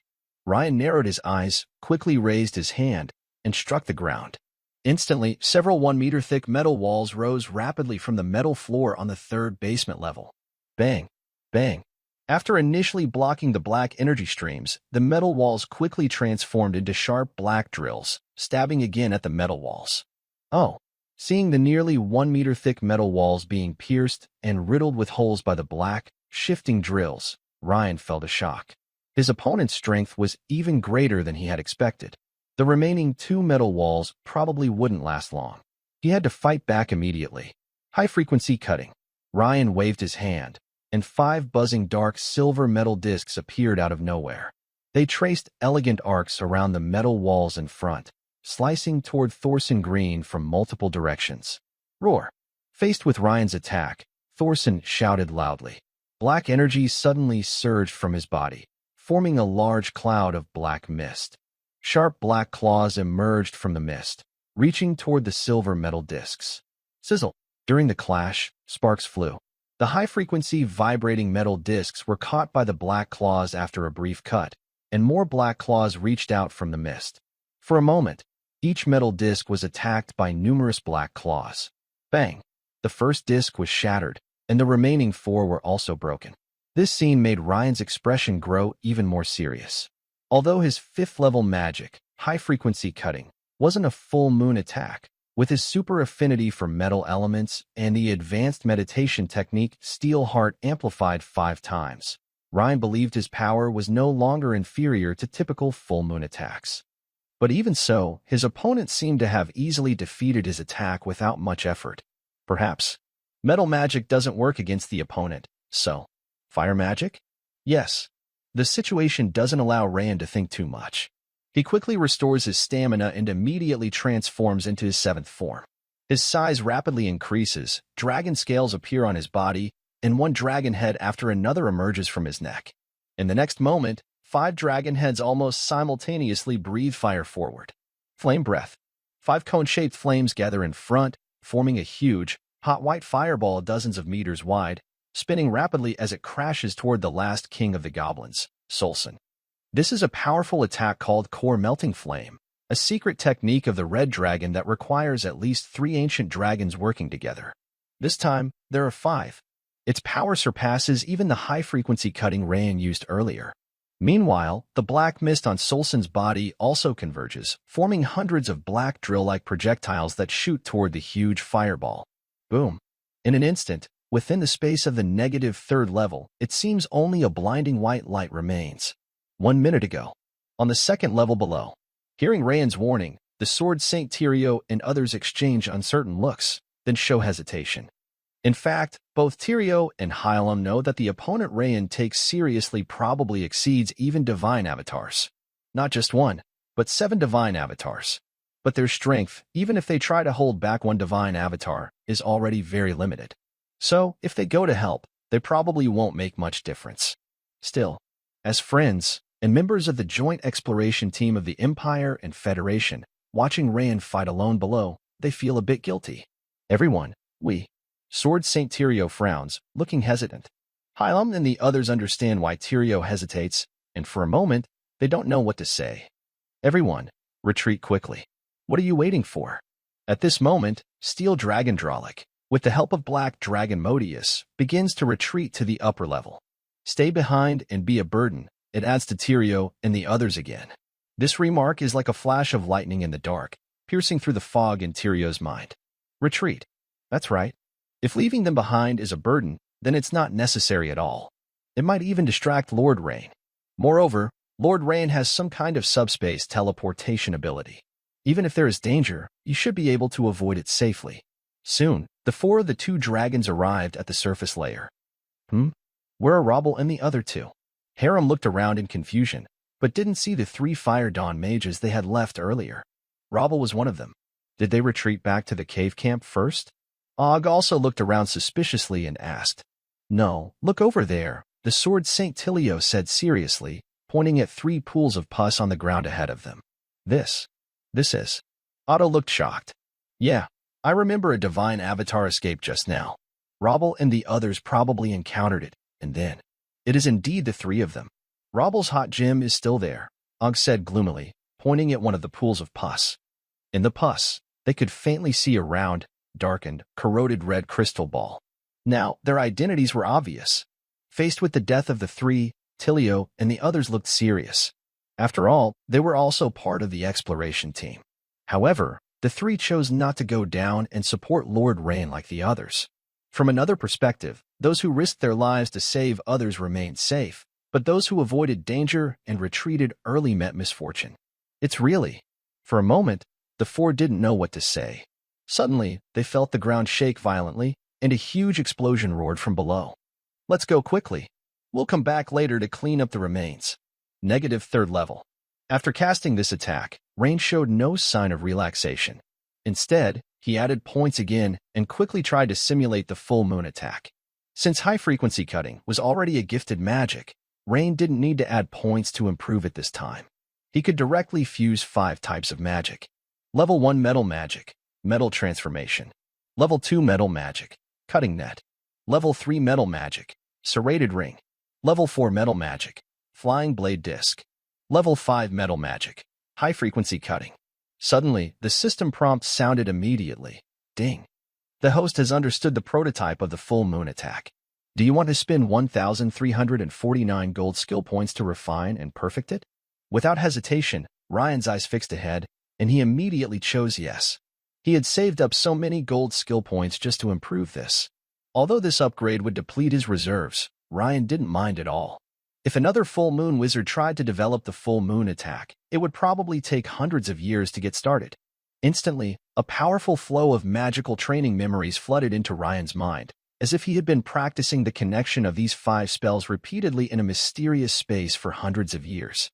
For a moment, countless streams of magical light flashed in Ryan's eyes, and his understanding of these 5 spells had fully merged.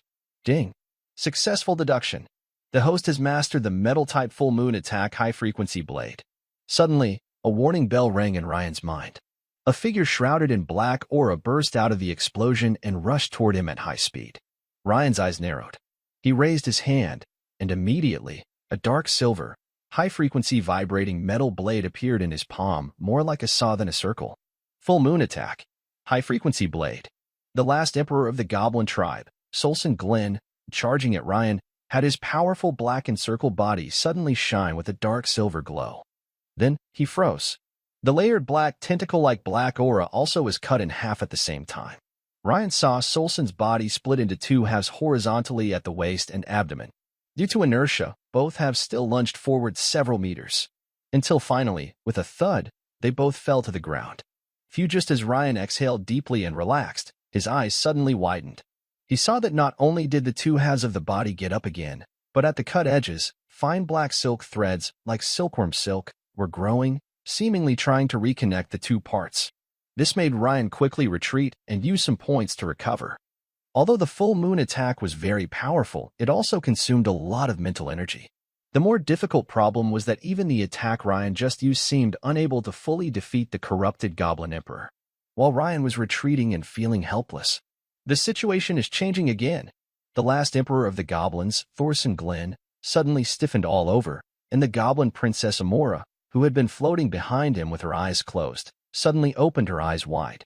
Then, the strange golden weapon in her hand emitted rainbow-colored light, and some gravel-like crystal particles inside began to flow. A surprising event happened to Ryan. Thorson Glenn was suddenly forced by a powerful force to walk backward to the negative fourth floor. Every step he took was full of reluctance, and he had to retreat with each step. Roar. No matter how he twisted his face and roared in anger, or how he struggled and growled, he couldn't stop himself from moving backward step by step, as if time had suddenly reversed.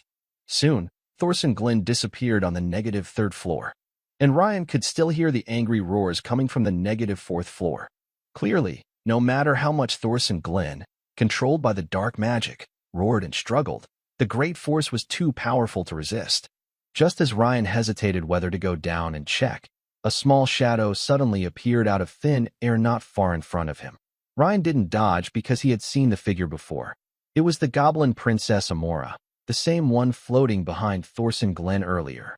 Even as a shadow, Ryan could see from her clear blue eyes that she had not been corrupted by the dark magic, though he didn't know how she managed to do that. Another question in Ryan's mind was, if the Goblin Princess could avoid being contaminated, why couldn't she stop her father from being infected? The dark magic has been restrained again. You are safe for at least a month. Ancient Goblin language, if you want to save your race. Don't leave this world too quickly. Find the true key of time. Ancient Goblin language. However, before she finished speaking, the shadow seemed unable to hold on and started to fade, and her voice became faint. Key of time? Ryan looked thoughtful. For some reason, hearing this name made Ryan think of the object the Goblin Princess Amora was holding at the beginning, the item that was stabbed into Thorson Glenn's back. Previously, Ryan always thought that was a strange-looking weapon. But now, thinking back, isn't that object just a magnified key shape? One end is circular, and the other is a straight, long shape. If the other side is holding what they call the key of time, then why do I need to find it? Ryan frowned, a bit confused. No, wait, the keyword. Seems to be true? Ryan raised an eyebrow, as if he caught something in his mind. But it was just a vague clue. After thinking for a while, Ryan shook his head and decided not to think about it for now. The most important thing now is to quickly explore and take control of the floating city. While the Demon Slayer, or that last Emperor of the Goblins, Thorson Glenn, is still imprisoned, he can try to repair and activate the floating city. Also, what is that faint call? Ryan plans to find out. Now that the battle is over and he feels relaxed, this feeling becomes clearer. At this moment, the black dragon Modis on the surface seemed to receive some message. It turned its long neck and spoke to the Sword Saint Tyrio and others, who were planning to retreat to the cave camp. Everyone, the battle is over. The master wants you to come down. Huh? Hearing the black dragon Modis, the four looked at it in disbelief. Despite the fierce battle just now, the energy fluctuations at the surface were still intense. Is it over? Yes, the master asked you to come down. He said repairing the floating city is complicated, and there are some other minor matters, the black dragon Modi said solemnly. Repair the floating city? Hearing this, Hylam, the head of the Federation Mechanical Research Institute, immediately widened his eyes and brightened. This is the floating city, an advanced goblin technology capable of rivaling gods. If it can be repaired and mastered, how significant would that be? It's obvious. Then what are we waiting for? Let's go. Hylam eagerly ran down. I'll first return to the cave camp and report what happened here to the Federation Council. They've been waiting for news for a long time. The Sword Saint Tyrio watched Halim quickly leave and shook his head, speaking softly. The cave camp had a special communication device, using magic arrays and special crystals to send messages instantly to the Federation Council. Yes, it's important to inform them immediately about Rabel and the others' deaths, Og and Otto both agreed. When Halim, Og, and Otto followed the two dragons and met Rain again on the third basement level, they exchanged glances and slowed down their steps. Finally, Halim stepped forward hesitantly and quietly said, Your Grace, Rain? No wonder the three of them were so cautious. The previous battle was intense, with very strong energy waves. They couldn't sense much at the time, but now, Rain, who had just become a full moon wizard, was still transforming. His body was like a human-shaped nuclear reactor. His powerful aura made the three feel like they were facing a blazing sun. Huh? You've arrived? Rain looked up and smiled. It wasn't that Rain hadn't noticed them, but he didn't feel any hostility, so he kept thinking about other things. When he arrived at the fourth basement level, he saw the floating city's main power and transmission devices. He admired the advanced technology of the orcs and took a quick look around. It was not difficult to start the floating city smoothly, but if they wanted it to have the strength to fight gods, even as a full moon wizard, he couldn't do it alone. It was like a battleship in a previous life. Full power couldn't be achieved by just one captain. Your Grace Rain, you must have reached the level of a full moon wizard? Halim asked nervously, rubbing his hands. Yes, Rain didn't deny it. The three of them widened their eyes and gasped in shock. They had suspected this for a while, especially after the recent battle. Without being a full moon wizard, it was impossible to fight 7 divine avatars to the ground. But hearing it confirmed was still shocking. According to ancient records, even the most recent full moon wizard to advance had taken over 1,500 years, and they were much older when they advanced than Rain. Your Grace, no, it should be called the Iron Throne. You are a metal-type wizard. In this era where no other metal-type full moon wizards exist, calling you the Iron Throne is the most fitting. Realizing this, Halim quickly corrected himself. The Iron Throne? Halim, there's no need for such formality between us, Ryan said with a smile, waving his hand. No, it is entirely necessary. Even in ancient times, full moon wizards were very rare. Now, with full moon wizards long gone, your promotion is very important, and your authority must not be challenged. Also, calling full moon wizards the throne is a tradition and a custom. Throughout history, full moon wizards have held a status comparable to emperors, Halim said solemnly. Exactly, Lord Iron Throne. I agree with your Highness Halim. Og bowed deeply and saluted. Lord Iron Throne, I also agree. Otto nodded in agreement. Ryan felt a bit helpless. After thinking for a moment, he said, All right, since you insist, I'll let it be. It was just a title. Ryan didn't want to spend more time arguing over it. Besides, this title was at least better than the old May City Siege hammer. Let them have it, Ryan thought. Iron Throne? At this moment, Tilio, the Sword Saint, who looked surprised after finishing a message, also arrived on the 4th basement level. Hearing this title, he was shocked as well. Your Grace Ryan, you. Sword Saint Tilio looked up and down at Ryan. Lord Tilio, you should call the Iron Throne Lord, Halim said with a smile, stroking his beard upon seeing Tilio's astonished expression. Tilio, feel free to call me that, Ryan said with a wry smile. However, after a careful look, Tilio quickly stepped forward, his expression serious, and bowed to Ryan respectfully. Lord Iron Throne, you. Oh no, I forgot to tell the council about your promotion. To prevent them from making wrong decisions, I need to send a message immediately, Tilio suddenly frowned and said, thinking of something. Meanwhile, in the capital of the Federation and a hall. At the top of the Parliament building, in a luxurious south-facing office, an elegant old man with gray hair and a pipe is quickly signing a large stack of documents with a feather pen. Knock, knock, knock. Suddenly, there is a rapid knocking at the door. Come in, the old man says. A woman dressed in a tight skirt walks in quickly, sweating on her forehead, and says, Honorable Speaker, you need to see this immediately. The nervous expression of this secretary makes Speaker Lawson Powell realize that something serious has happened. He quickly takes the document to read. What? All 3 of Lord Robble's Majesties have fallen? Just hearing the first words, Lawson is deeply shocked. Because including these 3, 5 powerful figures from the Federation have already fallen during the exploration of the floating city ruins. The loss is enormous. Huh? The floating city ruins have been taken? What? The main contribution was made by the Empire's only representative, Lord Rain? So, the control of the floating city is in the Empire's hands?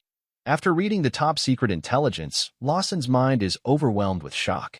He furrows his brows and thinks for a moment, then says, Immediately notify the Parliament members in the capital to hold an emergency meeting in 15 minutes.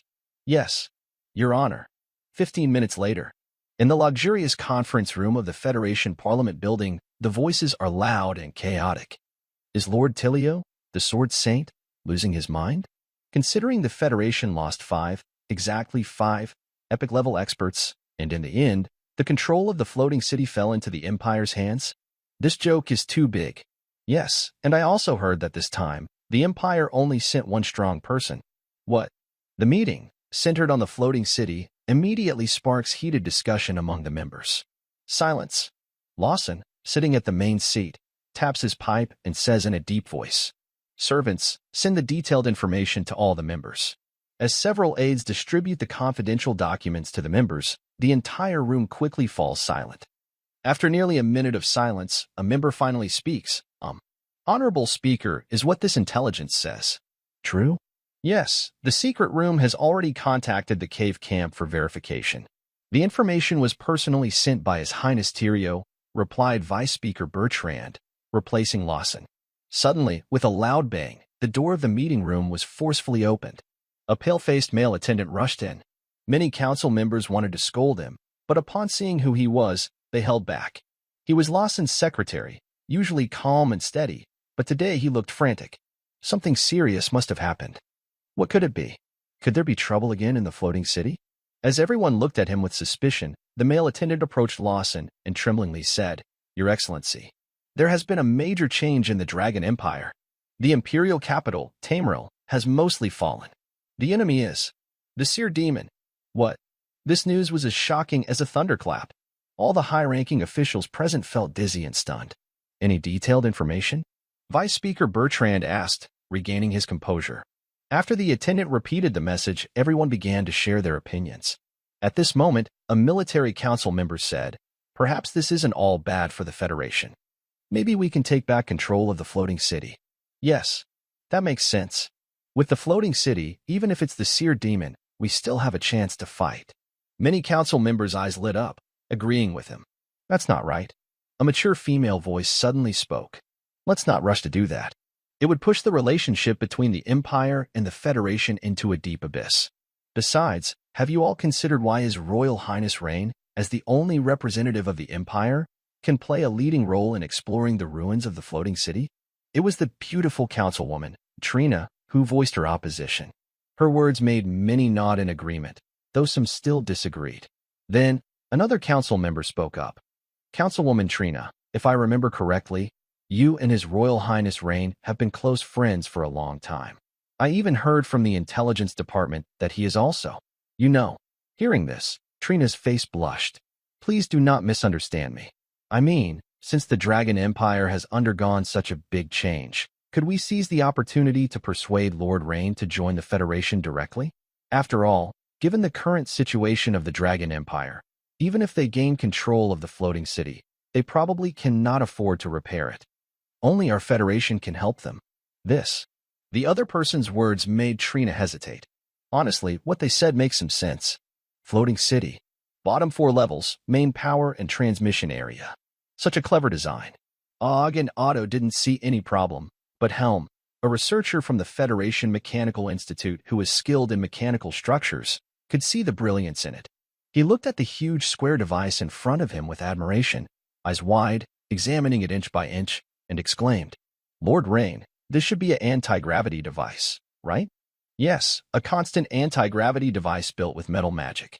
When fully activated, it can make the entire floating city feel almost weightless. Rain nodded as he looked at the dark gold square device. The object in front of them resembled a monochrome Rubik's Cube, but possessed power comparable to that of a deity. This is the pinnacle of gnome technology from tens of thousands of years ago. This is the 4 main thrusters. Here is the main control panel, the weapon control panel, the puppet deployment control room. The group moved along. Helm, who was proficient in ancient gnome script and had studied some scattered data about the floating city beforehand, explained the functions of each device as if he were showing off. Your Excellency Helm, I'll leave it to you from now on, Rain said with a slight smile. Of course, Lord Steelthrone. Rest assured, I have some research on the floating city. I can't say I understand everything perfectly, but repairing it is not a problem. Leave it to me, Helm assured, patting his chest. Good. Helm, I entrust this matter to you. Mainly, we need to activate the anti-gravity device quickly and repair the 4 main thrusters. Rain nodded with a smile. I want to go to the lower levels to take a look. As for you all, Rain said as he looked at Og and Otto. We won't go, Lord Steelthrone. They replied with a glance at each other and shook their heads. What if the evil spirit awakens again? Then they would be responsible. In fact, they couldn't even withstand the aftershocks of the battle. That's fine, Rain nodded. He understood their concerns. It's normal. Also, repairing and activating the floating city is one of the most important tasks now. With both of them helping Harem here, the progress will be faster. Soon, Rain arrived at the -5th floor, which is the last level of the floating city. Because of the city's shape, resembling a half-split egg, the lower you go, the smaller the area. When Rain reached the final level, he was surprised to find a place similar to an elf garden. It seems this was once the location of the Goblin King's palace. However, after tens of thousands of years, most flowers and plants had withered and dried up. The remaining ones had been contaminated by evil energy, turning into strange black and gray objects, emitting wisps of dark mist covered with sharp thorns. At this moment, only the ruined fountain, broken marble statues, and shattered flower beds seemed to tell of past glory. Rain looked around and focused his gaze on the front. The damaged palace should be where the evil spirit resides. He could feel a huge, evil force lurking inside. Although the Goblin Princess Amora Glenn said she had recontained the evil spirit, Rain didn't want to rely on others for such an important matter. He needed to see for himself to be sure. There was another reason. Rain wanted to find clues, whether about a way to completely eliminate the evil spirit or about the true key of time that Amora mentioned. Without hesitation, Rain headed toward the dilapidated palace. Suddenly, a black plant resembling a pitcher plant beside him suddenly opened two sharp-toothed black leaves and bit down Rain's leg. But in the next moment, a metal spike emerged from the ground, piercing through its open mouth and quickly smashing it into pieces. This small movement didn't affect Rain at all. He continued walking forward calmly and steadily. However, Rain's gaze shifted slightly because he noticed that after the black pitcher plant turned into wisps of faint black smoke, it slowly drifted toward the palace. The demon has a certain attraction to the evil energy, just like the natural response between the clones formed by other demonic powers. Ryan silently watched this scene, pondering in his mind. Thoughts flashed through his head as he continued walking inside. Along the way, plants contaminated by demonic energy kept attacking him, but at his current level, these things naturally couldn't bother him, not even slowing his steps. Until he reached the palace door, the evil energy ahead had already formed a faint black vortex visible to the eye, swirling above the palace. If someone below the level of a hero came here, Ryan was sure that the dense evil energy in front of him could cause the person to mutate quickly. Looking inside through the damaged palace door, he saw a colorful vortex trapping Solson Green, who was lying flat inside. Above the vortex, there was a strange weapon, which Ryan guessed was the key of time, slowly spinning and releasing delicate, mist-like energy downward. The last emperor, although still surrounded by black evil energy, had his eyes closed peacefully, showing a calm expression quite different from his previous fierce look.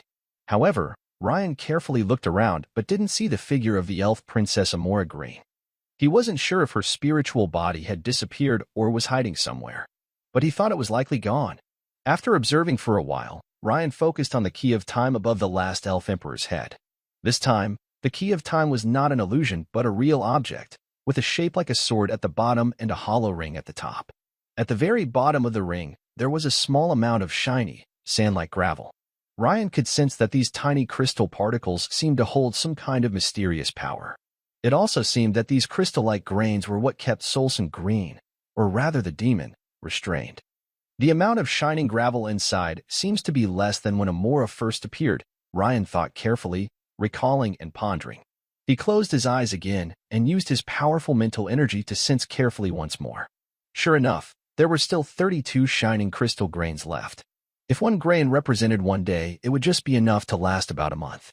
But if the key of the present moment already exists in reality, why did Princess Emera, the Goblin Princess, leave the message that I should find the true key of time in the end?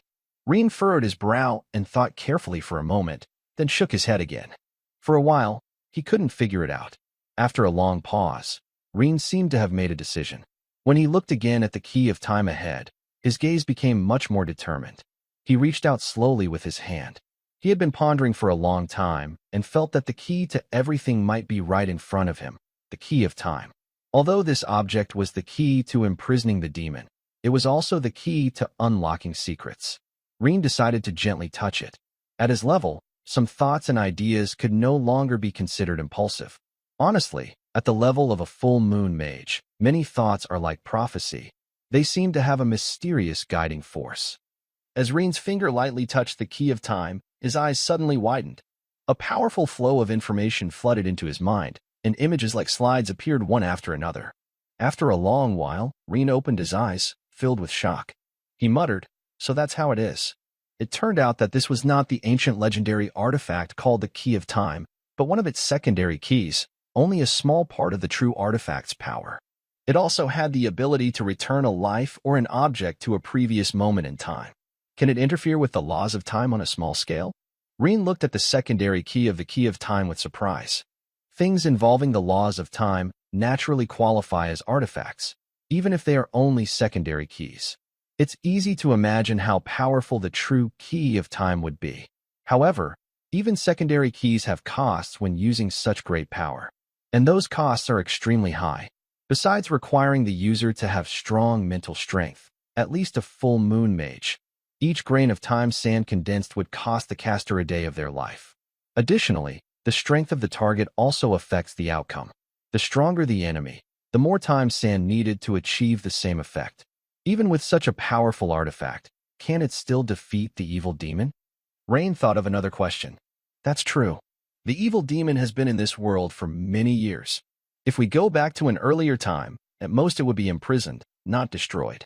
Even a being strong enough to exchange time with the demon one-to-one can't turn back the clock thousands of years.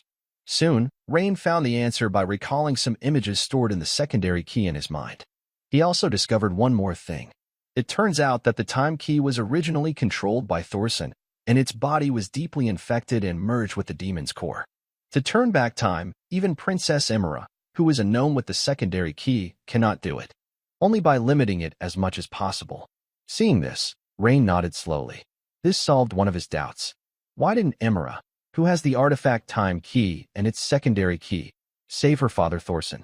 He paused to think again. This time, Rain reached out and grasped the secondary key of the time key.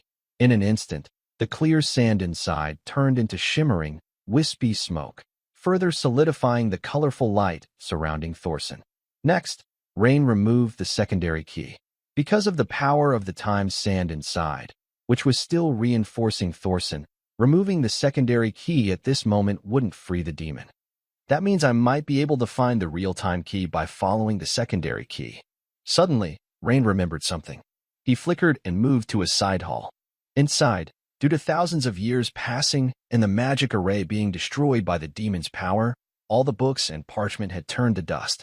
But Rain didn't stop. He walked straight into the deeper part of the hall until he reached a door. From the decorations and environment, it seemed to be a study room. More precisely, it used to be Princess Emira's study. Now, the furniture made of precious wood had decayed, but some metal ornaments like gold and silver, covered in thick dust, still remained. This must be the place. Ryan entered and found the inside already collapsed, with nothing of value remaining. Is this the last layer? Even the memory crystal isn't preserved? Ryan looked at the two white powdery stains inside. If the memory crystal hadn't been damaged, it could have helped solve many ancient gnome mysteries. Suddenly, he felt the ground shake, and a deep gear-turning sound came from above. It seemed the floating city had undergone some change. Huh? Did it start successfully? Ryan raised an eyebrow, feeling quite surprised. He thought that even if Harem was very fast, it would take at least half a month to repair and restart the floating city. But unexpectedly, Ryan's figure flashed and disappeared from the spot. When he reappeared, he was in the main control room on the 4th basement level. Since becoming a full moon wizard, Ryan had become more skilled at using Shadow Shuttle. The previously high mental energy cost was now much lower for him. Seeing Ryan suddenly appear out of nowhere, Harem wasn't surprised. The big event of restarting the floating city would naturally attract Ryan's attention. Lord Steelthrone, the anti-gravity device itself, isn't damaged. I just activated it, but the main power core of the main drive is gone. Harem wiped sweat from his forehead and quickly explained. Huh? The main drive of the floating city relied on the demon's heart to operate. Its powerful radiative energy was needed to move such a huge city. Now, after tens of thousands of years, the energy of the demon's heart has dissipated and turned to dust. Harem frowned. Is there no replacement? Og asked nearby. No, it's said that the demon's heart was obtained from a high-level demon that invaded this world tens of thousands of years ago. It probably no longer exists. Harem shook his head. Radiative energy? Ryan couldn't help but think deeply, as if he had an idea. So, the floating city can stay in the air now, but it can't move? With auxiliary power, it can move slowly, but not quickly. Some powerful. Harem explained. At this moment, The Sword Saint Tyrio suddenly rushed into the fourth basement level, looking serious. He said, "Lord Iron Throne, urgent news. The Tamriel Empire in Dragon has undergone a major change. The ancient demon sealed by the Goddess Church has been broken free. Most of the imperial capital has already fallen." Huh. Ryan's pupils shrank, and a strong wave of mental energy spread out. When did this happen? The Federation received the news half an hour ago. Tyrio immediately replied. Ryan thought for a moment and then disappeared instantly. Meanwhile, the imperial city of Tamriel. The entire city was filled with smoke and dust. The sky was covered with a lot of black ash, which included dark demonic energy and smoke from burning buildings. Everywhere there were shouts, clashes of swords and blades, and roars. The battle around the Cathedral of Karen was the core and most critical. However, the black demonic energy had already covered most of the imperial city. Even the palace, with its complex layers of magic formations, could not stop the invasion of the demonic energy, and much of it had fallen. A grown red dragon, sleeping deeply, was also infected by the demonic energy. Its body was surrounded by black mist, which seeped through the cracks in its scales, nostrils, and mouth into its body. Roar. Help me, Strass. The red dragon kept showing signs of pain. Suddenly, the dragon's huge eyes turned black, and it turned its head to attack the Imperial Guardians. The fully infected dragon's strength had increased significantly. Even two Imperial Guardians working together could hardly defeat an opponent who was not afraid of injury or death. But the problem was, the half-plane beneath the palace had already been lost. The sleeping five-colored dragons, unable to retreat in time, were also infected by the demonic energy while still in their dreams. One after another, the dragons roared and struggled, infected by the demonic energy, turning into demonic allies and attacking the Imperial Dragon Knights in midair. The situation was rapidly worsening. Let's retreat quickly. Princess Minia, we can't hold out much longer. The power of the demonic energy has grown stronger after infecting many beings. We can no longer resist. Looking down at the fleeing and crying citizens of the Empire, and at the dragons being infected one after another ahead, Queen Minia's heart seemed to bleed. In the distant sky, outside the 5 rings of the Imperial City, Clea rides on a blood-winged hawk beast, holding her mother Emma and her father old Ryan in her arms. Below, a large spirit hound carries a young girl as they weave through the panicked crowd. In midair, Clea's eyes are fixed on Mitt, but she is worried about Ragray. Earlier, she and Ragray split up. She was responsible for the Ryan family, while Ragray was to support Jennifer. However, something seems to have gone wrong with Ragray's side. This makes her very anxious. On a street in the 2nd ring of the Imperial City, a wild girl in tight leather armor, wielding a large shield, is tying a plump woman glowing green onto her back, trying to break through the chaos.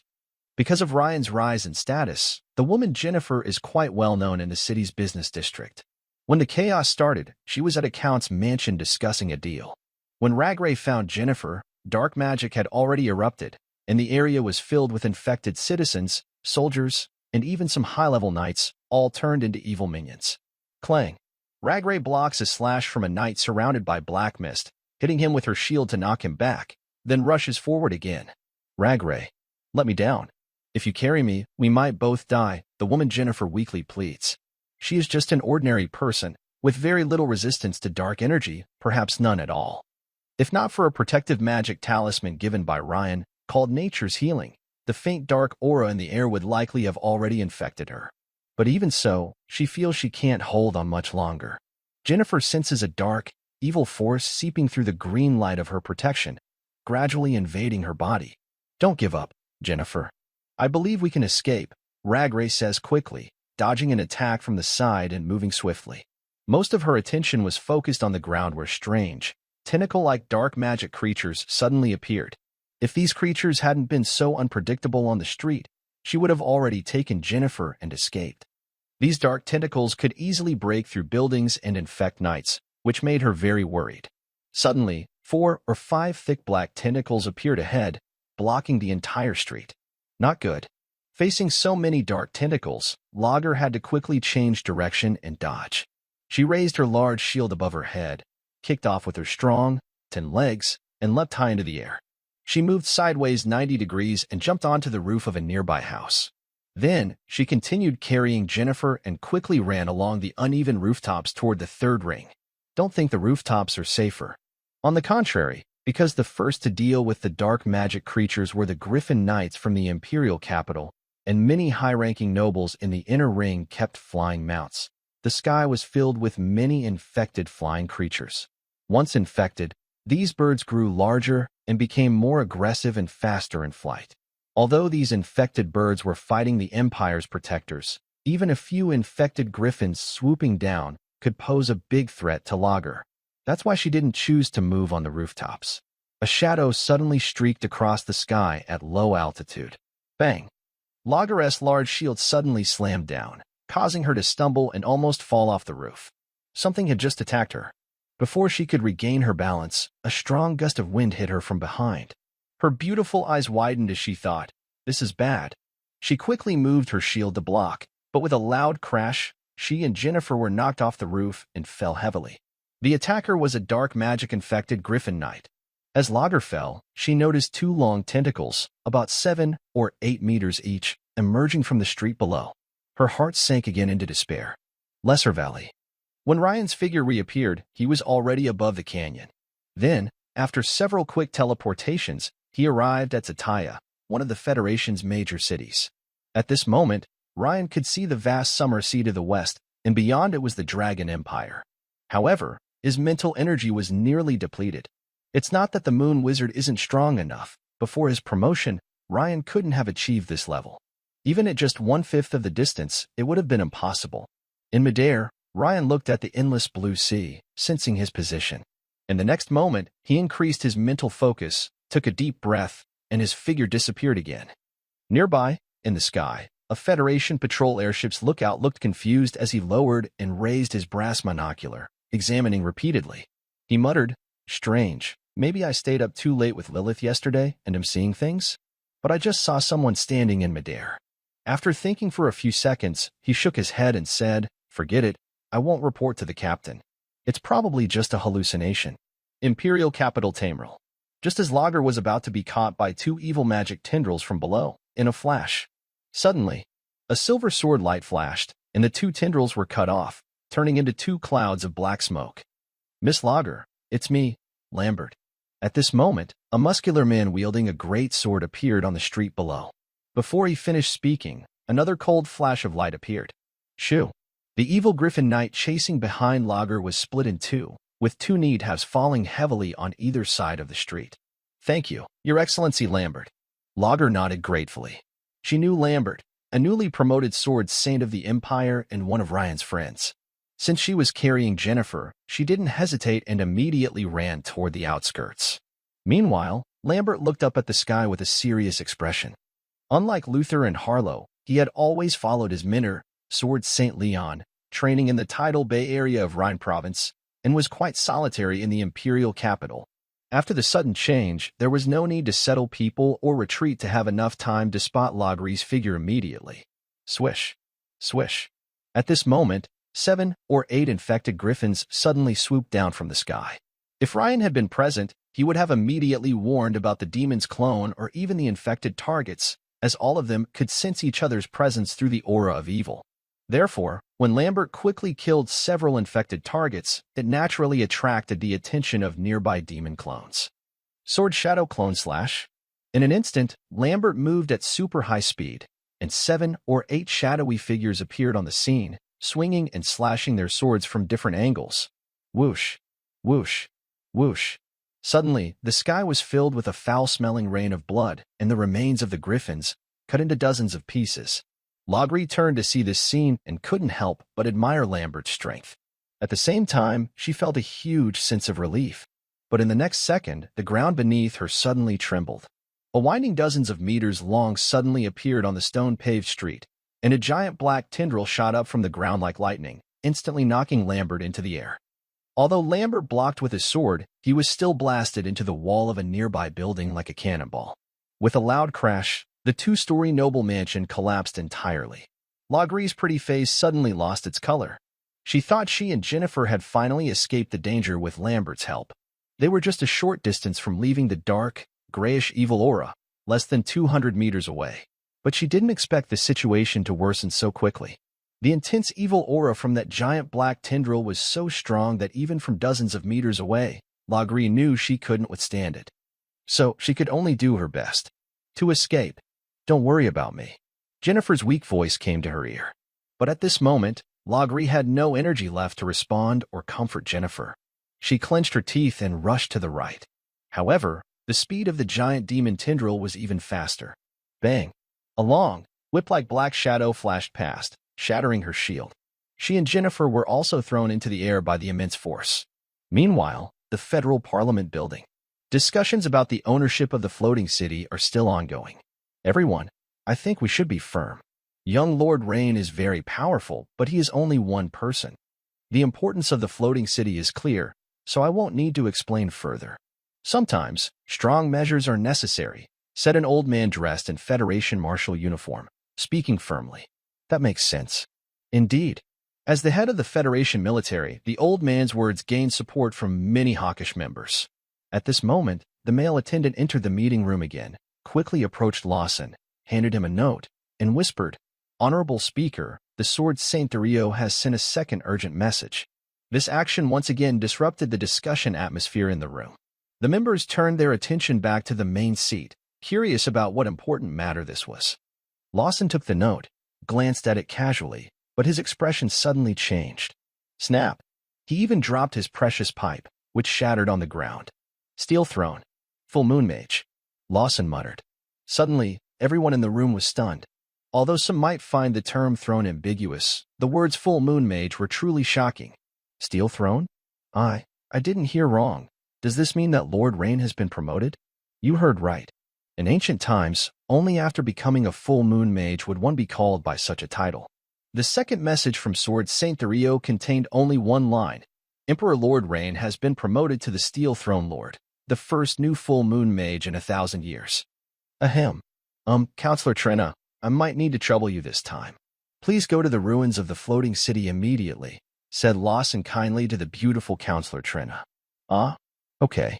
Trina, also shocked by Rain's promotion to Full Moon Mage, quickly nodded. However, just thinking about having to go there herself made her face flush with both shyness and excitement, along with a hint of worry.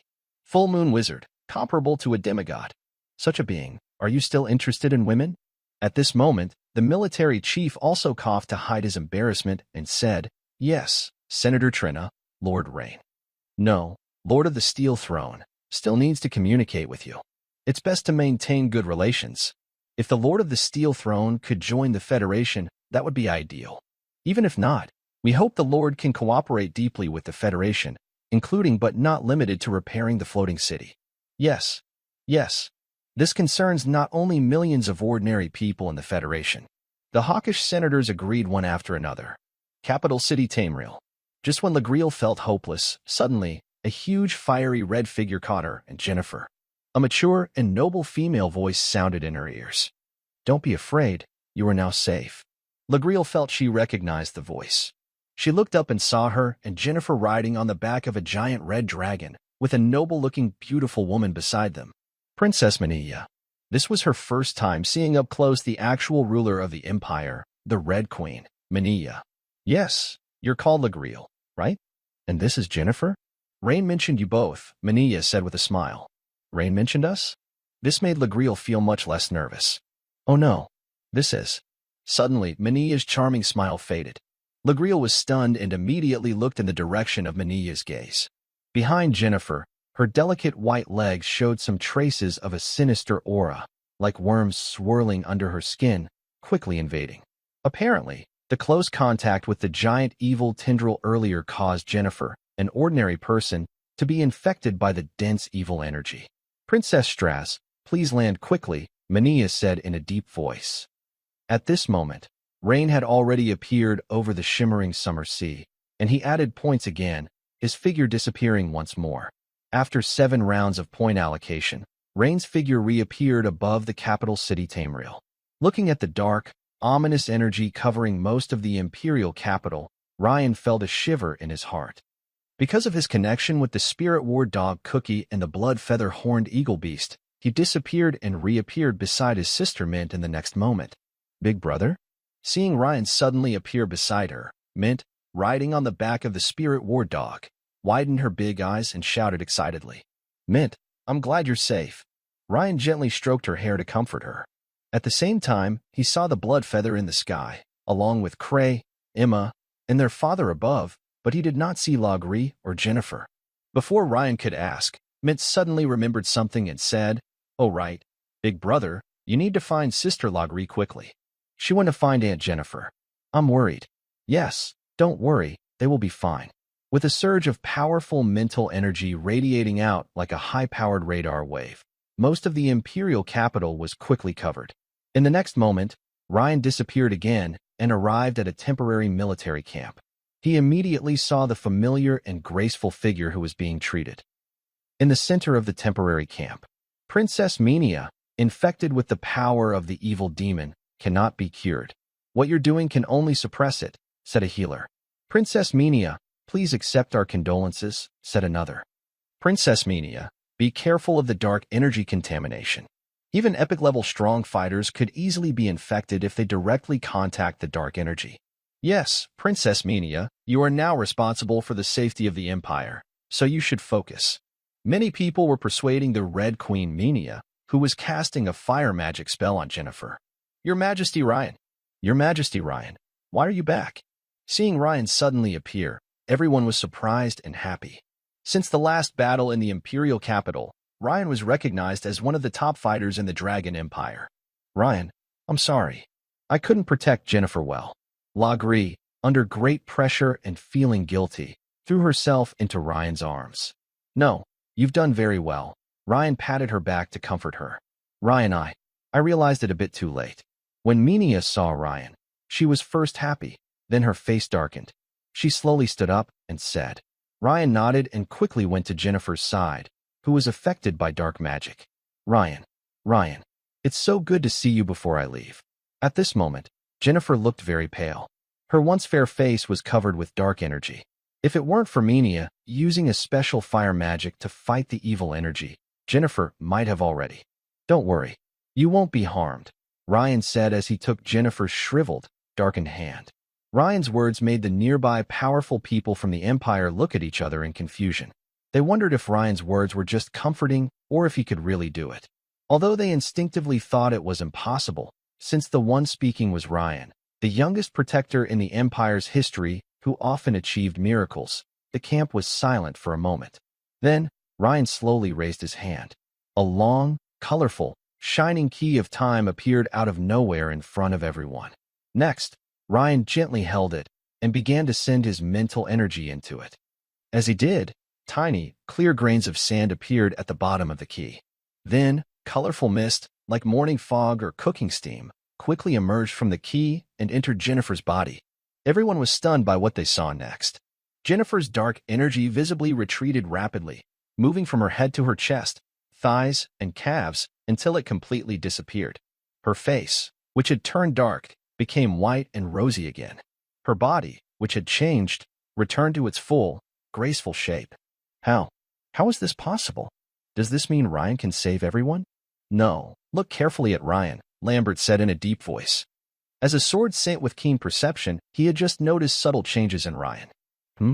Many of the Empire's protectors looked at Ryan's face. In the next second, they were surprised and immediately understood why Lambert said that. You see a young Ryan with a hint of weariness on his face. Although his hair hasn't turned gray, he looks as if he's aged from his early 20s to his 30s. Of course, he's still the youngest person present, but he has lost that youthful innocence. Everyone here is very knowledgeable and immediately understands that using such a nearly miraculous power comes at a great cost, the caster's life. This means saving the people of the Imperial City is still impossible. First, no one wants to sacrifice their life to save strangers. Second, even if Ryan is brave enough to sacrifice himself, he can't save everyone. Even as the youngest protector of the Empire, saving dozens or hundreds of people would likely cost him his life. Then, a wise old man dressed in a light blue robe, resembling a high priest, points at the small key Ryan holds and exclaims, "Is that the divine artifact, the Key of Nodes, from the goddess's mural in Cologne Cathedral's underground?" The old man is named Mills, one of the few high-ranking clergy who escaped from the chaos at Cologne Cathedral. Divine artifact of the goddess? Key of Nodes? Everyone's eyes turned to High Priest Mills and then to the small key Ryan holds. Are you sure, High Priest Mills? Ryan asked, surprised. He had heard stories of the goddess wielding divine artifacts to defeat evil monsters, but he never thought the artifact used by the goddess could be the same as the Key of Nodes. If that's true, it's very good news. According to the princess of the Goblin tribe, Amora, collecting 2 Key of Nodes could reveal the location of the real divine artifact, the true Key of Nodes, through a certain method. Yes, I am sure, Mills replies firmly, recalling the details. Then where is this divine artifact now? Is it inside Cologne Cathedral? Ryan asks again. Isn't the one you're holding? Mills looks at Ryan with a strange expression and asks cautiously.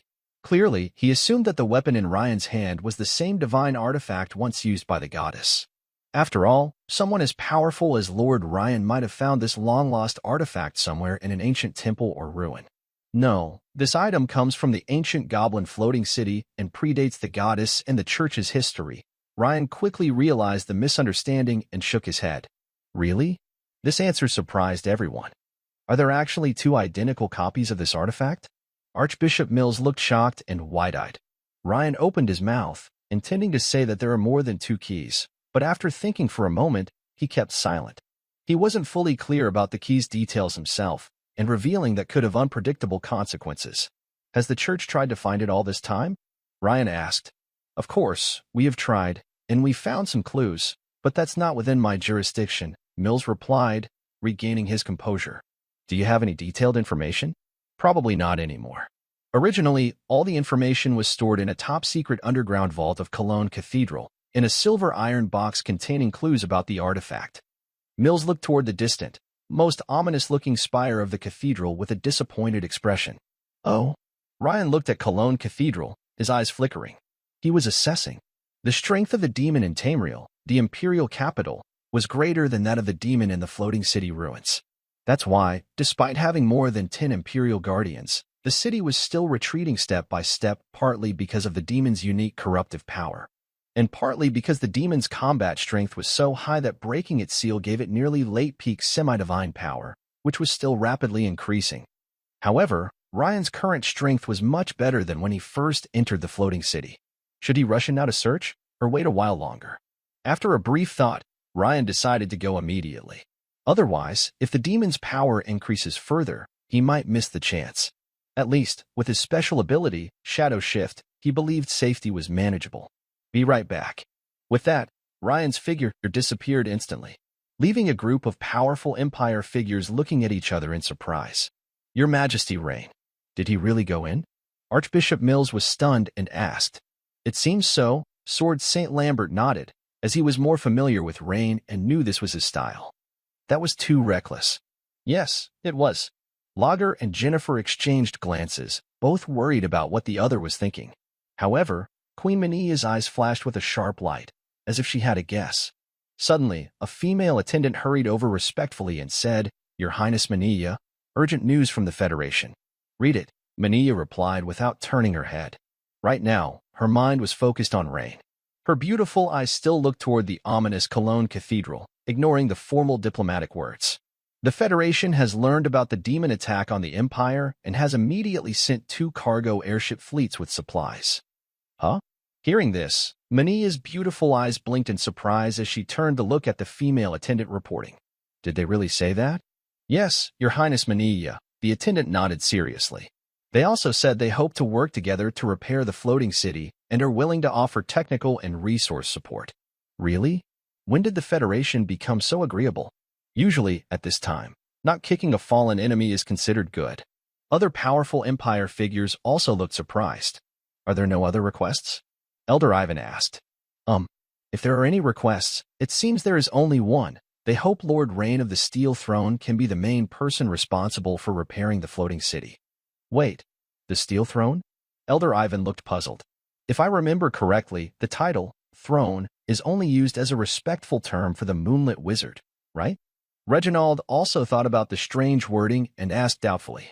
Elder Ivan nodded and said, I have the same doubt. Official diplomatic language from the Federation shouldn't contain such basic language errors. But Elder Ivan, what if this isn't an error? Mania, the Red Queen, said thoughtfully. How is that possible? No, in that case, Has Lord Rain become a full moon wizard? Elder Ivan's eyes suddenly widened in surprise. I see. He suddenly looked up at Rain's disappearing figure. Reginald suddenly understood. No wonder Rain was so confident. Remember, King Carlos II also ultimately failed in his efforts. Unexpectedly, Rain quietly completed his promotion. Only a full moon wizard can stand fearless against the overwhelming power of the dark demon. Full moon wizard? Semi-deity? Lager gently pinched the slightly weakened Jennifer, the beautiful woman, and smiled, saying, "Looks like we worried for nothing." Rain's figure reappeared at the grand entrance of the Cologne Cathedral. The evil aura covers a wide area. Even shadows crossing are affected, but luckily, the concentration isn't high, so the impact isn't severe. The moment Rain, an uninvited guest, appeared, the temple guards, already corrupted by the evil aura, noticed him. They quickly charged toward Rain, their forms distorted. Even faster than the guards were the dense black-gray tendrils growing from the ground around them. Shoo! Shoo! Shoo! Several tendrils, 7 or 8 meters long, lashed out at Rain with lightning speed. Rain naturally paid no mind to these attacks. He flashed once and vanished again, directly entering the interior of the Cologne Cathedral where the evil aura was even thicker.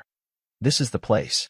Rain had already locked onto the teleportation point with his mental energy and arrived in the secret underground data room. Because the sealing magic was broken by the dark demon, all the surrounding restraining magic formations failed, which made it easier for Rain to teleport directly inside, saving a lot of time. The secret data room was in chaos. It's unclear whether someone hurriedly moved the documents during the attack or if the disorganized state was caused by the chaos of fighting the dark demon. At this moment, the room was filled with various precious ancient scrolls, old books, and stacks of paper, all scattered across the cracked floor, collapsed shelves, and damaged tables and chairs. Has it been destroyed? Or has it been taken away? Rain looked around but didn't see the so-called silver box. Thinking for a moment, Ryan tried to carefully scan his surroundings using his mental powers. Suddenly, a sharp black tendril shot out from the wall, which emitted a faint black-gray aura, and attacked Ryan. Already spotted? Bang! A metallic, eagle-shaped shield appeared suddenly in front of Ryan, blocking the incoming tendril. However, this defense seemed to light a candle in the dark, revealing the enemy's attack direction. In an instant, countless sharp black tendrils rained down from all sides like a heavy storm. At the same time, a spherical dark silver metal shield formed around Ryan, blocking all these attacks. I found it. His face lit up with joy, and he disappeared from his original spot. He reappeared in the corridor on the upper floor, where a silver metal box and several other containers were scattered randomly on the hallway floor. From what he saw, the goddess church must have organized special personnel to move these secret documents. But the sudden explosion of the demon caused chaos, and many documents and supplies were abandoned here. Ryan immediately stepped forward, picked up a box, and prepared to leave. At this moment, the black-gray tendrils made of aura wrapped around him again from all directions, like a stubborn infection, crawling from the walls and ground. Really annoying. Since that's the case, I won't hold back. Ryan's eyes sharpened. In the next moment, he appeared in midair outside the Cathedral of Cologne. A thin metal wire connected to the silver box, making it float in midair as if it were weightless. Ryan first took out the last piece of the blood-red divine shard from his pocket, crushed it, and within seconds, his mental fragmentation value jumped from 37% to 49%. Feeling his increasingly powerful mental strength, Ryan narrowed his eyes and looked down, beginning to recite a spell. Then, he suddenly swung his hand downward. A high-frequency oscillating energy beam, over 100 meters long, extended instantly from his right hand like a dark silver chainsaw, aiming straight at the top of the twin towers of the Cathedral of Cologne, cutting into the ground below. This move was the high-frequency blade, a new metal-based full-moon attack Ryan had just mastered. Shoo! The sound of cutting was faint, but the impact was deep into the ground. Roar! Suddenly, a furious roar echoed loudly below. The roar nearly shook the entire city of Tamriel. At the same time, many black tendrils turned into black smoke. Both fleeing civilians and resisting warriors turned to look. Even those hundreds of meters away at the camp could hear this angry, defiant beastly roar. From above the city, you could see that the once expanding dark gray semisphere centered on Cologne Cathedral suddenly began to shrink. It shrank from several kilometers in diameter, nearly halving in size before stopping. Meanwhile, dozens of black tendrils as thick as buckets fiercely attacked above Cologne Cathedral. But by then, Ryan had already disappeared. This strange scene naturally surprised the strong people at the camp. The demon's shrinking of its domain clearly indicated it was under threat. The one who acted was probably Ryan, the newly crowned full moon wizard in front of Cologne Cathedral. At that moment, Ryan reappeared suddenly, carrying a silver box. Archbishop Mills, is this it? Ryan indicated the box in his hand. Yes. Yes, Your Majesty, Ryan. No, Lord Steelthrone. You got it? Archbishop Mills looked nervous and bowed. In less than half a minute, Ryan had calmly entered the dangerous interior of Cologne Cathedral, like walking through a sea of fire and blades, found what he was looking for, and came out with it. Mills knew very well how many life and death tests he had faced escaping from Cologne Cathedral. Ryan looked a bit surprised.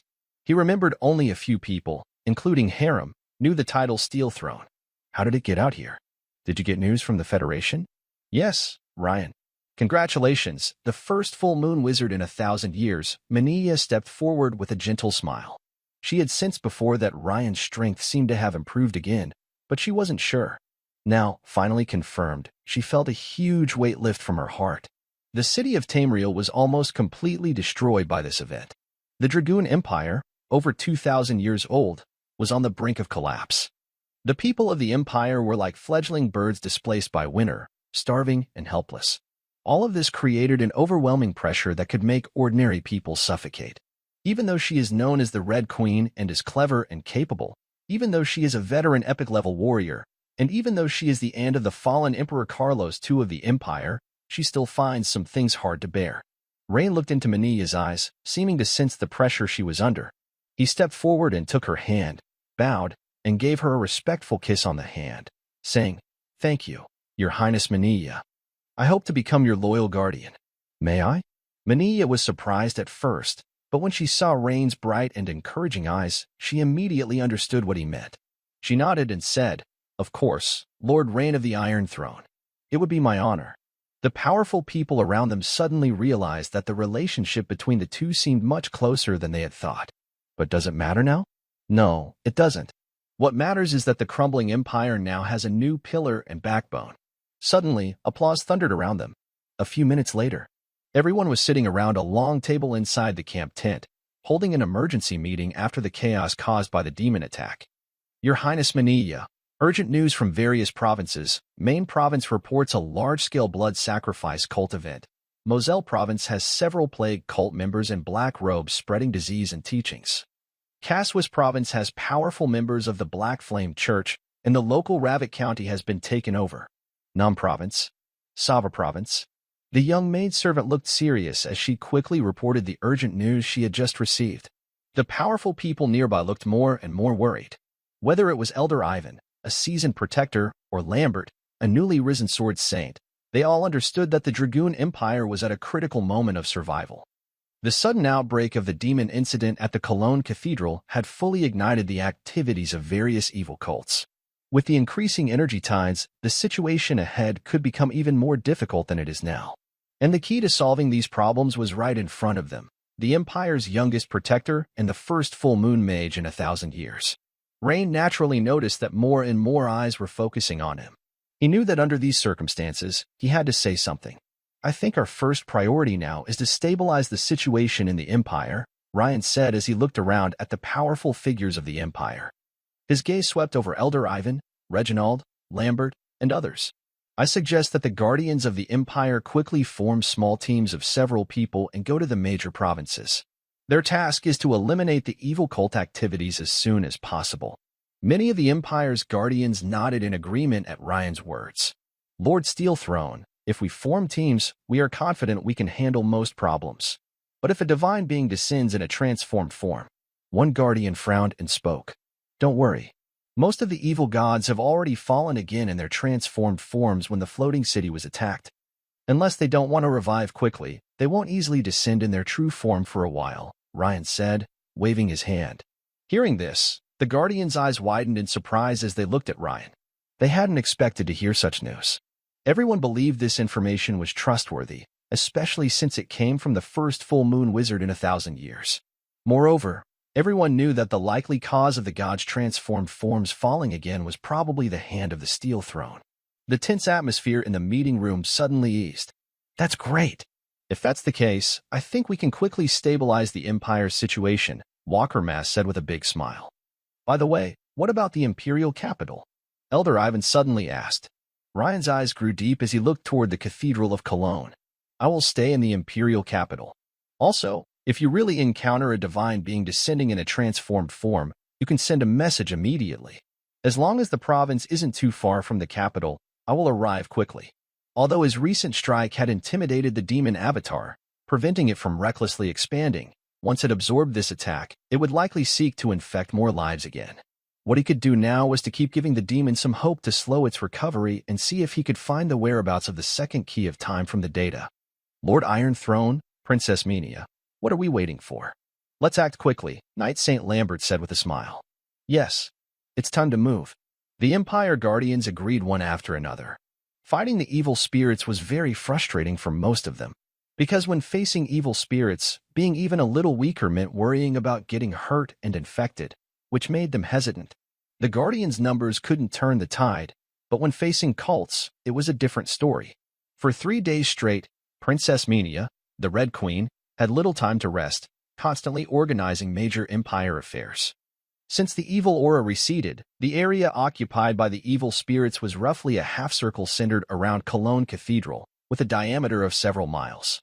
This area was neither very large nor very small compared to the entire imperial capital, Tamriel. It covered most of the inner ring and the palace, reaching into some parts of the second ring. The smaller noble and merchant districts outside the third ring were less damaged, and the outer trade zones and residential areas in the fourth and fifth rings were almost untouched. However, even so, the panicked citizens of the capital dared not stay at home. Many left for other provinces, but most civilians stayed, because they saw that the high officials of the empire, led by the Red Queen, had not evacuated the city. More importantly, they heard that the empire had produced a semi-divine, strong person. This greatly boosted the people's confidence. Fortunately, outside the capital, there were large estates and fields originally used to supply the city. These could house most of the people. The Guardians had already formed teams 3 days ago, following the meeting plans, and went to support various provinces to eliminate the cults and restore order. The progress was smooth, and the Empire's situation was gradually improving. Outside the capital, at Rose Manor, which once belonged to the Dragon royal family, now served as a temporary residence for Ryan and his family. For Ryan, who had the ability to shadow traverse, as long as the distance wasn't too far, it was no problem. Traveling to the camp or to Cologne Cathedral to suppress the evil spirits could be done instantly. In the study on the second floor of the manor, Ryan was quickly flipping through the materials he had obtained from Cologne Cathedral. After several days of sporadic reading, Ryan has mostly finished reviewing the materials. Many of the records are not intentionally vague. Rather, the recorders themselves were unsure of the whereabouts of the divine artifact. The documents often contain guesses and investigations. In other words, Ryan needs to find clues within a large amount of unrelated information. After defeating the evil demon and many evil gods, the goddess began sealing powerful monsters across different places. Later, it seems no one saw the goddess wielding the divine artifact in battle again. Ryan closed a brown-covered diary and thought carefully. Unlike how the elf princess Amora used a secondary key, the goddess did not use a secondary key to trap the evil demon's clone. So, where might the other key be? By summarizing the scattered records, Ryan began to get a faint idea. Wait, why is it a seal instead of a kill? Logically, these monsters are much weaker than the goddess Matilda. She defeated evil demons and evil gods. Why would she choose to seal them? Suddenly, a flash of insight cleared the fog in Ryan's mind. If it were me, unless I was too weak to kill these monsters, there would be no reason to seal them with the help of powerful followers. Weakness? It probably means she was injured. Yes, that must be it. Though not necessarily injured, she was definitely unable to use her full strength. So, was the secondary key used to suppress her injuries? Ryan's eyes grew brighter. This suggests that the second key might be near the sleeping goddess herself. Moreover, the seals on the monsters across the land might not be the goddess herself, but her avatar. This could explain all the inconsistencies. At least, it's one possible explanation. Ryan suddenly stood up, raising his eyebrows excitedly. This means the crucial moment was after the goddess finished her battle with the evil demon and evil gods, but before she began sealing the monsters. Where did Goddess Matilda go during that time? He quickly approached a silver box, opening several ancient books, diaries, and old scrolls, materials that recorded the relevant time points. After ending the Divine War, the goddess showed mercy to the people. First at the coast of Meister County, the demon-tailed three-headed sea dragon. Rain held an old, worn parchment and softly recited. After a short while, Rain's figure flickered and disappeared from the study. When he reappeared, he was already in the midair far from the imperial capital. He rechecked the direction, and his body flickered a second time, arriving at the seaside of Meister County. Since absorbing the fifth divine fragment, Rain's mental strength had grown further, and his maximum teleportation distance had increased. What used to take at least half a day by a fast airship, now he could reach in just a couple of quick flashes. Looking at the familiar coast, Rain couldn't help but feel some emotion. The two underground passage entrances, which once led underground, now only had a few Imperial soldiers guarding them. Clearly, since the last time the demon-tailed three-headed sea dragon was sealed in the battle at Menia, their importance had greatly decreased. In the next moment, Rain arrived at the familiar underground hall. He saw that inside the large bronze-sealed gate, no one was there, but the residual aura of the demon-tailed three-headed sea dragon still lingered, not fading quickly. After scanning the area, Rain turned around and fixed his gaze on the underground hall covered with pale blue stone slabs. A powerful mental force, centered on him, probed downward into the hall. If my guess is correct, it should be nearby, or even. It might be right below. A strong mental force, comparable to a master of the full moon wizard level, shot downward like a drill. 50 meters underground. 100 meters. 200 meters. Huh? Nothing. Could I be wrong? Rain frowned slightly, thinking to himself. 300 meters. Found it. Rain's face lit up with joy. In the next second, his figure disappeared again, moving to a deeper underground level. In a secret chamber that perhaps hadn't been visited for over 10,000 years, a tall, slender figure appeared. The first thing Rain saw was a rectangular stone platform in the center of the chamber for large luminous pearls on it, and a striking female body resting on the platform. Although the other person wore a helmet with a rooster crest and a simple light blue armor, making it hard to see their face, the prominent chest armor and the skirt-like edge of the armor clearly indicated that they were a woman. However, what caught Ryan's attention more was the small key held in her hands. The top part was a hollow ring, and the bottom was a vertical blade, exactly like the small key he obtained from Princess Imora, the Goblin Princess, an identical design.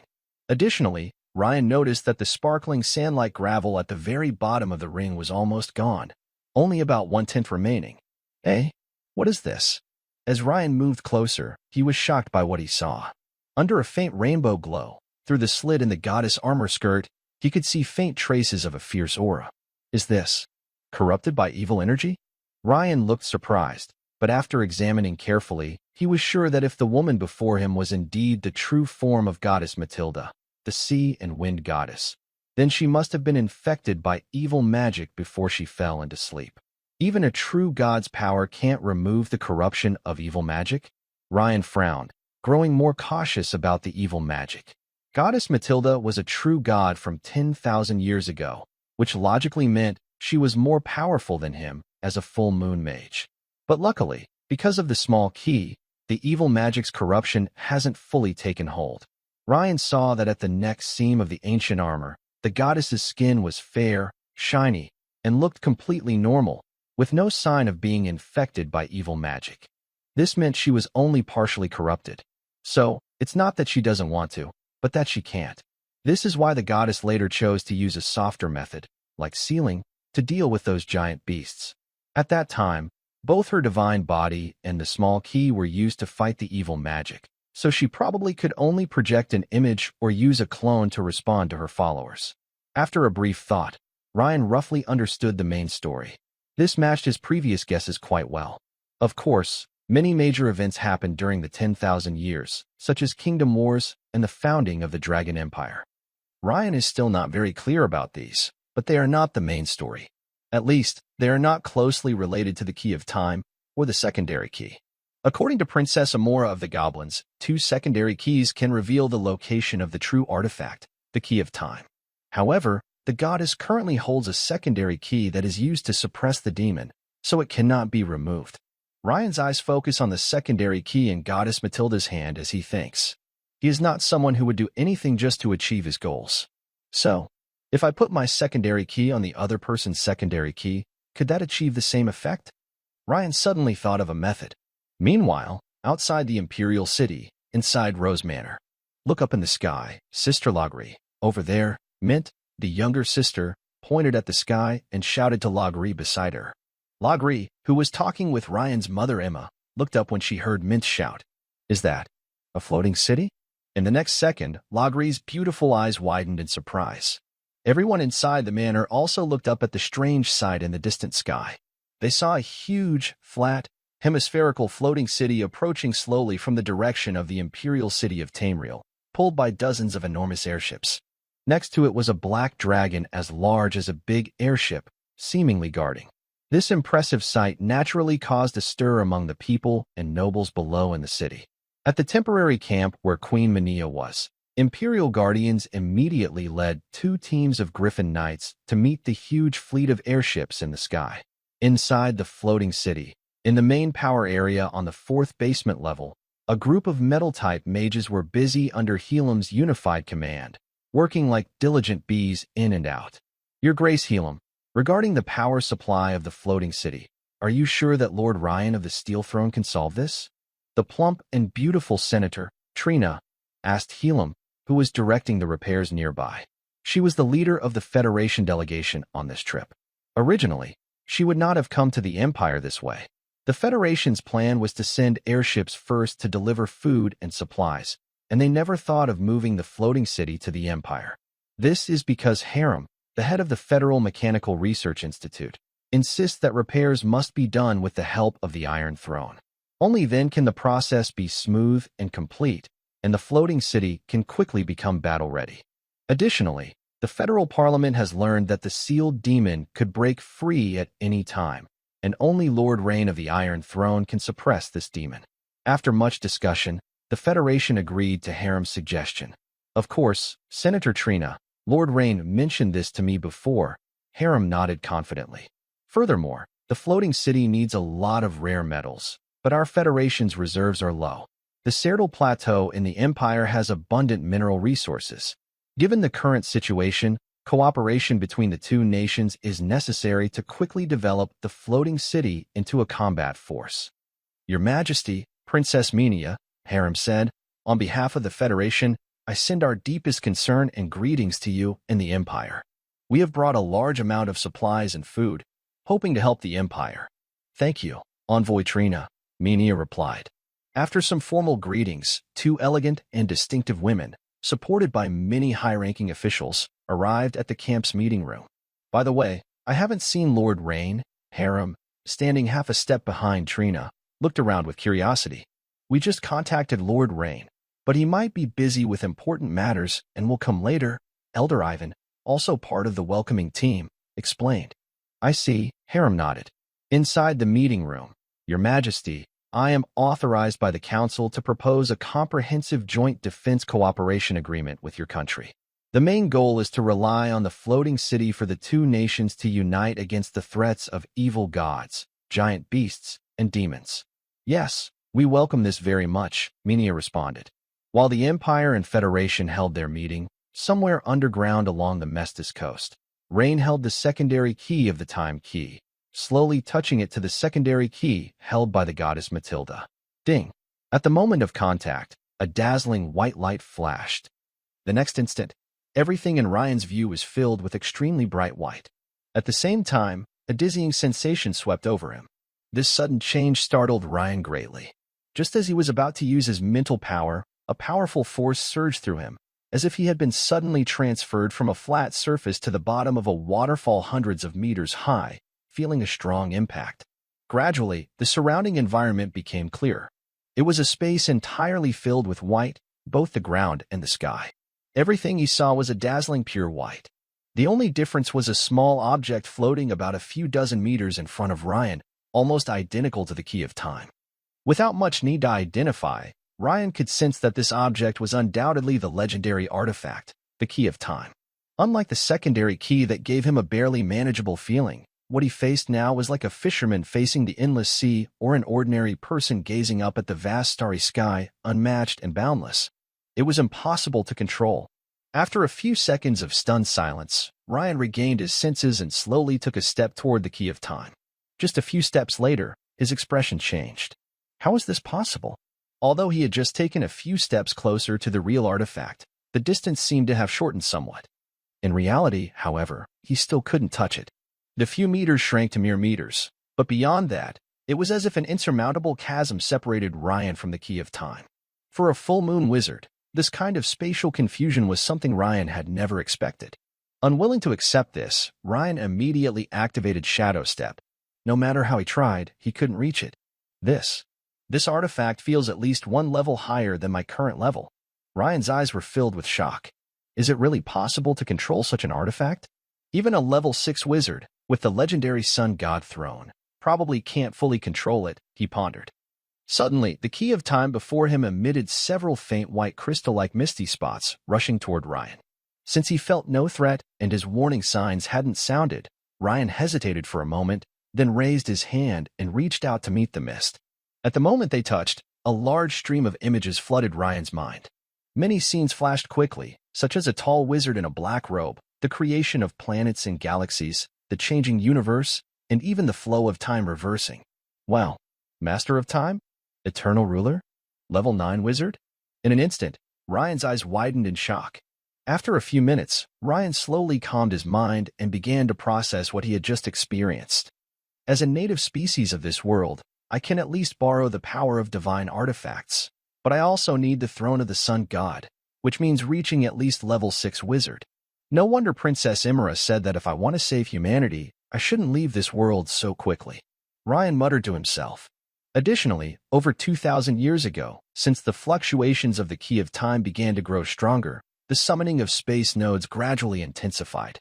All semi-gods or full moon level wizards in this world would feel a deep inner call. Once full moon wizards follow this call and find a node, they are instantly transported to the superworld where the Master of Time resides, the Wizard Great World. Emperor Atlas of the Dragon Empire and other full moon wizards all followed this path. Now, everything was clear. At this moment, Ryan suddenly realized that silently and without warning, he had returned from that mysterious space to the underground secret chamber. Huh? At the same time, he sensed the deadly aura on the stone platform goddess's body. It seemed to be greatly suppressed, once covering her waist and abdomen, now only lingering below her calves. Is this the effect of 2 secondary keys combined? Or, before Ryan could figure it out, a ghostly goddess figure suddenly appeared beside the stone platform. Is this your throne? Did you save me? The goddess Matilda immediately sensed Ryan's level of strength. Goddess Matilda, it's an honor to meet you. Ryan was slightly stunned and bowed slightly. The reputation of the wind and ocean goddess Matilda in front of me has always been very good. Moreover, the stories recorded in ancient texts about her leading powerful humans, fighting against evil gods and demons, make Ryan very admire her. Your awakening is indeed somewhat related to me, Ryan said with a smile, raising the secondary key in his hand. A secondary key? I didn't expect you to find a second one. No wonder you could locate me. The wind and ocean goddess Matilda immediately understood what was happening. May I ask this unfamiliar throne, can you tell me about the current situation outside? Of course, now. Ryan took some time to briefly explain the situation to Matilda. Have the demons and evil gods awakened? I understand. I will fight with you when the time comes. However, I can only summon a half-god level clone at most. Although Ryan couldn't see the expression under Goddess Matilda's ornate helmet, he could feel her dislike for the evil gods and demons through her beautiful, firm, and bright eyes. King Ryan's throne, this is my mark. I plan to summon a projection first and go look around. Goddess Matilda raised her fair finger and made a small gesture in the air, leaving a complex mark floating in midair. Ryan immediately accepted it and left his own communication mark. Of course, Goddess Matilda, I dare to suggest that when you summon the projection, please hide your whereabouts temporarily. Perhaps you could become a surprise weapon. A somewhat immature idea suddenly flashed through Ryan's mind. Of course, that's what I was thinking too. Matilda's bright eyes blinked, seeming to guess Ryan's thoughts. When Ryan returned to the Rose Manor, he discovered that the Federation delegation had already arrived. They not only brought various supplies, but also moved the floating city over. Hi, Lamb, why did you move the floating city here? Ryan's figure flickered and appeared on the fourth basement level of the floating city. By then, Hylam had finished the meeting and returned to the floating city. "Steel Throne Lord, you're back," Hylam said happily upon seeing Ryan. Currently, the floating city lacks a main power core. The council still needs many rare metals for repairs. When Hylam finished explaining the situation, Ryan realized he had forgotten to address the issue of the power energy core. "Hylam, please continue moving the floating city near Ferdinand Forest. As for the energy core, Moria's main will take you to handle it, including the materials and metals needed for repairs. He will also solve that problem," Ryan said after some thought. Since he had other matters to attend to, it was best to leave the repair work of the floating city to Hylam and Moria, the two Metal Dawn witches. After giving some instructions, Ryan returned to the study at Rose Manor and started thinking about the most important matter. Reaching the god seed of the weekday? That depends on practicing meditation normally, but I'm afraid it might take a long time. Ryan glanced at his attribute panel. His mental strength progress reached 49%, thanks to absorbing divine fragments in battles, not from meditation practice.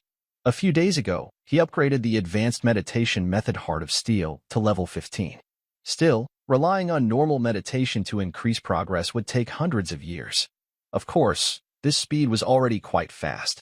The problem was, the enemies he faced now wouldn't give him that much time to improve. If only I could get another batch of divine avatars. Well, to be precise, semi-divine avatars. That way, I could directly ascend to the god seed of the weekday in one step. But that's easier said than done. They're not fools. They wouldn't queue up to send themselves over, Ryan said with a bitter smile and shook his head. He didn't expect that one day he would wish for the arrival of evil gods so much.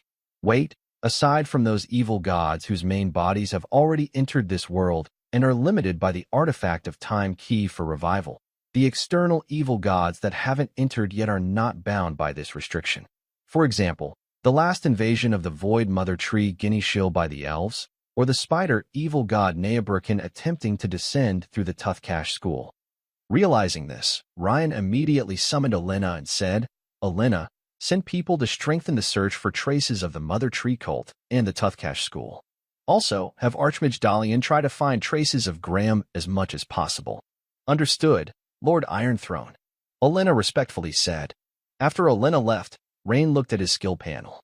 Name, Rain Karen Jobs, Dragon Blood Mage, Legend, LV17, King of Blades, Epic, LV15, Dragon Knight, Epic, LV4, Goblin Engineer, Epic, LV4, Potion Master, Legend, LV6, Rune Tailor, Supernatural, LV7, Elf Leatherworker is Supernatural, LV3, Spirit, 425, Fission 49%. The increase in total mental power was due to the points spent earlier while crossing the Summer Sea and using the Shadow Shift skill repeatedly. Although I've been in many battles, I only have 9 attribute points left. On the other hand, my golden skill points have now reset to 975, almost reaching 1,000 again. I should use this time to improve skills that can be quickly upgraded. In case of intense battles, having more remaining attribute points is always better. So, for several days, Rain focused mainly on Elf Leatherworker as Supernatural, raising it to level 8, gaining 5 more attribute points and 5 skill points. However, the evil gods still showed no signs of movement. They seemed like poisonous snakes hiding in the dark grass, quietly waiting for an opportunity. If I wait like this, I won't have a chance to greatly strengthen myself before the seal of the demon is broken. I need to think of a way. Rain frowned slightly, pondering. He wasn't completely without options. For example, using the power of the secondary key's time force to restrict the demon could buy him more time to respond. But the problem was, time force was a power far beyond his current level. Even with the secondary key's help, using it would cost him life force, his lifespan. Given the choice, Rain naturally didn't want to do that. It could only be a backup plan. That afternoon, Rain went to the floating city under repair and found Hylam. He said, "Hylam, I want to promote the significance and combat strength of the floating city widely. Also, I want to emphasize that the floating city is about to be repaired. The purpose is, may I ask, if a demon god descends with a semi-divine avatar, will you?" Hylam hesitated and asked worriedly after thinking for a moment. "I have made arrangements, don't worry." "Then I have no problem here, Lord of the Iron Throne," Harem bowed and smiled. Several days passed again. In a secret space somewhere, Several powerful voices were talking. I didn't expect their repair progress to be so fast. If the ancient goblin's floating city is fully restored, even our semi-divine avatars arriving might not help. Even with the real body, there's no absolute certainty. Euripos, last time, your clone was the fastest among us to escape. You should be able to arrive as a semi-divine avatar now, right? Euripos, I think you also don't want to see humans having the strength to face us directly, do you? Hella, I understand what you mean. We must stop them, but that human, Ryan, definitely won't make it easy for me to destroy the floating city. Even my early semi-divine form might not be enough to face him. Don't worry, Euripos, we will work with you on this. We will all arrive as avatars in different places. This human named Ryan, although he can travel through subspace, it will take him at least a few minutes to deal with our epic-level peak avatars, considering his teleportation time. During that time, you should have enough opportunity to completely destroy the floating city and eliminate all the human wizards trying to repair it. Alright, how about setting the time for 3 days from now? 3 days later, in the morning, Ryan was in the study of Rose Manor, continuing to improve his two easiest secondary professions, elf leatherworking transcendent and rune tailoring transcendent. Suddenly, the communication mark on his chest flickered repeatedly. Lord of the Iron Throne, the province of Maine has seen the epic-level peak avatar of the evil god Greek. We can't hold it back. Lord of the Iron Throne, the province of Caswas has the epic-level peak avatar of the hunting god Lone. We can't resist and are retreating. A premeditated joint arrival? Unfortunately, you still overlooked some things. A faint smile appeared on Ryan's face as he opened the communication mark of the goddess Matilda. Seconds later, he disappeared from his spot. Above a town in the Ma-In province, a towering, sinister creature called Grek, over 100 meters tall, is fiercely chasing 3 Imperial Guardians, including the sword Saint Lambert. One side is fleeing, the other is pursuing. Suddenly, Grek's movements stop. He quickly turns around and looks up, where a figure appears out of thin air nearby. The person is Ryan. Seeing Ryan's arrival, Grek doesn't waste words. He gives a mysterious smile and quickly turns to escape through the air. It seems his goal is to lure Ryan into the chase, wasting time. Ryan also smiles slightly and points a small key at Grek. As a sparkling, clear grain of sand falls and is used up, Grek's fleeing figure suddenly freezes. Even more surprising to Sword Saint Lambert and the others is that Grek's huge body begins to retreat rapidly backward. This strange scene shocks the Imperial Guardians greatly. Jeevis. Grek struggles and roars in anger, but it has no effect. With a sharp sound, Ryan's high-frequency blade, like a chainsaw, cuts through Grek. The creature instantly stops moving, with a look of anger and a hint of fear on its face. It all takes just 2 seconds. A 6-sided fragment of divine power, with Grek's face roaring on it, falls into Ryan's hand. Ryan nods slightly to Sword Saint Lambert, then suddenly disappears into the air. Wow, he's so strong. A divine incarnation at the peak of the epic level, and he can't last 2 seconds? Lord Ryan's strength has reached a level beyond our imagination, Lambert says, shaking his head. Although Lambert is the most familiar with Ryan among the 3, recalling their experiences in the Dragon Valley Secret Realm feels like a different world. Even though Lambert has also improved greatly, successfully becoming a sword saint, which is a huge achievement and honor compared to Ryan, it's a world apart. When Ryan reappears, he is already in the Caswise province. The familiar hunter god, Wynn, is fighting 3 Imperial Guardians, including Reginald. The situation is one-sided. Reginald and the others are fleeing, while Wynn is chasing. Seeing Ryan suddenly appear, Wynn also gives a slight smile. In the next moment, he immediately turns and leaves. Hee, I knew it. I've encountered this before, and the way to deal with it is always the same. Ryan raised the secondary key of the time key again. The scene replayed from when he previously defeated the evil god Grek. You this. The hunting god Rune, flying backward, looked at the secondary key in Ryan's hand with disbelief and exclaimed, Matilda's divine tool, how did it end up in your hands? Ryan didn't bother to answer Rune's question. He swung his high-frequency blade, and a silver line appeared from head to tail on Rune's large body, causing him to stop in shock. Ryan nodded at Reginald and quickly disappeared into the air, heading to the next point. He's so powerful. It's hard to believe. The shock in the hearts of the 3 Imperial Guardians, who saw Ryan take action for the first time after becoming a full-moon wizard, was obvious. Reginald also felt deeply moved. Meanwhile, as Ryan moved to the next point, a huge figure, hundreds of meters tall, appeared above the floating city. Enemy attack. Energy cannons, fire freely. Not good. This is the pressure of a half-god level enemy. Quickly, activate the Fear Protection Wizard Array. Inside the control room on the 4th basement level of the floating city, a 3rd-level crystallized peak wizard looked at the energy intensity on the gauge and immediately changed his expression, shouting. Because the pressure from a half-god level enemy alone can cause most people's will to collapse, making them unable to fight. Matching the opponent's characteristic value. The enemy is a plague evil god. Another crystallized wizard shouted. Immediately activate the Shadow Protection Wizard Array. Commands were issued from the command center, and almost all the battle mechanisms of the floating city were mobilized. However, if someone familiar was present, they would notice that two important figures, Halim and Moria, the two metal-type Dawn wizards, were not in the control room at this moment. Additionally, although many of the floating city's protective and combat systems had been activated, the main problem was that the repair was not yet fully completed. Therefore, the primary energy shield could not be turned on. Only some secondary protective arrays and energy cannons could be used. This limited protection against a half-god level enemy, and its effectiveness was uncertain. As Arifos, a tall figure, stepped heavily onto the surface of the floating city, many mechanical land birds and raptor combat machines were crushed into scrap. The thick metal ground also showed clear dents from the impact. Such tiny ants. Arifos casually crushed a giant mechanical octopus, several dozen meters in size, into scrap metal, sneering. Even more terrifying was the large area of gray fog that spontaneously appeared around him. Wherever it spread, many combatants instantly perished, one of its divine traits comparable to the magical plague cloud. Even mechanical creations were visibly corroding and rusting at a rapid pace. It was clear that this semi-divine avatar was much stronger than his previous epic-level form. Bang! He struck the ground with a fist, cracking the metal surface several meters thick, then reached in with both hands and tore it apart. Arifos knew very well that although these enemies were just tiny ants and wouldn't pose much trouble, humans remained a tricky problem.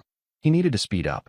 Additionally, even with a semi-divine avatar, relying solely on plague and poison made it difficult to the layered structure of the floating city below. So he had to destroy the city to a certain extent first. While attacking, he carefully observed his surroundings and didn't dare to use his full strength.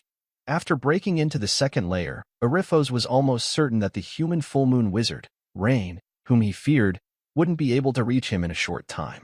Since that's the case, everyone must die.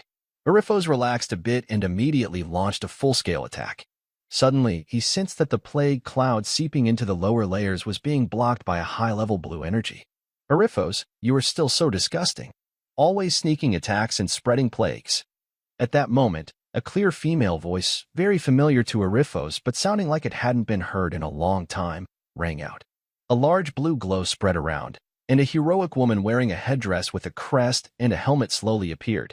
You are Matilda. You actually didn't die. Arifos looked shocked, his movements halting involuntarily. But he quickly regained his composure. He first quickly examined Matilda, who had appeared in front of him, then let out a breath of relief. It seems he realized that Matilda is only a semi-divine avatar, not her true form. Matilda, you can't keep me here alone. And haven't you heard? It's easier to cause trouble than to build something. Erebus chuckled and prepared to strike again. Suddenly, two red beams of energy shot from the left and right sides, attacking Erebus. Two massive, fierce mechanical T-Rexes, each about 100 meters tall, emerged from beneath the metal layer. These were the repaired mechanical T-Rex kings, once powerful leaders among ancient goblin armies. Halim and Moria, two early-stage metal mage wizards, along with the mechanical T-Rex king, were just a bit weaker than semi-gods, but they could still cause Erebus serious trouble. Erebus, it looks like you'll take back what you just said. Matilda sneered and immediately transformed her hand into a glowing spear. With a graceful movement, she charged forward willingly. Within seconds, Erebus lost interest in fighting. He knew this surprise attack had failed. He needed to escape quickly, or he'd be in trouble when that human, Ryan, arrived. Suddenly, Erebus froze in surprise. Because above him, a human figure appeared out of nowhere. It's Ryan, the one Erebus fears most. How can you be so fast? Erebus's eyes widened in shock. It had been less than 30 seconds since he launched his attack. He couldn't believe Ryan and Hela had not slowed him down in such a short time. Aha, are you talking about them? Ryan smiled slightly, opening his hand to reveal 6 small, colorful fragments of divine crystals.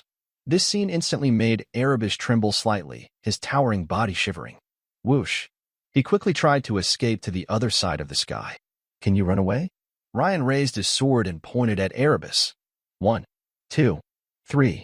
As the 3 shining grains turned into white mist inside the sword, Erebus's huge body suddenly retreated and flew back. Matilda, you actually gave your magic weapon to this human. How annoying. Could it be that this human is your illegitimate child? Trash. You're talking too much. Just as Rain's high-frequency blade sliced through, Erebus, who was cursing fiercely, froze instantly. His words also stopped abruptly. The giant divine body began to disintegrate into tiny black-gray light particles, leaving behind a large divine fragment, about the size of a baby's head, floating in midair. When Rain reached out, the divine fragment fell into his hand. Seeing how easily Rain defeated Erebus's demigod avatar, Goddess Matilda couldn't help but look at him a little more carefully. Half an hour later, at the bottom of the floating platform, this demonic clone can only be kept imprisoned for less than half a month.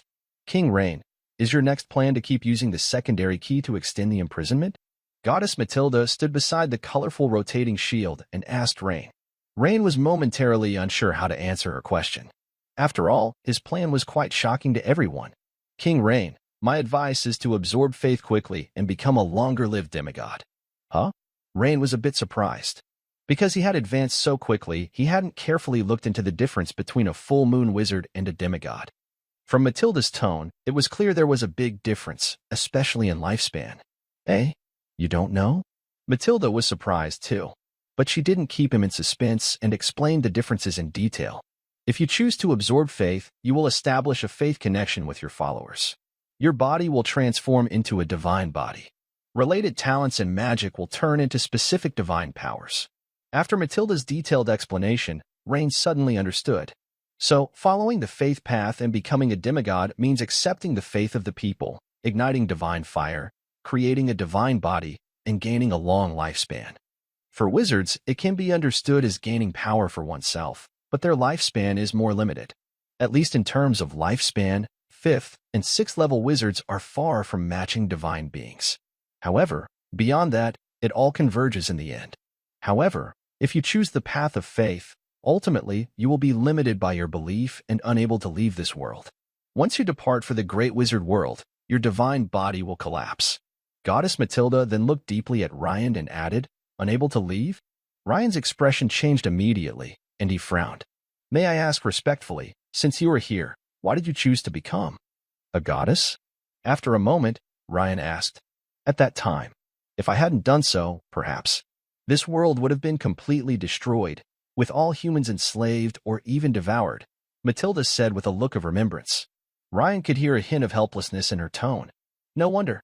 It's rare for native creatures to choose the divine path after reaching the full moon wizard stage. However, this made Ryan respect the wind and ocean goddess even more. This goddess probably relies on the secondary key of the time key to fight against evil demons and dark gods.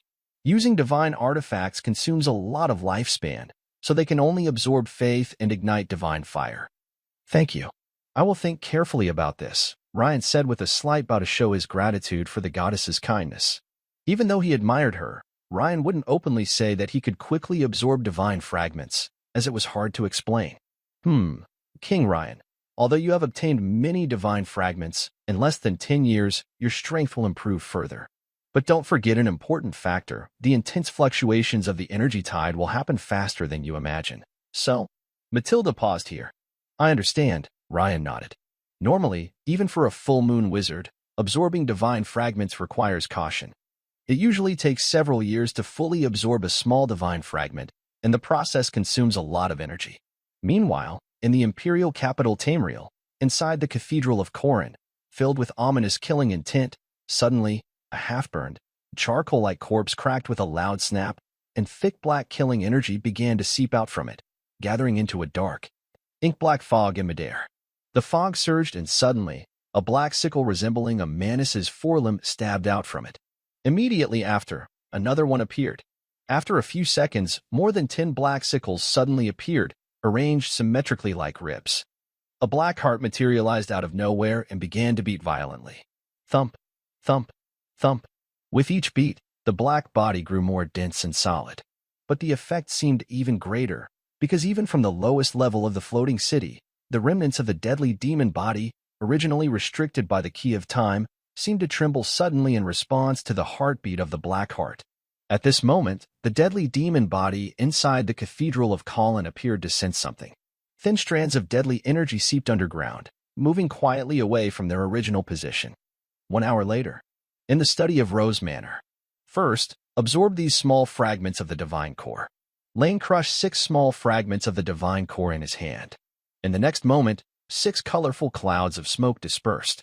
At the same time, a system prompt sounded. Ding. Detected divine core fragments that can enhance the degree of mental power fission. Do you want to accelerate absorption? Note, system absorption can remove impurities and absorb everything at once. Lane naturally chose yes. Suddenly, he heard a series of roars and curses from evil gods in his ears. But to Lane, these sounded like the lament of losers singing their dirge, like wild anger with no purpose. Besides highlighting his glory as the victor, they were meaningless. After purification by the system, the remaining 6 pure energies quickly surged from Lane's arm into his mind, like rivers flowing into the sea. In his mental sea, the beating core of mental power fission grew even stronger. A few seconds later, after finishing absorption, Lane checked his attribute panel. Mental power, 425, fission 79%. Only 79%? Lane felt a vague bad premonition. From this progress, it seemed that even after absorbing the medium-sized divine core fragments from Europus, he might not be able to advance smoothly to the level of a 6th-level wizard in the Sun God throne. From 49% to 79%, that's a big increase. But these are 6 small divine core fragments. On average, each one only increases by 5%. Lane frowned slightly. It seems that the later stages of becoming a full moon wizard are more than twice as difficult as the early and middle stages. Yes, I have not heard of anyone ascending to the Sun God seat in nearly 10,000 years. If it were so easy, Emperor Atlas, who is a genius, would have done it long ago. After thinking for a moment, Ryan decided not to worry about it now. He would focus on absorbing the last piece of the divine fragment first.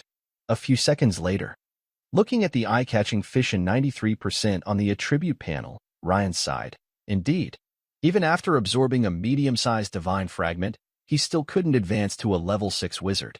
This means he still cannot use the real Key of Time artifact. However, after this battle, the evil gods probably won't dare to appear again soon. Ryan probably can't rely on those evil gods anymore. At this moment, Ryan's communication mark on his chest flickered. With a light tap of his finger, Elena's voice quickly came through. Lord Steelthrone, the great Star Mage Dalian Crown has, at the newly repaired Star Mage platform, joined forces with several other Star Mages to find Graham's trail. He is likely hiding in the Falling Hammer Mountains. Although Elena is only a 3rd-level wizard apprentice, as Ryan's transfer secretary, she has a special communication device from the floating city for daily contact. Good. Please send my regards to Dalian and the other Star Mages. I will go to the Falling Hammer Mountains immediately. Ryan was quite pleased. He finally found him. He hoped that this time, the other side could summon the spider evil god Neobreakin again. If so, he could get another divine fragment, which has a high chance of helping him break through. After a moment of thought, Ryan's figure disappeared from the study. Soon, Ryan arrived in the high sky above the Falling Hammer Mountains, looking down. Although the great Star Mage Dalian had already found Graham's trail, and the target was roughly within the Falling Hammer Mountains, the problem was that the mountains are a vast range stretching thousands of miles. Finding a hidden late-stage Dawn wizard in such a large area is extremely difficult. Of course, this is better than having no range at all.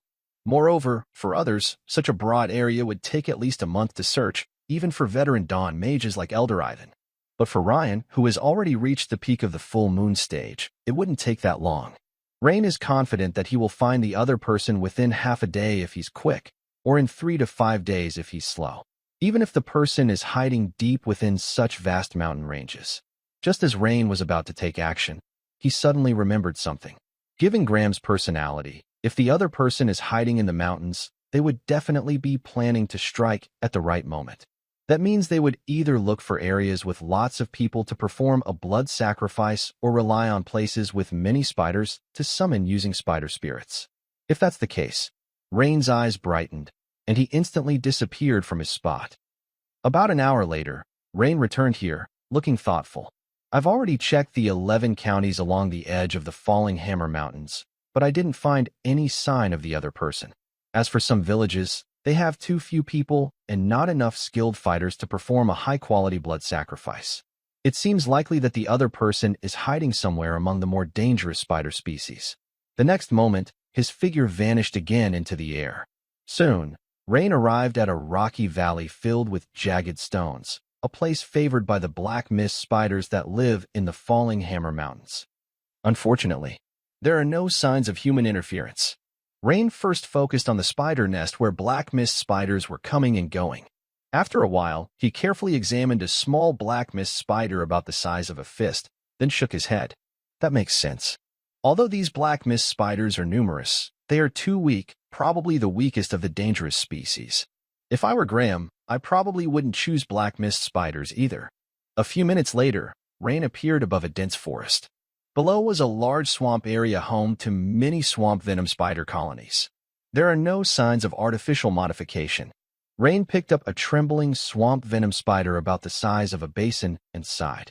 Then, he continued to visit more than 10 places where various spiders gathered, but still found no trace of Graham. There are no giant web spiders' nests, no black widow spider nests, and no wild thorn spider nests either. This made Ryan furrow his brow and doubt his judgment. Could Graham really have found a place to hide and buried himself there? If that's true, I really have no way to find him. Wait, based on what he did on the Ceratal Plateau before, he's not the type to just hide without any plans. There must be something I overlooked. After thinking carefully, Ryan believed his idea was correct. The enemy must have a plan, but the hiding spot hasn't been discovered yet. It probably isn't inside the Hammerfall Tunnel, Ryan muttered to himself as he recalled. Although there are many caravans there, if several caravans go missing, the Imperial soldiers would report it.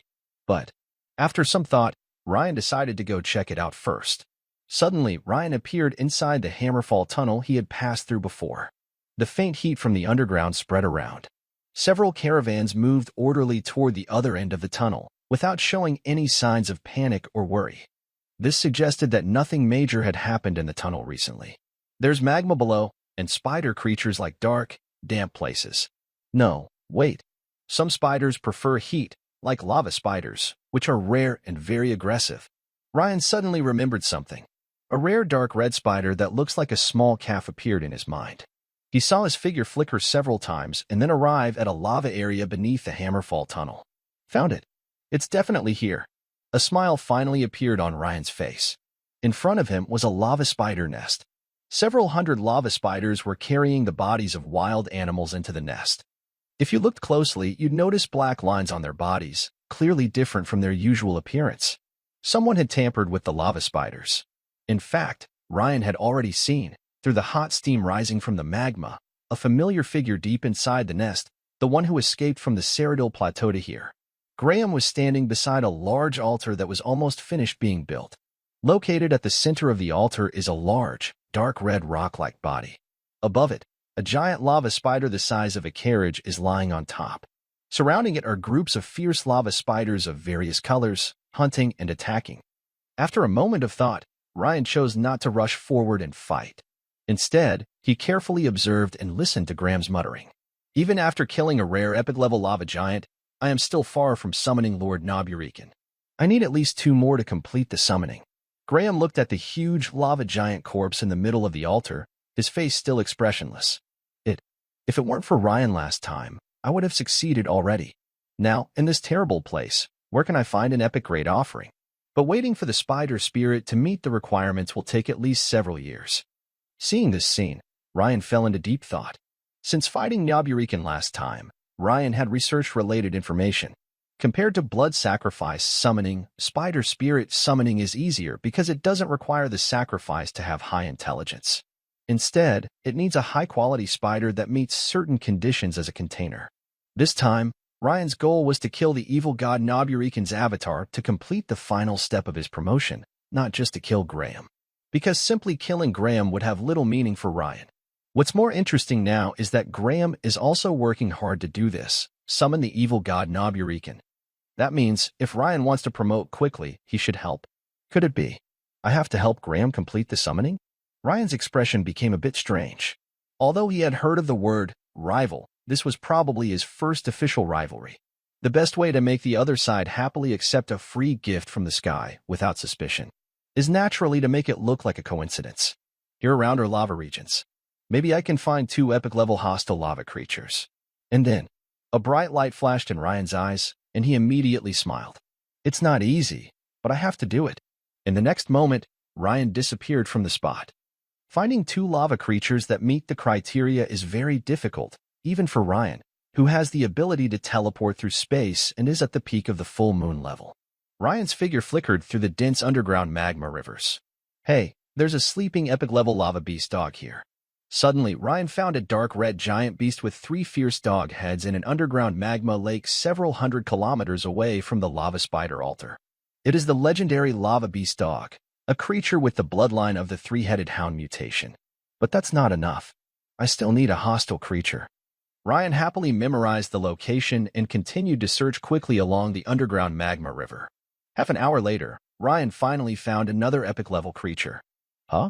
Another epic lava beast dog? Ryan felt a bit speechless. It would be better if it were a giant lava golem or an ancient fire spirit. Since they are enemies, after a fierce battle between 2 epic-level beasts, both would fall, which seems more believable. This pair of lava beast dogs made Ryan hesitate. Suddenly, the communication mark on Ryan's chest flickered. Lord Iron Throne, the dark magic at the Colonnade Cathedral has reacted and is spreading outward again, seemingly preparing for a further attack, said Olena urgently through the mark. Ryan narrowed his eyes and immediately said, All right, I'll come back right away. After some thought, Ryan decided to take both lava beast dogs. After all, there's also internal conflict among canines. Ryan's figure flashed, appearing above the magma lake. A dark silver metallic hand quickly formed out of thin air, reaching into the lava and grabbing the sleepy lava beast dog by the neck. Woof woof. The lava beast dog, which had intended to growl angrily, trembled upon sensing Ryan's strength level. At the peak of the full moon level, in the perception of the lava beast dog, Ryan was almost impossible to match. After 2 more enhancements, Ryan led the lava demon dogs through a series of passages back to the previous location. Using a large dark silver metal hand, he grabbed the remains of the first lava demon dog. Next, Ryan examined the claws and mouths of both lava demon dogs, then quickly killed them, as they were of epic level. He then transformed into multiple pairs of metal claws, pretending to have wounds on the 2 lava demon dogs. After completing these actions, Ryan threw the bodies of the lava demon dogs into a nearby lava lake close to the lava spider nest. He then cast a fire spell to create energy fluctuations. Seeing wandering lava spiders come over and discovering the bodies, Ryan nodded and quickly disappeared, leaving the Mount Hammer range. When Ryan returned to the sky above the imperial capital Tamriel, he saw that, instead of the usual view over the Cathedral of Karen, a terrifying demon, hundreds of meters tall, had appeared. Around it, there were birds, griffin knights, and several large dragons swirling, as if ready to attack. On the other side of the sky, the allied forces of the Empire and the Federation were also prepared. Led by Queen Mania, the Empire's guardians, top flying knights, and many griffin riders, along with dozens of large armed airships from the Federation, gathered in the sky, stretching for dozens of miles. Ryan even saw several tall elven elders among the high officials, led by the druid elder Auburn Moonblade. It was clear that the elves had come to support. As for the goddess Matilda, she was hidden in the distance as a backup. It seems the energy absorbed from devouring living beings last time has been exhausted. This time, the expansion will be even greater, Ryan said with a slight frown. Ryan had previously learned about the demon's combat methods from the goddess Matilda in detail. The demon's level was very high. Even Matilda, as a true goddess at the sun god throne level, could not completely eliminate the demon's core of evil energy. As long as the core of evil energy remained, it would slowly revive and grow stronger. The only way was to use the key of time to drive the artifact and consume the demon's core. This was the tactic Matilda used at that time. She used her lifespan to activate the secondary key, draining the demon's evil energy, then sealed the remaining demon. So, although they ultimately won the battle, the long life of the goddess Matilda was mostly consumed. Apart from the demon core, creatures infected by evil energy vary in difficulty to deal with, depending on how strong the evil energy is. Generally, legendary-level infected creatures are heavily damaged by fire energy of the same level, while epic-level fire energy can completely eliminate this evil energy. However, if the opponent has epic-level evil energy at a high concentration, it becomes very difficult to handle.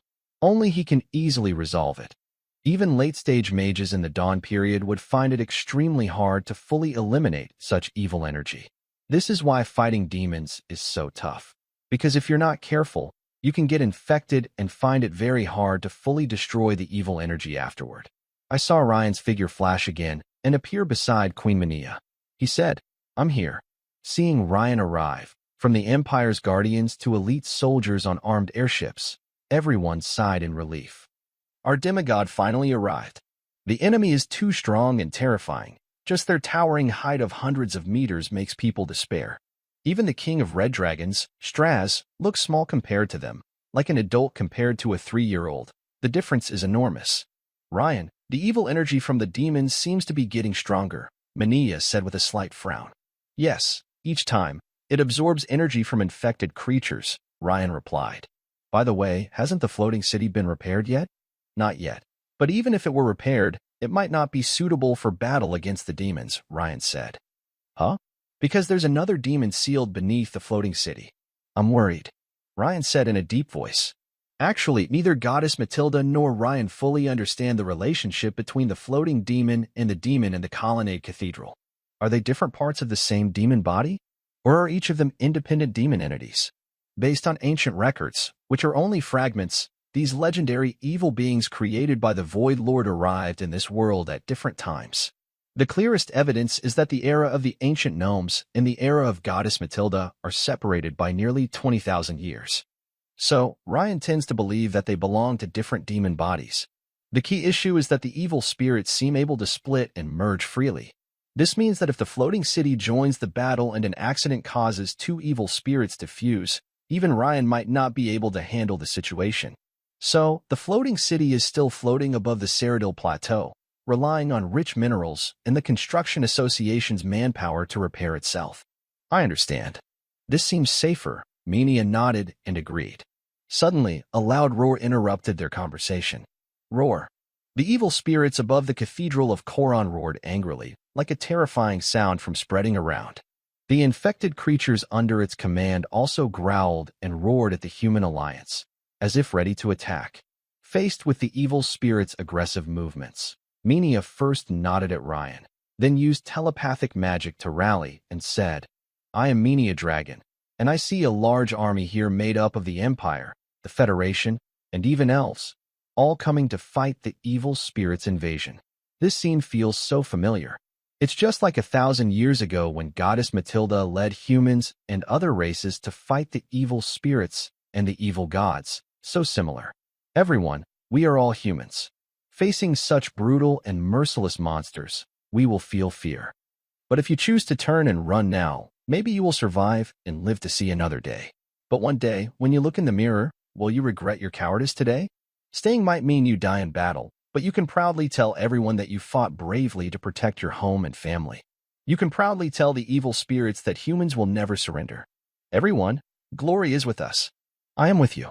Minia's powerful rallying cry seemed to have a spellbinding effect, inspiring everyone. Thousands of people, whether in the sky or on the ground, regardless of their status or strength, overcame their fear, raised their weapons high, and shouted, "Glory is with us. Glory is with us." However, the roar from the allied forces clearly angered the evil spirits even more. The flying minions centered around the corrupted dragon looked like a black waterfall pouring down, rushing toward the allied air force with loud roars. Meanwhile, thousands of infected on the ground surged toward the army's position like a zombie siege. The fierce battle immediately began. At the same time, inside the hammer drop tunnel, deep underground in the lava spider nest, a red and black lava spider, about the size of a millstone, waved its limbs quickly and approached Graham, who was lost in thought. It made a sizzling sound as it spoke. "Little one, take your time. Don't rush. What do you want to say?" Graham seemed to sense the excitement of the lava spider. He comforted it and reached out his hand, placing it on the fiery, fuzzy forehead of the lava spider. Through telepathy, he could better understand what the spider was trying to communicate. Although he could understand the meaning of the spider's calls, the problem was that the spider's language was very limited. It could only roughly indicate the strength level of the other creature, not what it actually was. This is a lava dog, and not just one, but two epic-level lava dogs. In the next moment, Graham's eyes widened as he perceived the scene in the spider's mind, and he exclaimed in shock. His voice trembled and was almost sharp. His excitement was obvious. Wait, how is that possible? After a few seconds of stunned silence, Graham recovered and sensed something was wrong. I've never heard of two lava dogs fighting to the death. Even if they're fighting over the right to breed with the mother beast, it's usually after one clearly wins, and the loser is driven away, not killed. Graham instinctively felt that something was off about this. Could it be a trap? But then he thought again. It didn't seem likely who would go to such lengths to kill two epic lava dogs just to set a trap.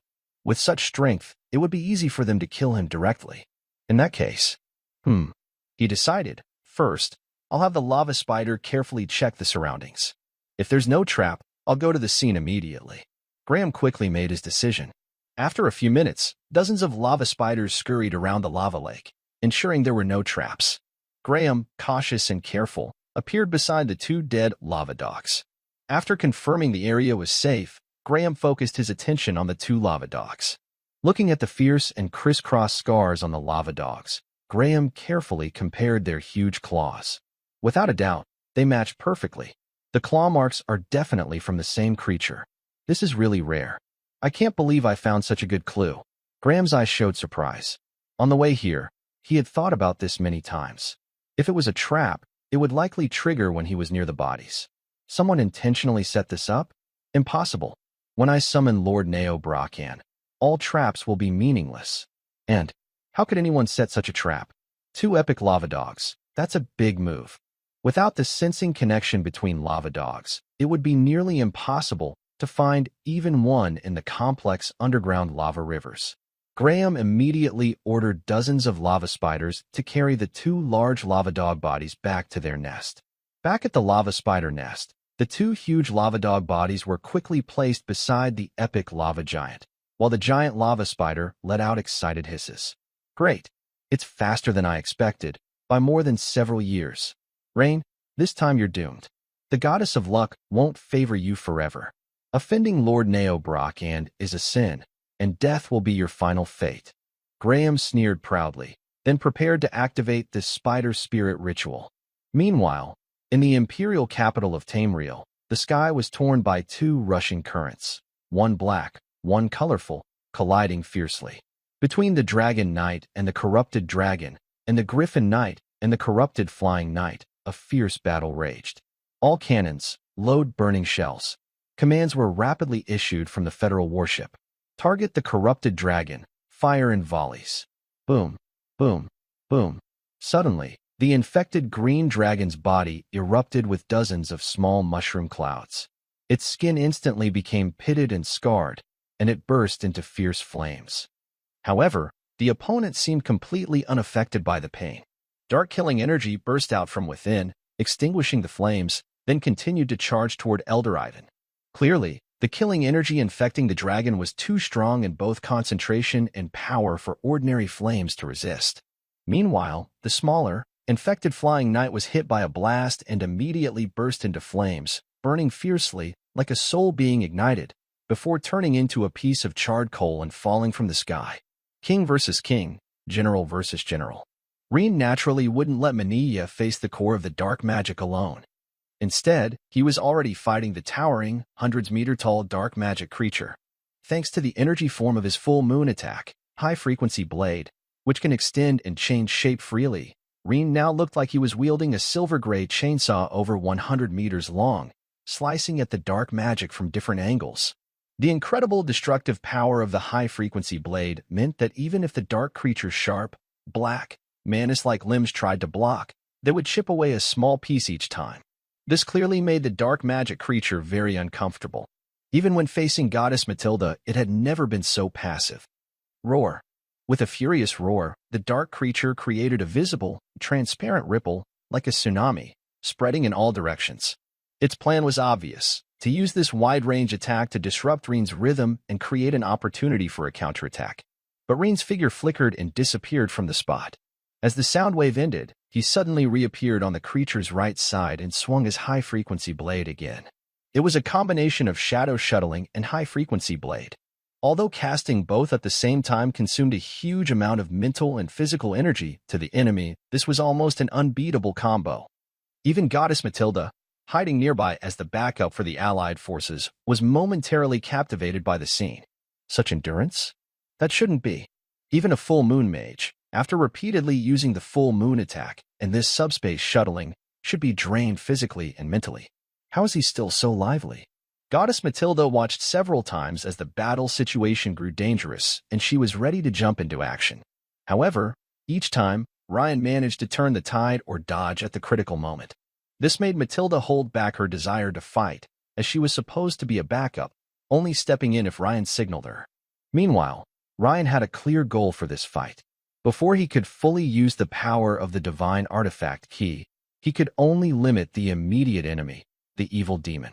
He planned to weaken the demon by draining its energy, aiming to dismember it at the right moment. Although the demon could regenerate energy quickly, it took time. Ryan lacked time the most. After restricting the demon, he intended to return to the floating city to reinforce the seal with a small sacrifice of his lifespan. He was confident that, even without divine fragments to absorb, he could, through his own effort, take the final step within a few years. Having already strengthened his body and mind for the third time, Ryan seized the opportunity again. He used a high-frequency blade to cut off the demon's fifth sharp limb, which resembled a mantis's front leg but was actually a rib. The demon's huge, pulsating black heart had already shown a small. Meanwhile, above the Cyrodiil Plateau, inside the floating city, a lively scene of repair was underway on all levels except the lowest. Your Majesty Harem, I heard the demon in the imperial capital has become active again. Has the battle already started? Someone asked. Yes, Lady Moria, that's what worries me most, Harem replied with a furrowed brow. Although the imperial capital had powerful fighters like Ryan on the throne and Goddess Matilda, the fight was still extremely dangerous. Logically, ancient gnome flying cities like this should be used in such a large-scale war that could change the fate of the world. Harem, do you think Ryan's concern is overblown? At this point, we should unleash the flying city's full power and let the demon taste our strength. Harem waved his hand heavily, looking excited. Moria was already used to Harem's enthusiasm and desire for battle. However, initially, Moria did not expect that the leader of the Federation Mechanical Research Institute, a senior scientific pioneer, would also be a battle enthusiast. After they fought together using the mechanical Tyrannosaurus Rex, he realized this. Of course, this kind of passionate personality did not cause any problems. In fact, it made him seem trustworthy. So, he and Harem quickly became friends. They often exchanged ideas about making advanced mechanical devices and shared their experiences in handling various combat situations. Just as Moria was about to answer, suddenly, both of them noticed a faint vibration coming from the metal ground beneath their feet. This vibration only happened once and disappeared quickly. Others might ignore it because of the noisy repair environment, but both are dawn wizards with very sharp senses. They immediately felt something was wrong, because this was not caused by a normal heavy object falling. A normal heavy object falling would not cause such a vibration to spread throughout the entire floating city, even if it was very slight. The vibration just now seemed to come from below. They looked at each other in shock. Quickly check what's happening underneath. Harem turned to the wizard at the control console and ordered. Yes, Lord Harem. The crystallized wizard immediately started using the city's internal viewing scope to look around. This physical method of inspection is used when magical sensing is not suitable. Bad news. 2 lords, the evil energy below has faded. No, the evil demon has disappeared. The evil energy. It opened a gap in the wall on the lower side and left the floating city, the crystallized wizard said in alarm. What? This situation was clearly unexpected for both of them. They originally thought that if something unusual happened, it would be the evil demon escaping its seal and fighting them inside the floating city. But now, it seemed the evil demon had actually left. This. Harem immediately picked up the internal scope to check, while Moria looked out the window to track the direction of the evil energy. An unexpected event. The evil demon really escaped. Halim was feeling very worried. At first, he thought maybe Ryan was overthinking, but now he saw that Lord Ryan, the Iron Throne, was right with his judgment. It was very clear he had good foresight. Something's wrong, Your Highness Halim. The flying direction of the evil magic seems to be heading toward the Imperial City. Moria's eyes fixed on the large, distant cloud of dark gray evil energy outside the window. Her face turned pale as she shouted in alarm. Could it be that even from so far away, the evil magic somehow senses or connects with each other? Hurry. Immediately inform Lord Ryan of the Iron Throne. Also, inform Princess Mania. Halim urgently called out. Meanwhile, above the Imperial City of Tamriel. After Mania shot a burst of fire to knock away a corrupted Griffin Knight, she looked at Ryan, who was fighting to suppress the evil magic. Her heart felt at ease. Great. Even if we can't completely destroy the evil magic, Ryan's ability to hold it back means this battle is almost won. But suddenly, the communication mark on her red wizard robe chest flickered violently.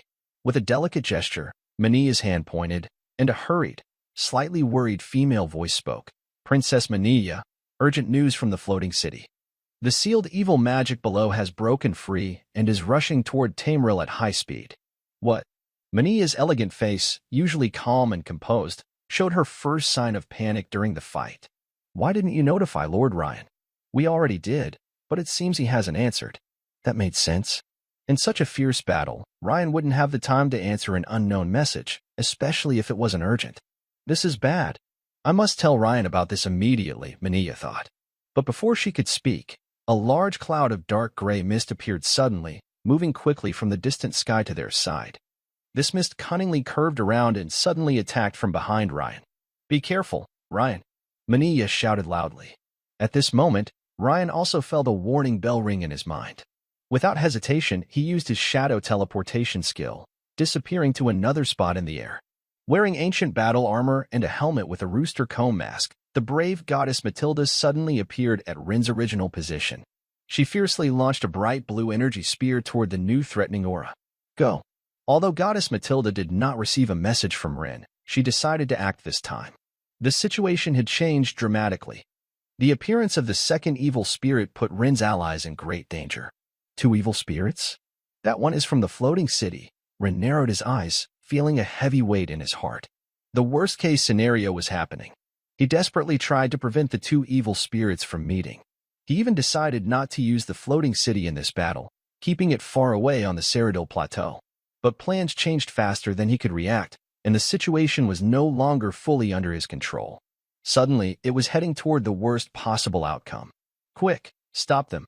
Queen Mania, dressed in red, shouted in alarm as she tried to command the Red Dragon King, Straz, to intercept. However, Rin immediately stopped her. No. That evil spirit is also at a semi-divine level. You can't succeed in stopping it, Rin said, then fiercely struck a high-frequency blade at the evil spirit above the Kholin Cathedral.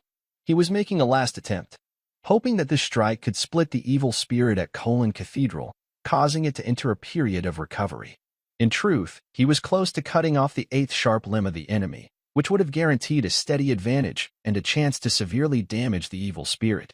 But unexpectedly, a sudden change occurred, making him feel that his efforts might be in vain. Clang! Rin's strike was blocked by the evil spirit of Kholin Cathedral, which used 2 sharp limbs breaking as a shield. Meanwhile, Goddess Matilda's blue light beam attack only slightly pushed back the second evil spirit. Roar! In the next second, the evil spirit at Kholin Cathedral roared angrily. Its solid black body dissolved into thick black mist, which collided and merged with another dark fog coming from the floating city. A terrifying aura, almost suffocating, spread throughout the scene from this merged black fog. Everyone present, including the Empire Guardians, looked on with worried faces at the shocking changes happening before their eyes, unsure of what to do.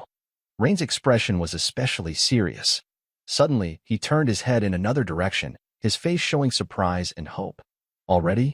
He sensed a signal coming from the distant Mount Drop Hammer.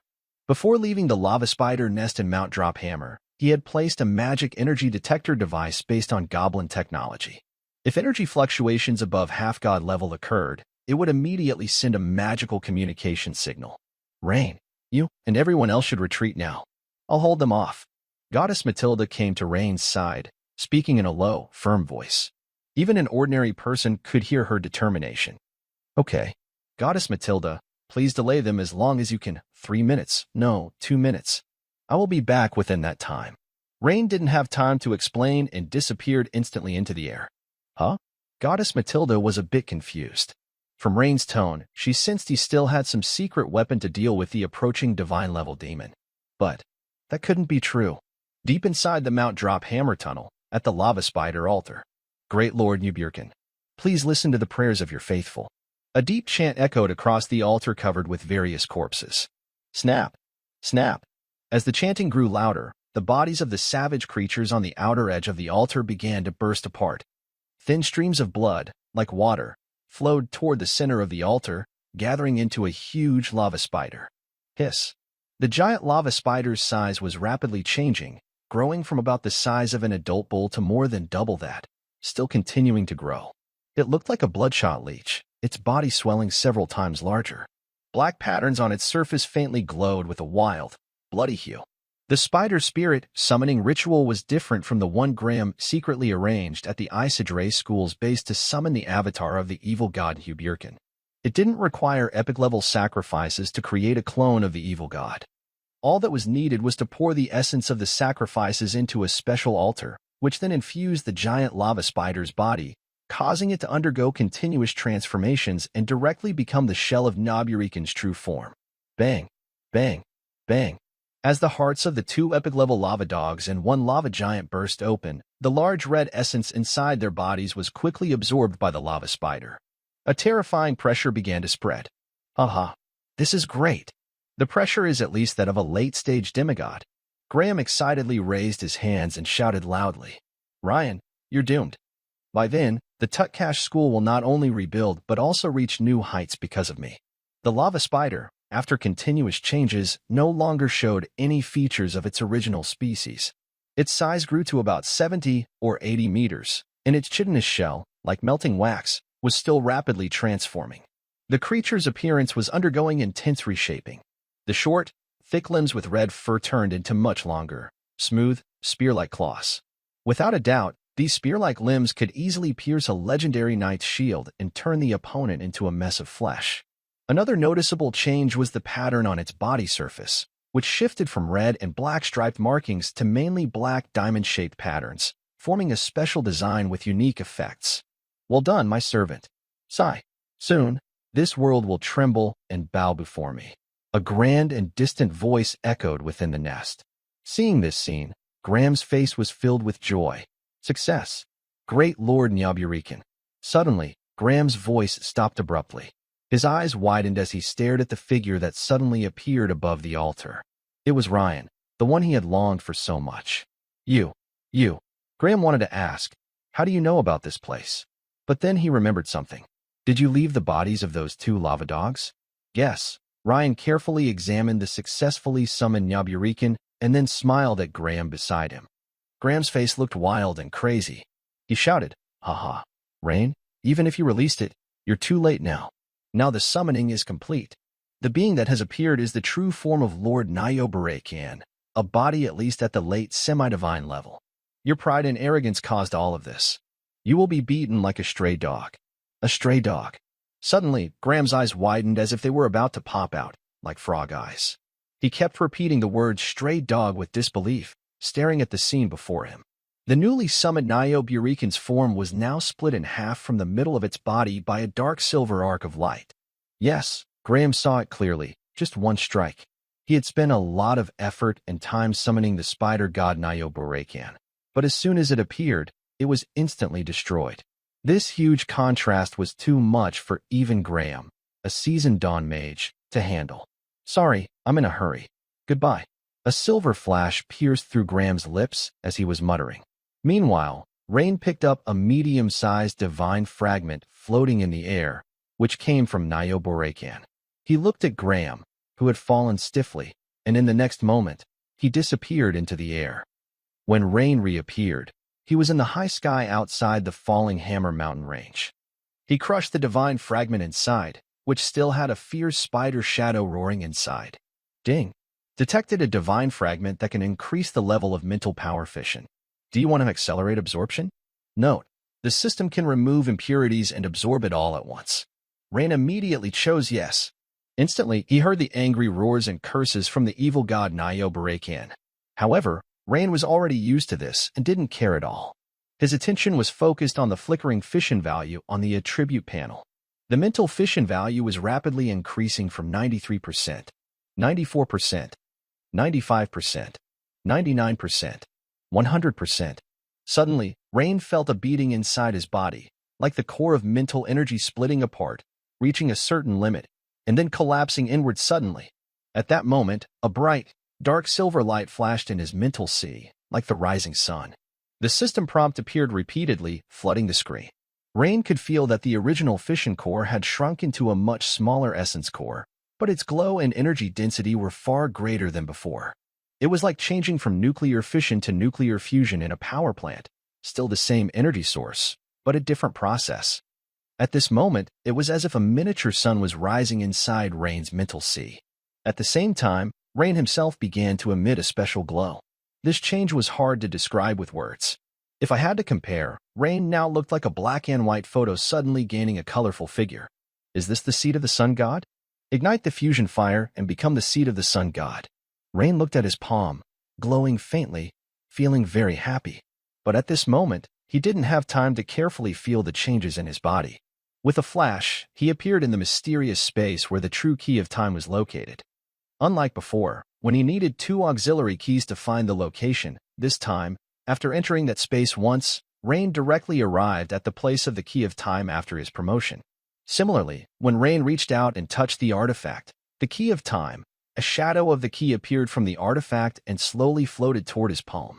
Still can't control it, but is this a sign that it's lending me some of its power? As the shadow touched his hand, Rain suddenly felt more fragments of information than last time flooding into his mind. After several seconds, the shadow gradually dissipated, not disappeared, but merged into the auxiliary key that Rain possessed. Now I understand. The artifact of time is the core stability of this world. The highest level in this world is only the Day God Throne, a 6th-level wizard.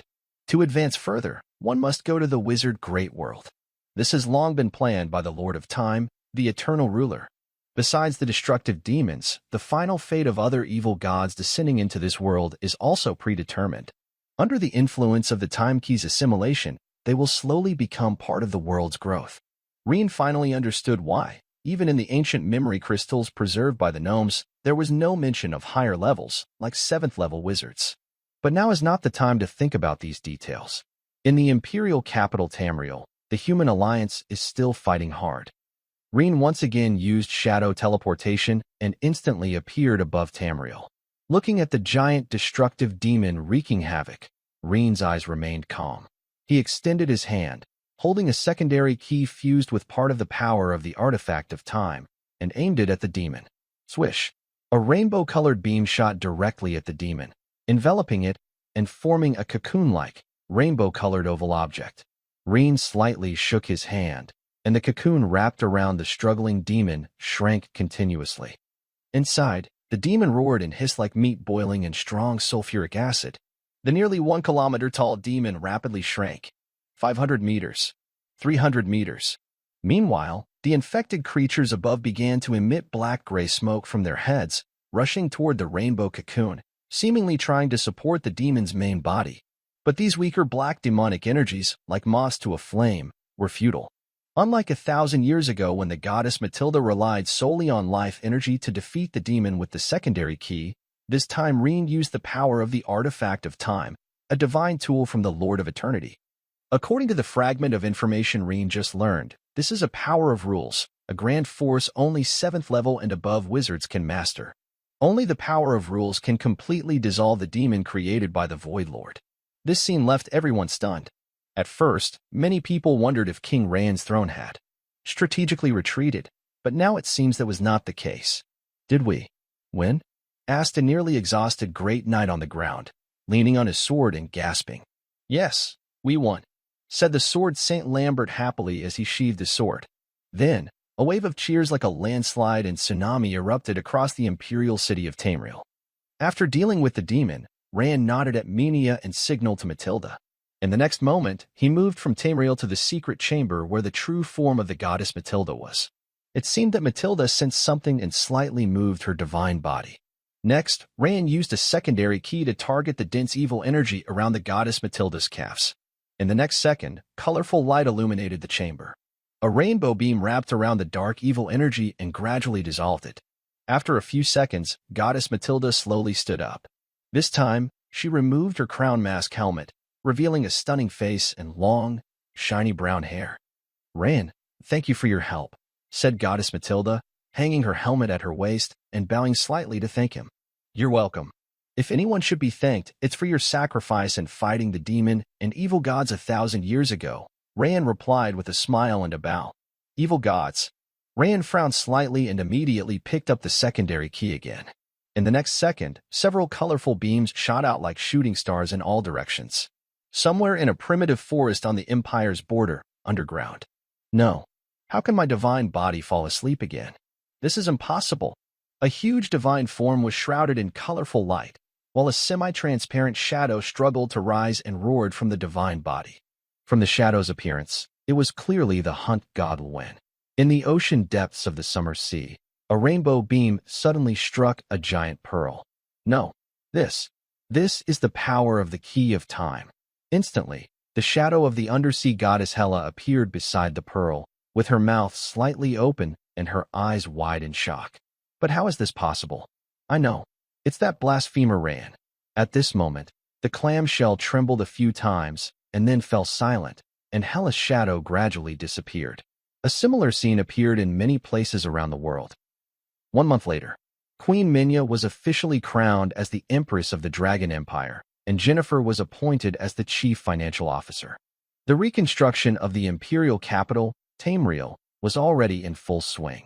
Meanwhile, in the lush Ferdinand Forest, inside the Elven Palace courtyard, Mint and the spirit war dog Cookie were happily playing on the green grass. Anna was holding her mother Emma's hand, chatting closely. As for Ragel and Kriya, they were practicing their fighting skills at a nearby training ground. Suddenly, Anna had an idea. She turned around, blinked her big eyes, and looked at Ryan lying on a rocking chair nearby. She asked, "Ryan, are you really not going to the wizard world?" Where my heart feels at peace, that is my home." Ryan lazily squinted his eyes, watching the white clouds drift across the blue sky through the mottled golden leaves. He could hear his sister Mint and mother Emma laughing nearby. In the end, all of this seemed to turn into a gentle ripple, passing over the softest corners of Ryan's heart. The story ends here.